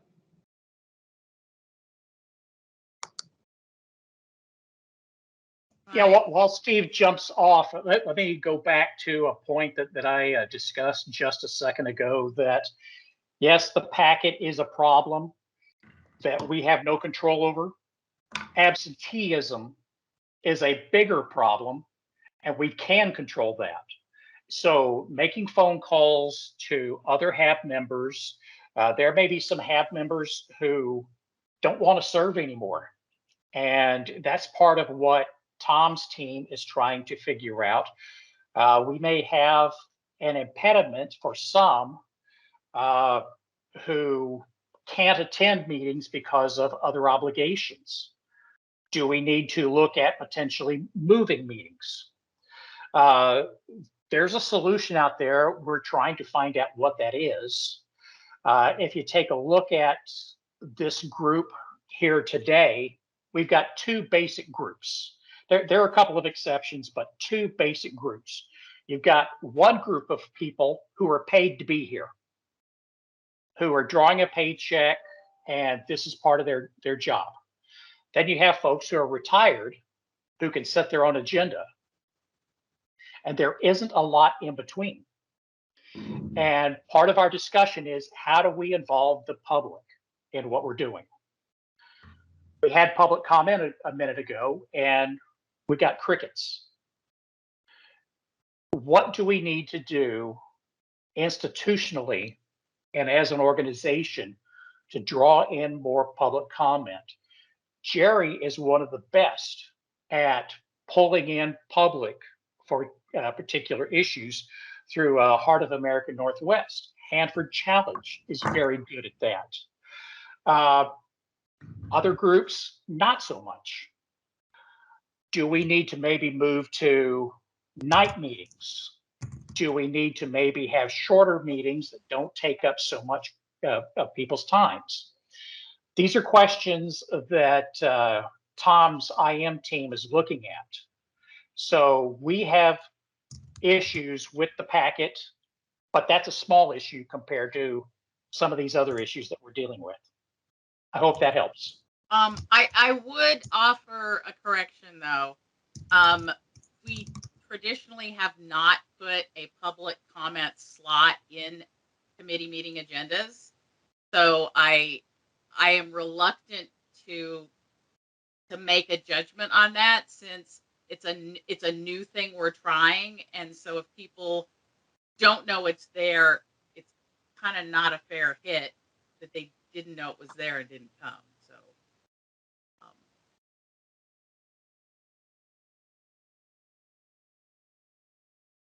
thank you for coming, Roberto.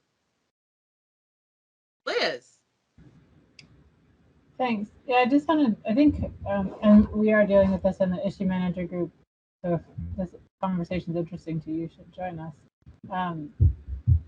The issue of, I mean, I think we all see the HAB a little differently about what the purpose of our meetings is, and I don't actually think it's a bad thing that the public isn't showing up to talk. These meetings are not super. I was just a member of the public. I wouldn't come and listen to the PIC meeting. I might say, oh, that looks like an interesting topic. I'll come listen in if I have an hour. And we're trying to put out more information that's easier to map. So like on social media, like these are the 4 topics kind of as plain language as we can and the time they are. So if it looks interesting, you can go jump in. But I don't actually think it's a problem for the public comment for any meeting to not be filled. I don't really think that's not like the goal of the board. But I did want to offer the observation that in the past, I mean, virtual meetings do have some benefits, but one of the downsides is you don't have people showing up in person. And we used to have a lot more people just come to the meetings in person that were members of the public.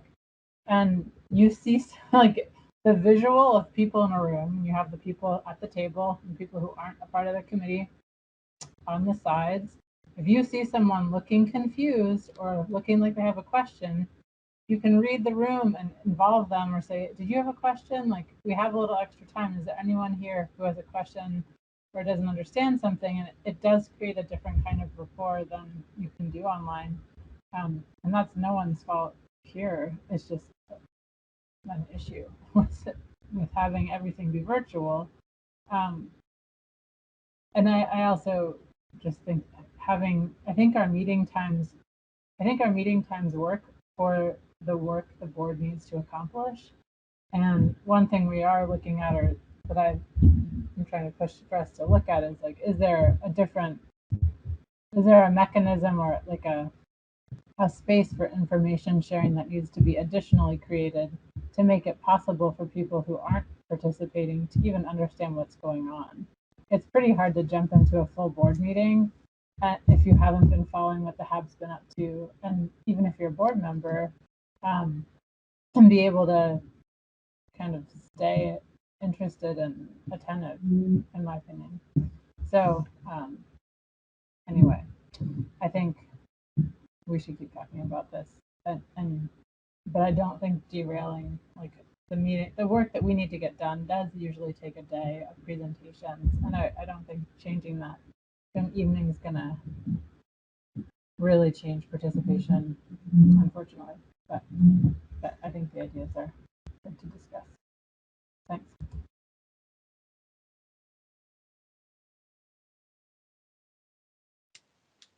The other thing is just that the physical pace of an online meeting is slower than you can go in an in-person meeting.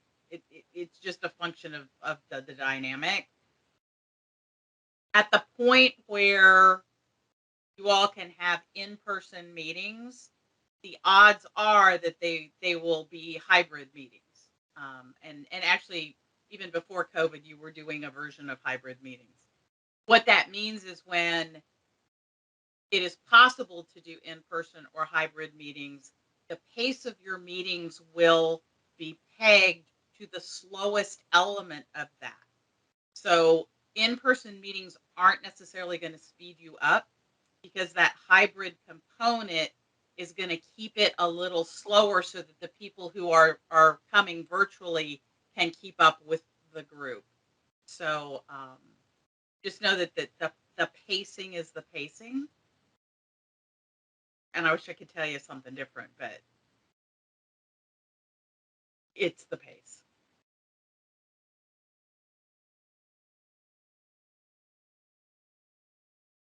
And I'm already worrying about how we're going to do hybrid meetings that fulfill as many needs as possible. This is Liz. I do have one question, just to make sure is there a solid plan for how the quorum issue is going to be introduced tomorrow to put people at ease? It seems like we were kind of there this morning, but I don't know. I just wanted to check in because I could see it being tricky. So my understanding, given some conversations this morning before this meeting, and Stan and Gary, fix it if I screw it up. There will be no consensus decisions. There will be no decisions tomorrow or Thursday that would require calculating a quorum. So it's an informational meeting only. No action will be taken, which means we don't have to calculate quorum to get real. Because we have this dichotomy of members who are officially appointed and members either who are in the process of new appointments or whose current appointments have lapsed. So this second category of members in limbo, my words, not DOE's words. At the end of each chunk of the meeting, think TPA updates, melter heat up presentation, tank leak assessment presentation. At every end of those chunks, we're going to have a 3-part piece that is a combination of the traditional board member questions, comments, interaction. That's going to be for those members whose appointments are current. That's going to be followed by effectively a 2-part public involvement, public comment mini period. The first part of that public comment period is for those members who are in limbo, who we had hoped would be appointed by now and aren't.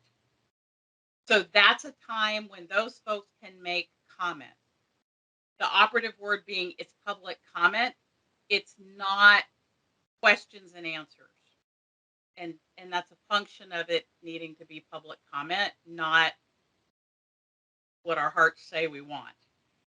And then the second part of the public comment is for the broader public, should they have comments to make.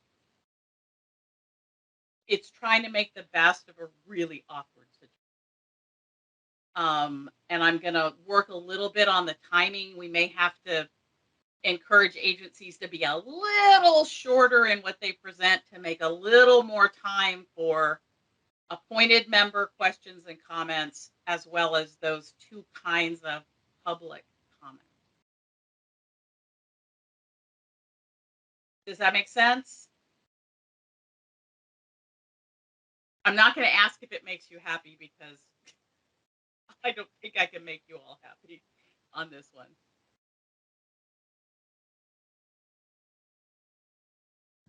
And Dan, you're smiling. How are you doing that? Liz. Yeah, I feel like to avoid lots of people offering to be able to ask questions for the handful of, well, I'll differentiate between, until recently, current board members who are just being reappointed, like Bob, Shannon, Tom.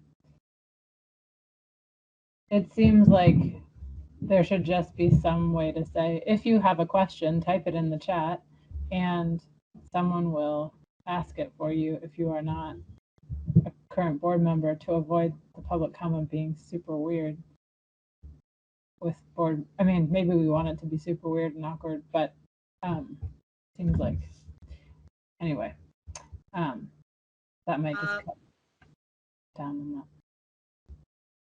Okay, I'm trying to be neutral and I'm trying not to step on myself. Okay, my observation is at the front end of this meeting, there were individuals on the PIC committee who are currently appointed members who made offers to those whose appointments have lapsed to share their questions or ask their questions on their behalf, or and I think you were one of them. If people wanted to make that offer tomorrow, that is totally up to you as individuals. Did I fall off the neutral fence? Yeah, so that's not something we can. That's not something we could do as a. I was just trying to cut down on the time to get people. See the challenge. I mean the dashboard challenge is we will have traditionally we have in the range of about 100 people online for the TPA agency updates at the front end of a HAB meeting. So if this isn't going to come out well, if we open it up to 100 people, if you have a question, stick it in the chat. That is physically possible. I may lose my mind by 9:30. Yeah, just as a management thing, that could get really tricky. I don't think, I mean, people tend to be not super participatory in these meetings, even if we're expecting it to happen. So I think it's fine. We can write in the chat and just try to hope people see that. And you could even say, oh, I see people in the chat offering. You can email them with your question. I'm going to push back because I've got email, I've got phone, and I've got text, and I've got chat, and all of those go the entire time of a meeting when we're facilitating. Oh, really? Yeah. That is my problem. It's not for you all to worry about, but realistically, that's actually what happens when we're in the meeting. Right. I guess, yeah, we'll just get in the queue, and it'll just take the time it takes to get everyone on the same page.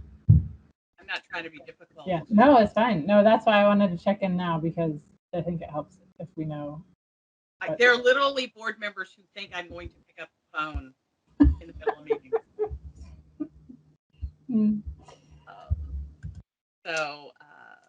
Yeah, Tom Cecilia, private message or proxy. If you want to buddy up behind the scenes, that is absolutely your prerogative. I feel just horrible tomorrow. The thought of having to differentiate between appointed members and members in limbo is, I'm just eating Tums for lunch.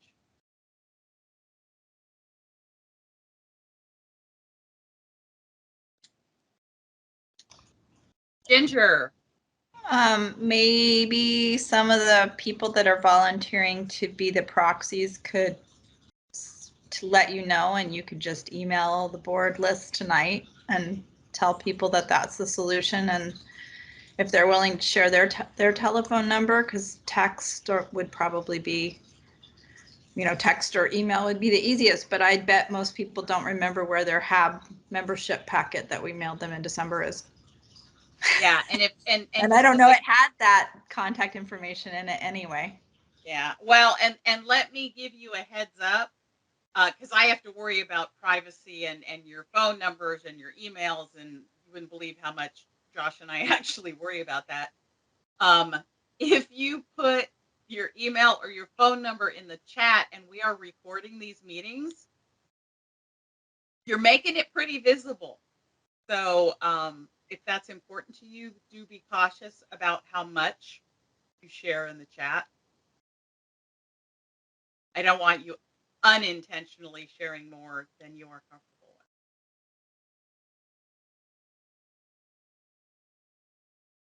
with. And I really wish I knew how to make this easier for you. Really.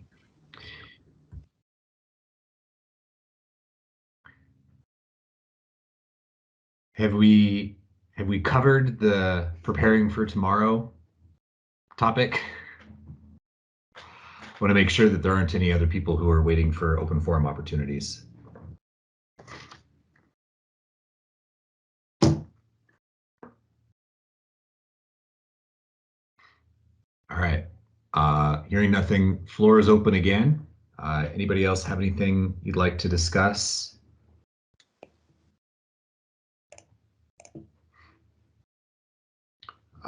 Either now or as part of our committee business trying to figure out the next meeting, I would like to ask for help on where to go next for the environmental justice, diversity, equity, inclusion conversation. I would like to keep it as something that we talk about at our next meeting and try to, step our way up towards something. And I could use some help figuring out the right way to structure that conversation and, ask for things that we can actually have good conversations about. So. Dan Solitz. Yes, the DOE should definitely be part of that. We should ask for a subject matter expert. If we don't get it, then that'll tell us probably more than if we do get it. So I think that's a good place to start, is with the DOE, because without that, it's kind of hard to move on. And it's a shame because it's a tremendous opportunity out there. But without the DOE's knowledge or cooperation, that opportunity is not going to happen. Yeah.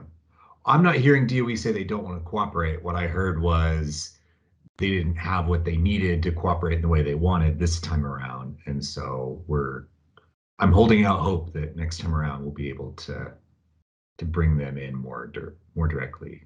So. Well, it should be on them to come back and tell us when they're ready. I mean, it's not like this is the new thing. They should be on notice, say when they're ready, and be under pressure from us to come back and say when they're ready. I agree, Dan. Gentle pressure continuously applied. For now. Oh, I have Ginger, Tom, and Liz. Ginger.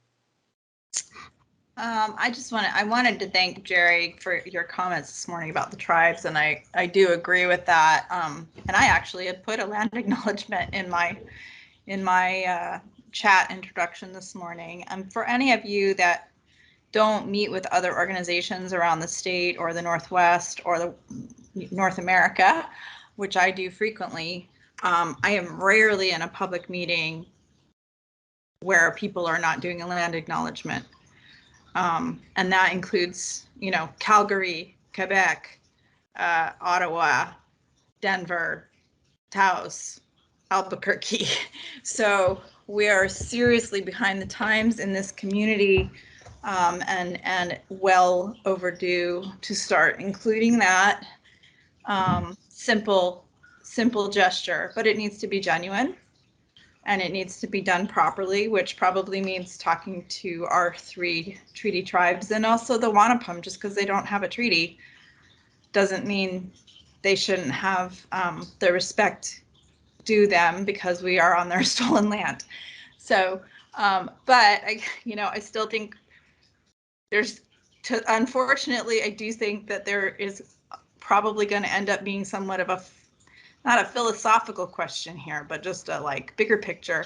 And also, Jerry, I still don't understand, and the HAB, can address it, but I don't understand the margins between government to government and tribal inclusion. And, I think everybody would be thrilled if the tribal representatives were here at every single meeting, and it's great when they speak up. But also, I don't know where my authority lies and where things are supposed to just go straight to government stuff. So it's just an interesting question.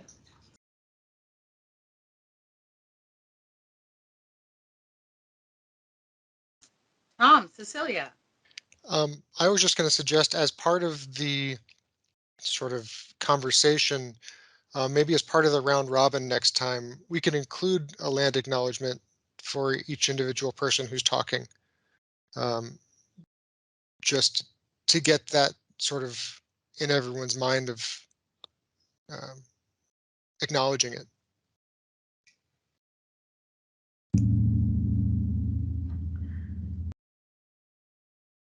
I'm a little confused as to what that would actually be like if you had, 20 different land acknowledgements. People would be on different land, certainly. Exactly. So, for Like, instance, I'm coming to you from the Kayapuya land. My concern there would be how much, like, I guess I'd just be concerned about getting my own land acknowledgement wrong and not knowing how to get it right. And if you multiply that by 20, I think it would be homework for sure. So I just shared the map that has been being shared for about the last year and a half. And basically people just say, well, I'm in Denver, which is the traditional homeland of such and such. And so if they don't have fancy or flowery words, just saying, and I have had, and they don't say it out loud usually, people just put it in the chat because otherwise the introductions would take forever. But and I'm always really impressed when people can pronounce some of the tribes, because some of them are really, like, particularly in the Northern Territories, are very, to my tongue, very hard to say.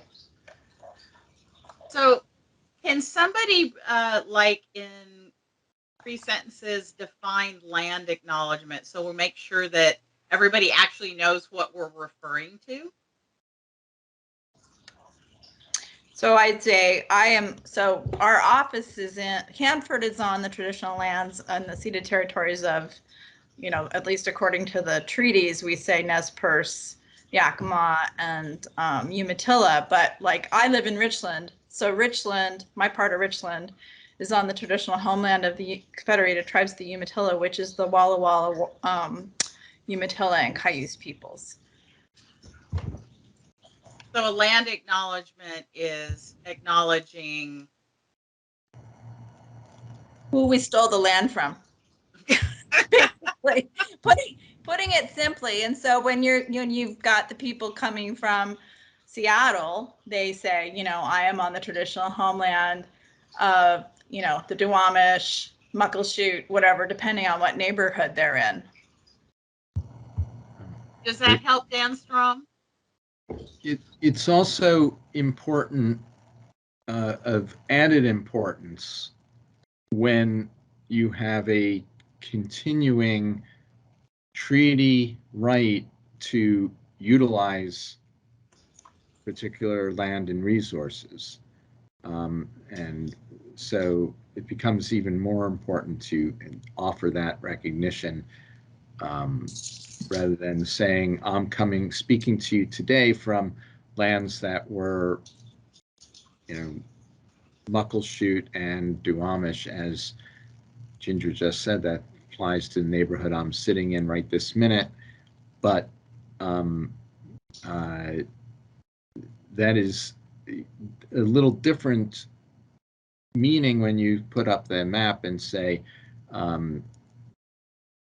the tribe continues to have the right to live along and use these resources as signed by the United States government.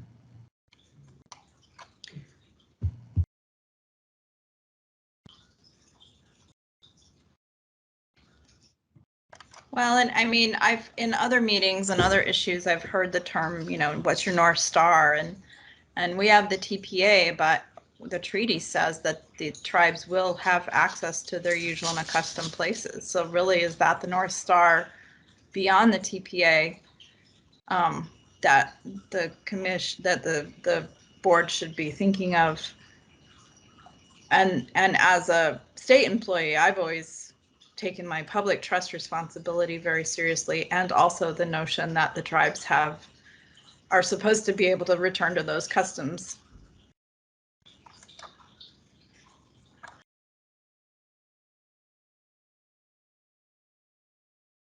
Hopefully that helps a bit.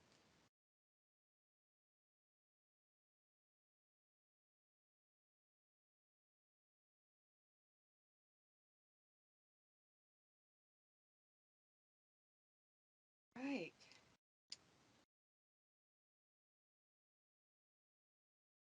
Are we moving into self-assessments and committee business?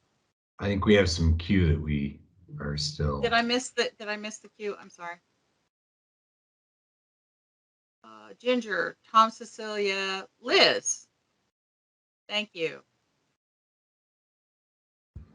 Sorry. I was just, I think earlier saying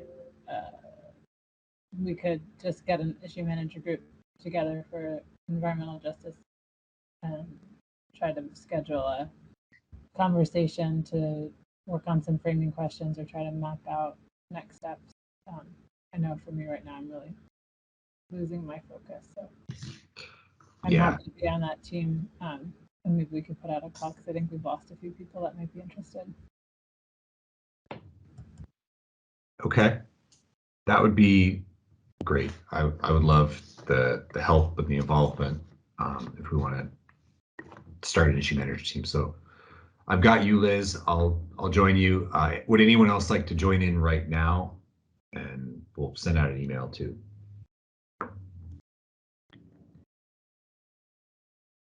We'll figure out where to go next. Are there any other open forum topics that anyone would like to bring up before we move on to some of our closing bits here? I see Ryan's hand up. Yeah, I know we kind of talked about this earlier during the public involvement activities, but we didn't go into a lot of depth on it. But I just wanted to share that we're at Ecology, we're pretty excited with how our Facebook Live / WebEx events have been going. Of course, we have our next one on Tuesday at 5:30 p.m. And then we have our next one, I think October 27th. We'll announce that one after Tuesday's event, though. But we're going to be starting to plan our November and December events after that. So just wanted to say that we're just still working on getting more topics together, and definitely happy to go more in depth on these events with you guys at a future meeting if you want like a presentation or something on it. Thank you.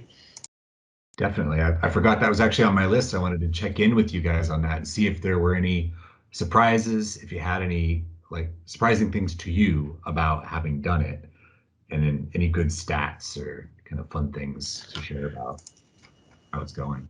Yeah, well, I mean, I guess really high level. First off, we've held Ginger. Correct me if I'm wrong. We've had 3 now, right? Because our 4th one is Tuesday. So our first one was Hanford History Part 1, and then we had Ask Our Managers. So the first one we held on solely Facebook Live, and we got some feedback that folks that hated Facebook or don't have Facebook or just had those not very kind words about social media. So we offered the option for WebEx for our events ever since then. So our second event, which was Ask Our Managers, unfortunately that one we did run into some technical issues that we had to reschedule it. I know that was disappointing to some of you that we had to reschedule it, and we're really bummed out we couldn't hold the original date, but we did reschedule it and still had a pretty decent turnout, I'd say. Which was interesting. The Hanford history, obviously, it's kind of hard to judge how that one kind of went since it was just on Facebook. But the Ask Our Managers, it had more turnout on WebEx than Facebook. And then for the salmon and sturgeon event that we held after that, that one had just a couple people on the WebEx event that had upwards of 50 people watching up at the same time on Facebook Live. So it's kind of interesting to see that dynamic switch back and forth. But really fast, I can just quickly go over our event pages. The Hanford history, the first event, the event page reached about 2,600 people, and it had 117 event responses. I think we had about 30 to 35 live during that event. The Ask Our Managers, that one only reached about 1,150 people. The event page did, and it got 20 responses. That one had, I think, only 10 or 11 on the Facebook Live, but we had, I think, 15 or so on WebEx, but we still had a lot of really good questions. The salmon, sturgeon, and more, we only had 3 or 4 on the WebEx, but we had, like I said, upwards of 50 people watching live on Facebook Live, and that event page reached 17,000 people and got 240 responses. So that was the event that we partnered with Washington Fish and Wildlife for. And then for our current event for next week, which is Hanford History Part 2, that reach is currently about 6,800 and it has 91 responses. And we've actually been able to do a little bit of advertising for Ecology for that page, just because the agency, we've been working on getting advertising up and going. So I kind of volunteered our program to be the guinea pig for ad tests. So we're seeing some nice results from that too. But so we'll see how the Tuesday event goes, but we've been getting some good feedback and we're excited to cover more topics in the future on this. Cool. I'm looking at the YouTubes to see, are people putting a lot of comments in? Not a lot so far, but Yeah, we're not getting a lot of comments after the fact. I think I saw one comment the other day I need to follow up with somebody on, but I do know people do appreciate having the recordings available. I know, like you've said, I've had one guy for the last event, he Facebook messaged us wondering where he could watch it afterwards because he couldn't watch it live. But we have had several people tell us that they've watched the recordings after the fact and they've appreciated having that option. So.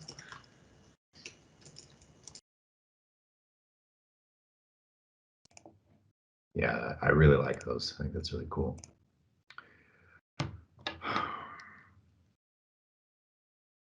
Any other open forum? Do folks need a 5-minute potty break before we land the plane here? Talk about our committee business and self-assessments? Well, I do, that's why I'm asking. So can we just take a few minutes and we'll We're gonna do it. 3:21 now, 3:25-ish. Sound okay? All right, Yeah. be right back to you. Thanks.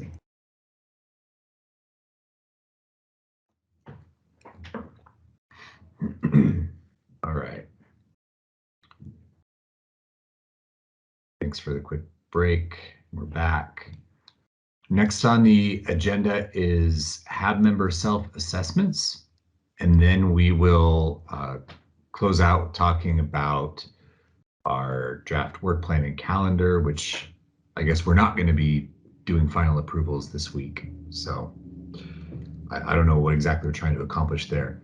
We'll talk, and then we'll talk about our next meeting.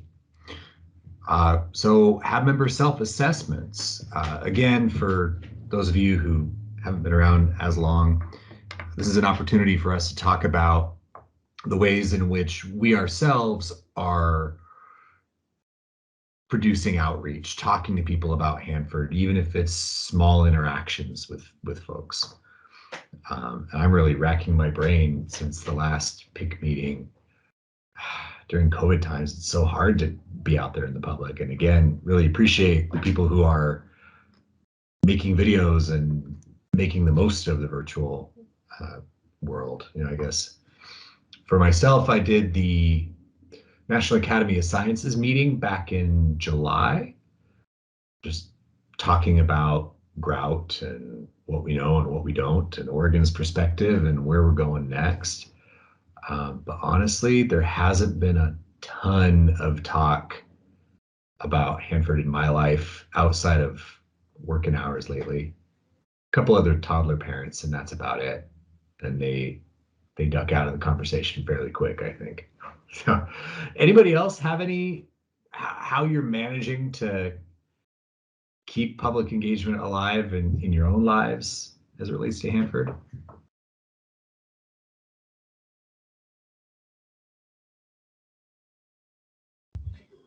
I can jump in a little bit, and I apologize that I'm also just dragging this afternoon. We've been experimenting more with not in the past we'll use whatever comment period's out to try to generate comments on a comment period, and so we've been trying to look at bigger buckets we can use to generate interest and engagement in Hanford around the lack of public involvement around the environmental assessment, the testbed initiative, and around budget comments, and cleanup priorities, and just using the virtual platform the best we can to have people jump in for a public meeting. The time frame that we found works the best is over the lunch hour. Seems to be the most popular time. And I know Jerry just did meetings yesterday and did lunch and later. So I'll be curious to see if there was a difference between attendance on the same day, those two times. But lunch seems to be a really popular time, and especially if you can keep it to 45 minutes. So people still have time, they can tune in for a lunch thing, but they're not stuck there. The other thing I did want to share is that we are trying to do more work around we're structuring some projects around environmental justice and using the idea of going to, not relying on people to come to you to learn about Hanford, but going into different communities through community group organizations, and presentations and tabling and information that's tailored like to an intro to Hanford, more high level, to start getting more interest in diversifying who's involved and who we are involving. So we're just starting that work, but just there will be more to share on that, hopefully our next meeting. Thanks. Gary. Well, Liz, I was really glad you mentioned the, trying to do a comparison between noon and 5:30 workshops. A couple times in the past, we had the opposite result where we had more people at 5:30. We had 40 people, apart from Dirk Dunning and myself as presenters, maybe 42, I forget, at noon yesterday. That was just amazing for the workshop. And we had 20 plus, just over 20 people at 5:30. So I do think, the workshop at noon is, something I definitely am in favor of continuing to explore. And, but we also had great feedback of, it's a lot of work, but doubling it, making it available for a live forum at noon and 5:30.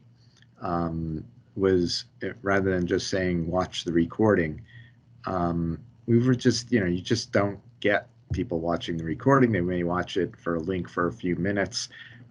We can track that. We've tried that before. And you can have students watch a recording if they're assigned it, but it's just not the same. So that's really, I think, really valuable for public involvement to be looking at and considering noon workshops. We'll keep tracking it and reporting it. Right now, I think we will be trying to do noon and 5:30. And when it's feasible, to give people a choice. One of the other things, I had my summer law student externs who presented Tank Waste Committee, also gave presentations to the Yakima and Nez Perce staffs, and I gave a presentation, spent time with C2IR team on this issue, and C2IR has written a letter to Governor Inslee this week about Tank B109. So I think that's, where we're going. I'm eagerly and appreciatively working with Energy and others for a virtual tour, unfortunately virtual this year, for public health students. And we'll be asking some of you to participate in panels again online with public health students on, I think it's October 14th. So look forward to doing that and watch your emails. Hoping you'll say yes.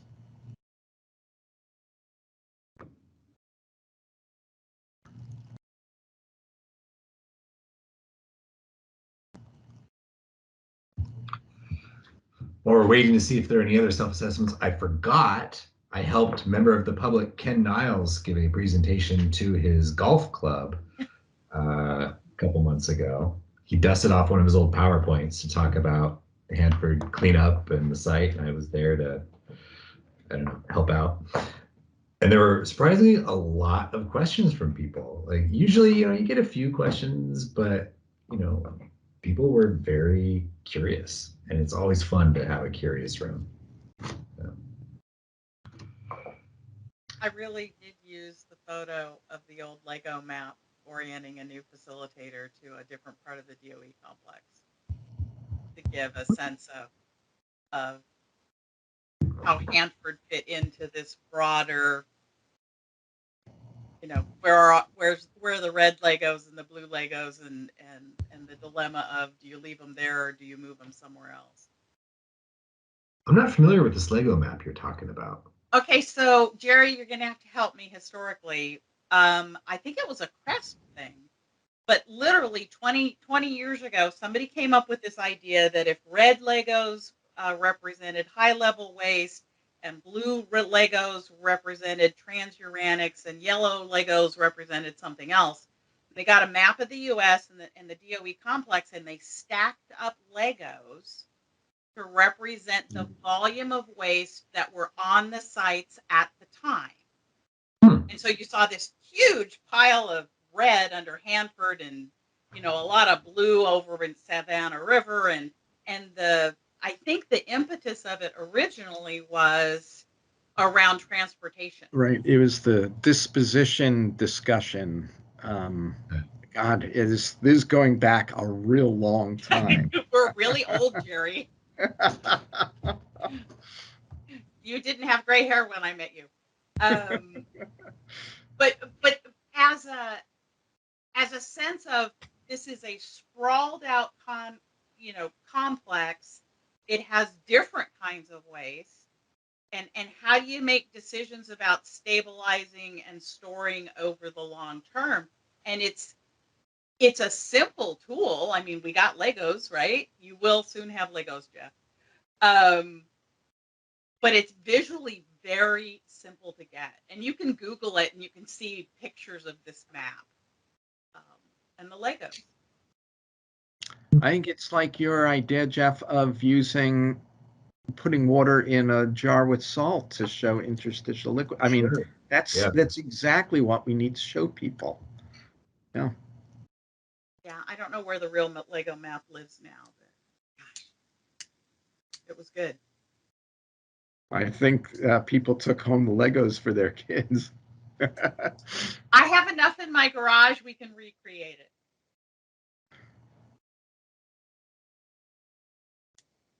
Yes, and Tom clarifies, Ken was giving the presentation to his golfing club, not just the golf club in the corner. Yes.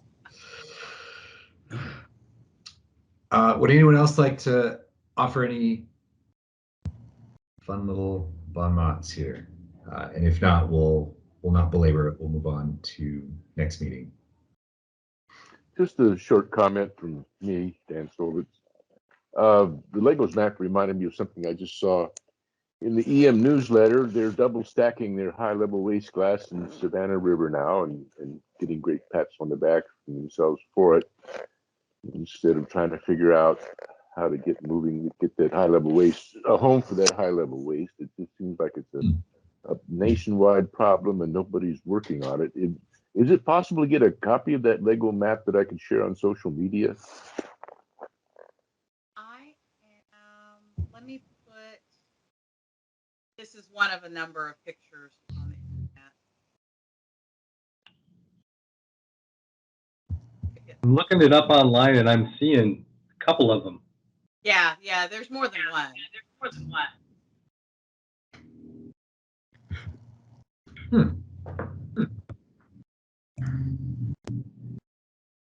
Oh, and yeah, it's that's probably really good. old. I mean, stuff has been shipped places, right? So that there should be more Legos in New Mexico than there are on this map.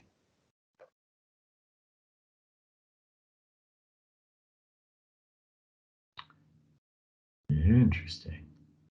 That's fun.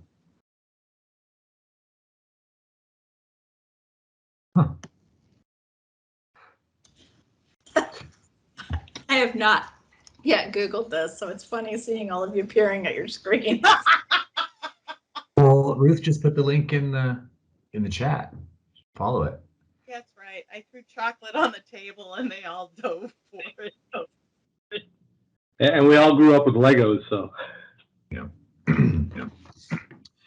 Okay. Can I ask a question? why do we care about volume of waste? If it was chemical, yeah, maybe, but for radioactive materials, I'm not sure about the volume. Why is that more important than the activity? Well, same reason we talk about 56 million gallons of tank waste, because your throughput is measured in volume, which affects how long it takes, how much it costs, would be my answer. But then they're also talking about transportation, which is how many trucks, how many trains, etc. You're right, though, activity matters. Well, I mean, today our risk assessments are based on dose. Either external irradiation or intakes via inhalation, ingestion, what have you. And sure, but dose over what area? Are we talking about? I'm talking about dose to individuals. Well, anyway, okay, thank you. Okay. Yeah. I got it. Yeah, there was a transportation component to the map discussion. Well, there's also a handling component and a storage space component, and it's very expensive, handling and storage, and kind of gives a visual of what the whole country is up against and where these things are, and it also illustrates the intra-regional inequity in that it's not spread out fairly, because a lot of people have benefited from this all across the country, and yet certain sections of the country are suffering under this load. That's right. Last call for open forum.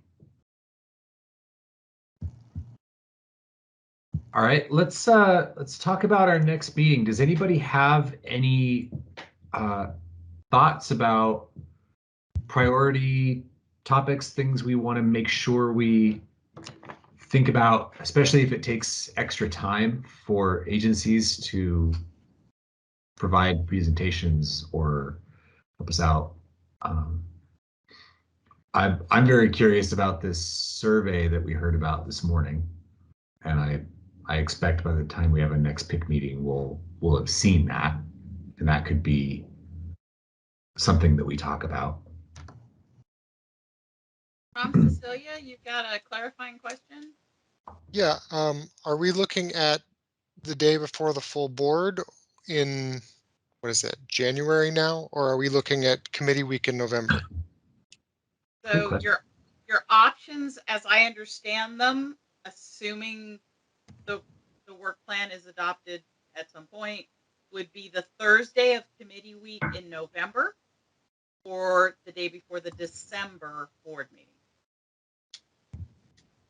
There's nothing in January. Have we decided how many PIC meetings we have in a year? Because under the old way, when it was tied to the number of board meetings, we had 5. But now that we're talking about committee week, does that change? The proposed calendar basically has quarterly committee meetings. Okay. So you would end up with 4, whether you picked the day before the board meeting or whether you picked committee week, it would still be 4. Okay. Yeah, I'm trying to think, is there a benefit in keeping the ball rolling and having it 2 months from now, or is there more benefit in letting some time pass and letting things build up? Yeah, if we did it in November, you could sort of talk about a welcome or a one-on-one presentation for the December board meeting. Yeah. Considering we're potentially having, 5 new people. Well, and Liz and Susan gave new member orientation a couple years ago that was really effective.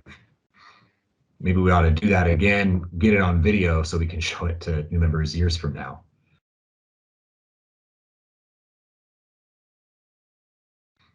Shoot, maybe we do that in October. I don't know. I don't know what the welcome looks like for new members right now.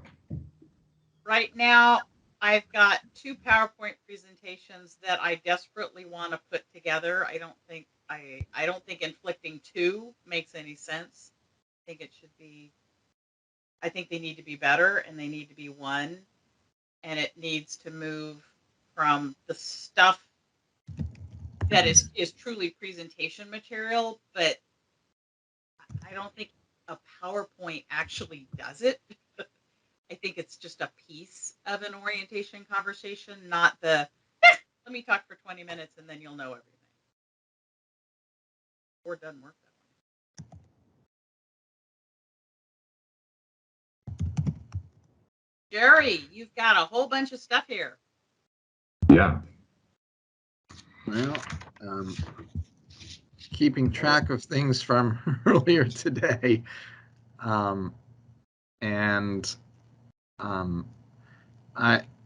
I do hope that we will be meeting as a committee in November.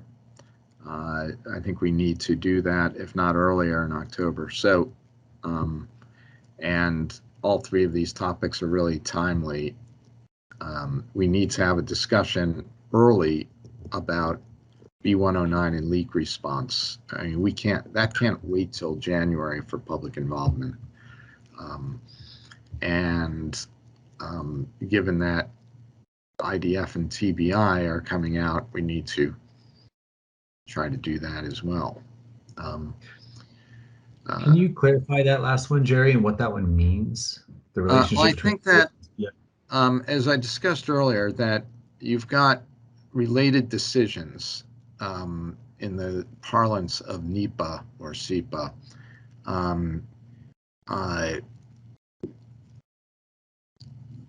The IDF permitting has discussions about the mitigation, the permit limitations that exist because there's too much waste on site. And if you do DF law for all low activity waste, you can't put it all into IDF. And there's a waste incidental tree processing process for IDF that's also part of that discussion. And then you've got this other waste incidental tree processing for a proposal that would mitigate and remove waste from the site and reduce the amount of waste needed to go to IDF. And so it's related and should be, materials should be, allow people to go back and forth and comment on either one with common understanding. Okay.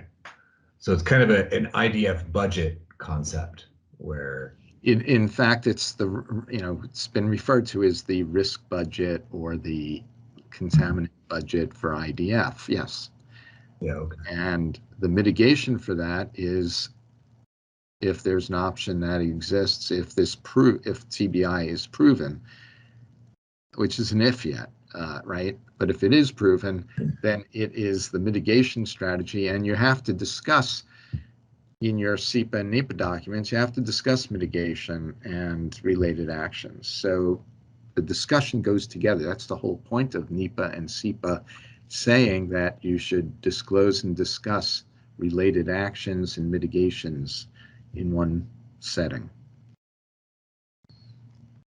So are you suggesting that there needs to be an update to the NEPA SEPA documentation for the IDF to include the testbed initiative as a mitigating measure, and that somehow would be an update to the analysis for the IDF when it's talking about environmental impacts? And in fact, exactly that. And our position would be that the SEPA and NEPA for testbed initiative, not this environmental assessment right now, which is on 2,000 gallons. But if 2,000 gallons works, then you need to be doing a much more in-depth review. Got it. So you want to take it into account as one of the benefits of going right. You have to budget for IDF. Right. Okay. Right. I see what you're saying. And you think there's a public involvement component to that? Right. I mean, the whole point of that NEPA and SEPA review of doing is to get it out to the public for consideration of what the relationship is between the two, and how, if you can mitigate one, what happens? What happens? You know, what is the no action alternative?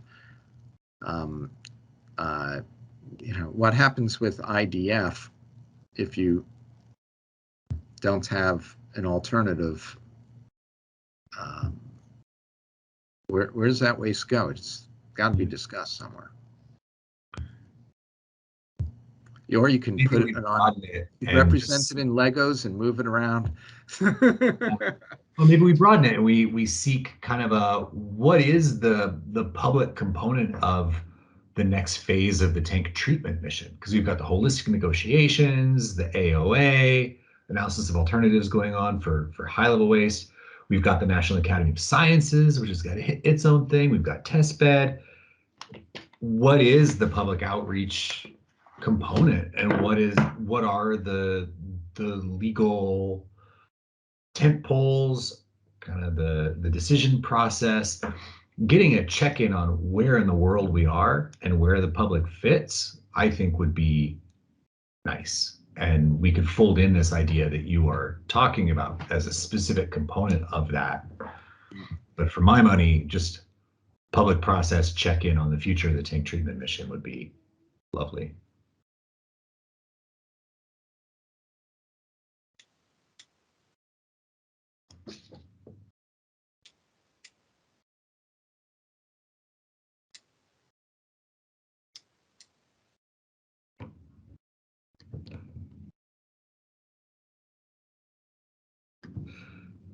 Any other, and Jerry, I've written down the list of your other items there. Does anybody else have any others you'd like to point out or recommend we carry into our next agenda discussions? I'm seeing a ton of talk in the chat about the calendar. Well, I'm also wondering about, we have the issue manager group. We have 2 issue manager groups. I don't know if there will be any work on the tank closure, like kind of the issues around technical information sharing, but it seems like potentially that would be on the list. Maybe that's already on the list. Yeah, I'll add the tech info. I am to figure out where we can find time to discuss that as a group and come up with our punch list of what it's actually about. Which is what I feel like this is where the calendar comes into play for me. Is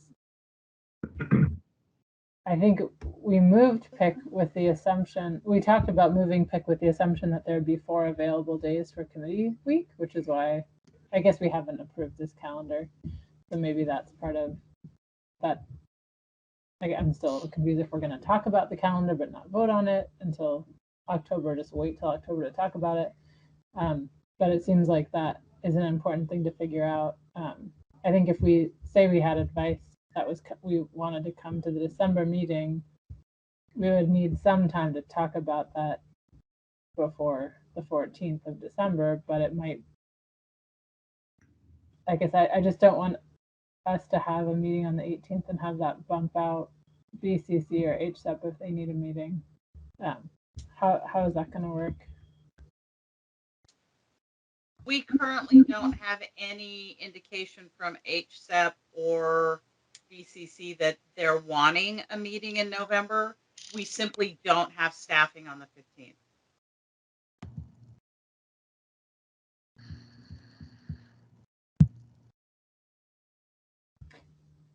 And has DOE said anything about what day, if we spilled over the October 20th meeting, would it spill to the 9th or 21st? Is there any indication of that? Given that came up at 7:45 a.m. this morning, it's still a little new.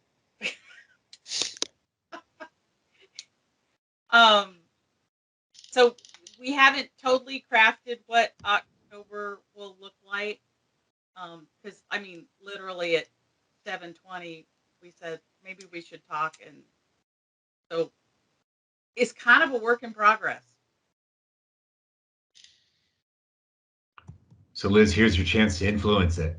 if you have a pitch for the 19th or the 21st, is what I I'm hearing.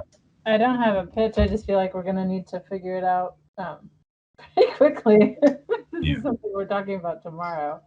Yeah, well, originally the desire was to have a go, no-go decision at the September board meeting about the October new member orientation.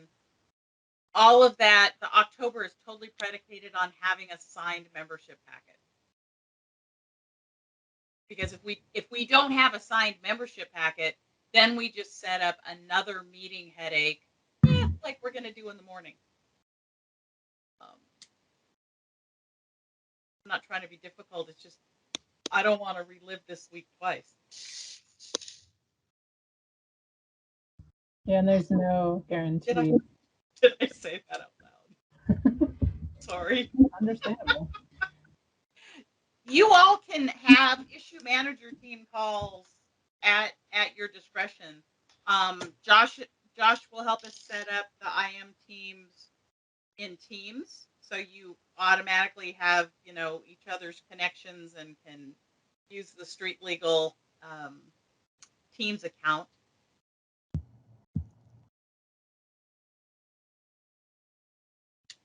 Okay.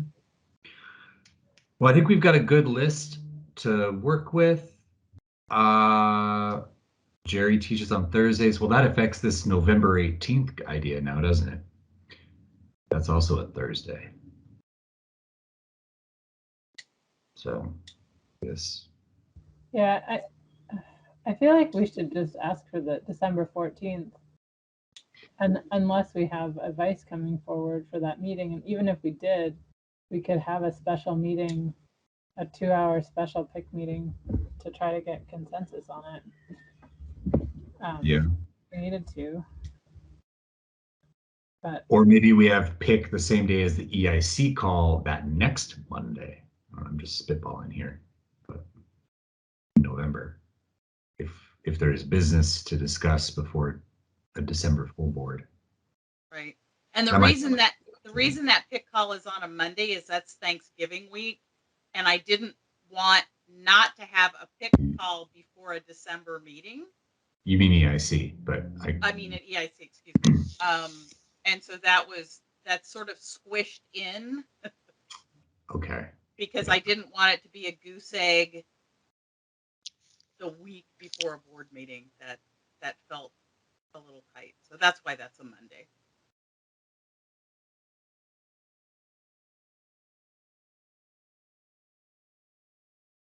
Okay. Are you clear, Ruth, if are we going to talk about the calendar, but we're just not voting on it, or? For informational purposes, the group can talk about the work plan and the calendar. We just are not going to ask the group to make any decisions, to come to consensus or take any votes. But working through questions, comments, concerns, that's all fair game.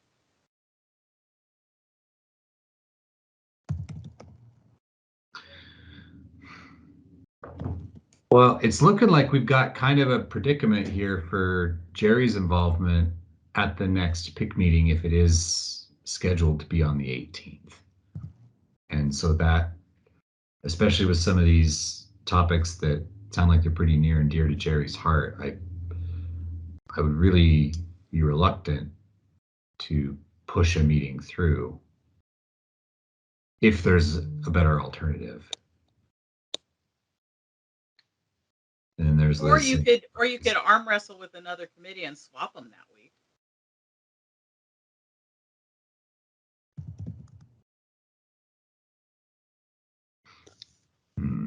Smile at Bob Tsuyama and say, would tanks go to Thursday so you could go to Wednesday? Can we add this to our EIC next meeting to just sort this out? Sort out November meeting? Or just the next PIC meeting? It sounds like we're either going to be the 16th or 17th of November, or as Liz is suggesting, maybe we do December 14th. Those are kind of what I'm seeing bubble to the top.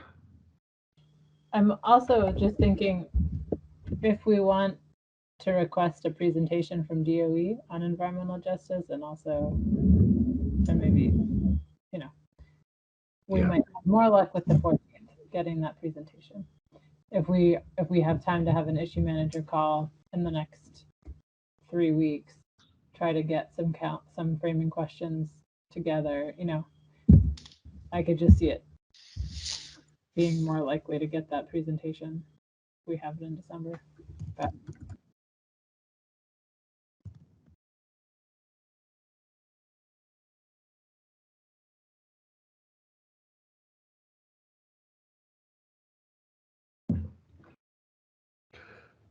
all right.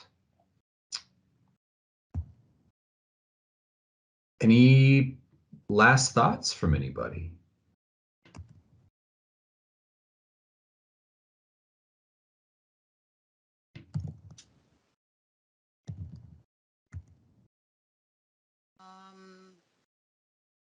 Just a reminder, the next couple of days we won't. Oh, I hate saying this. We won't be able to be as flexible and nimble as we were today. I feel really crummy about that, but we won't.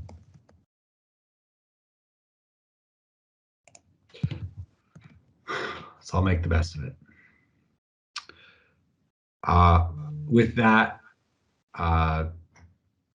that's what we got today. Thanks, everybody. Get good rest. We've got more to come this week. We are never boring. All right. Have a Have great good afternoon, evening, everyone. Yep. Everyone. Thanks, everyone.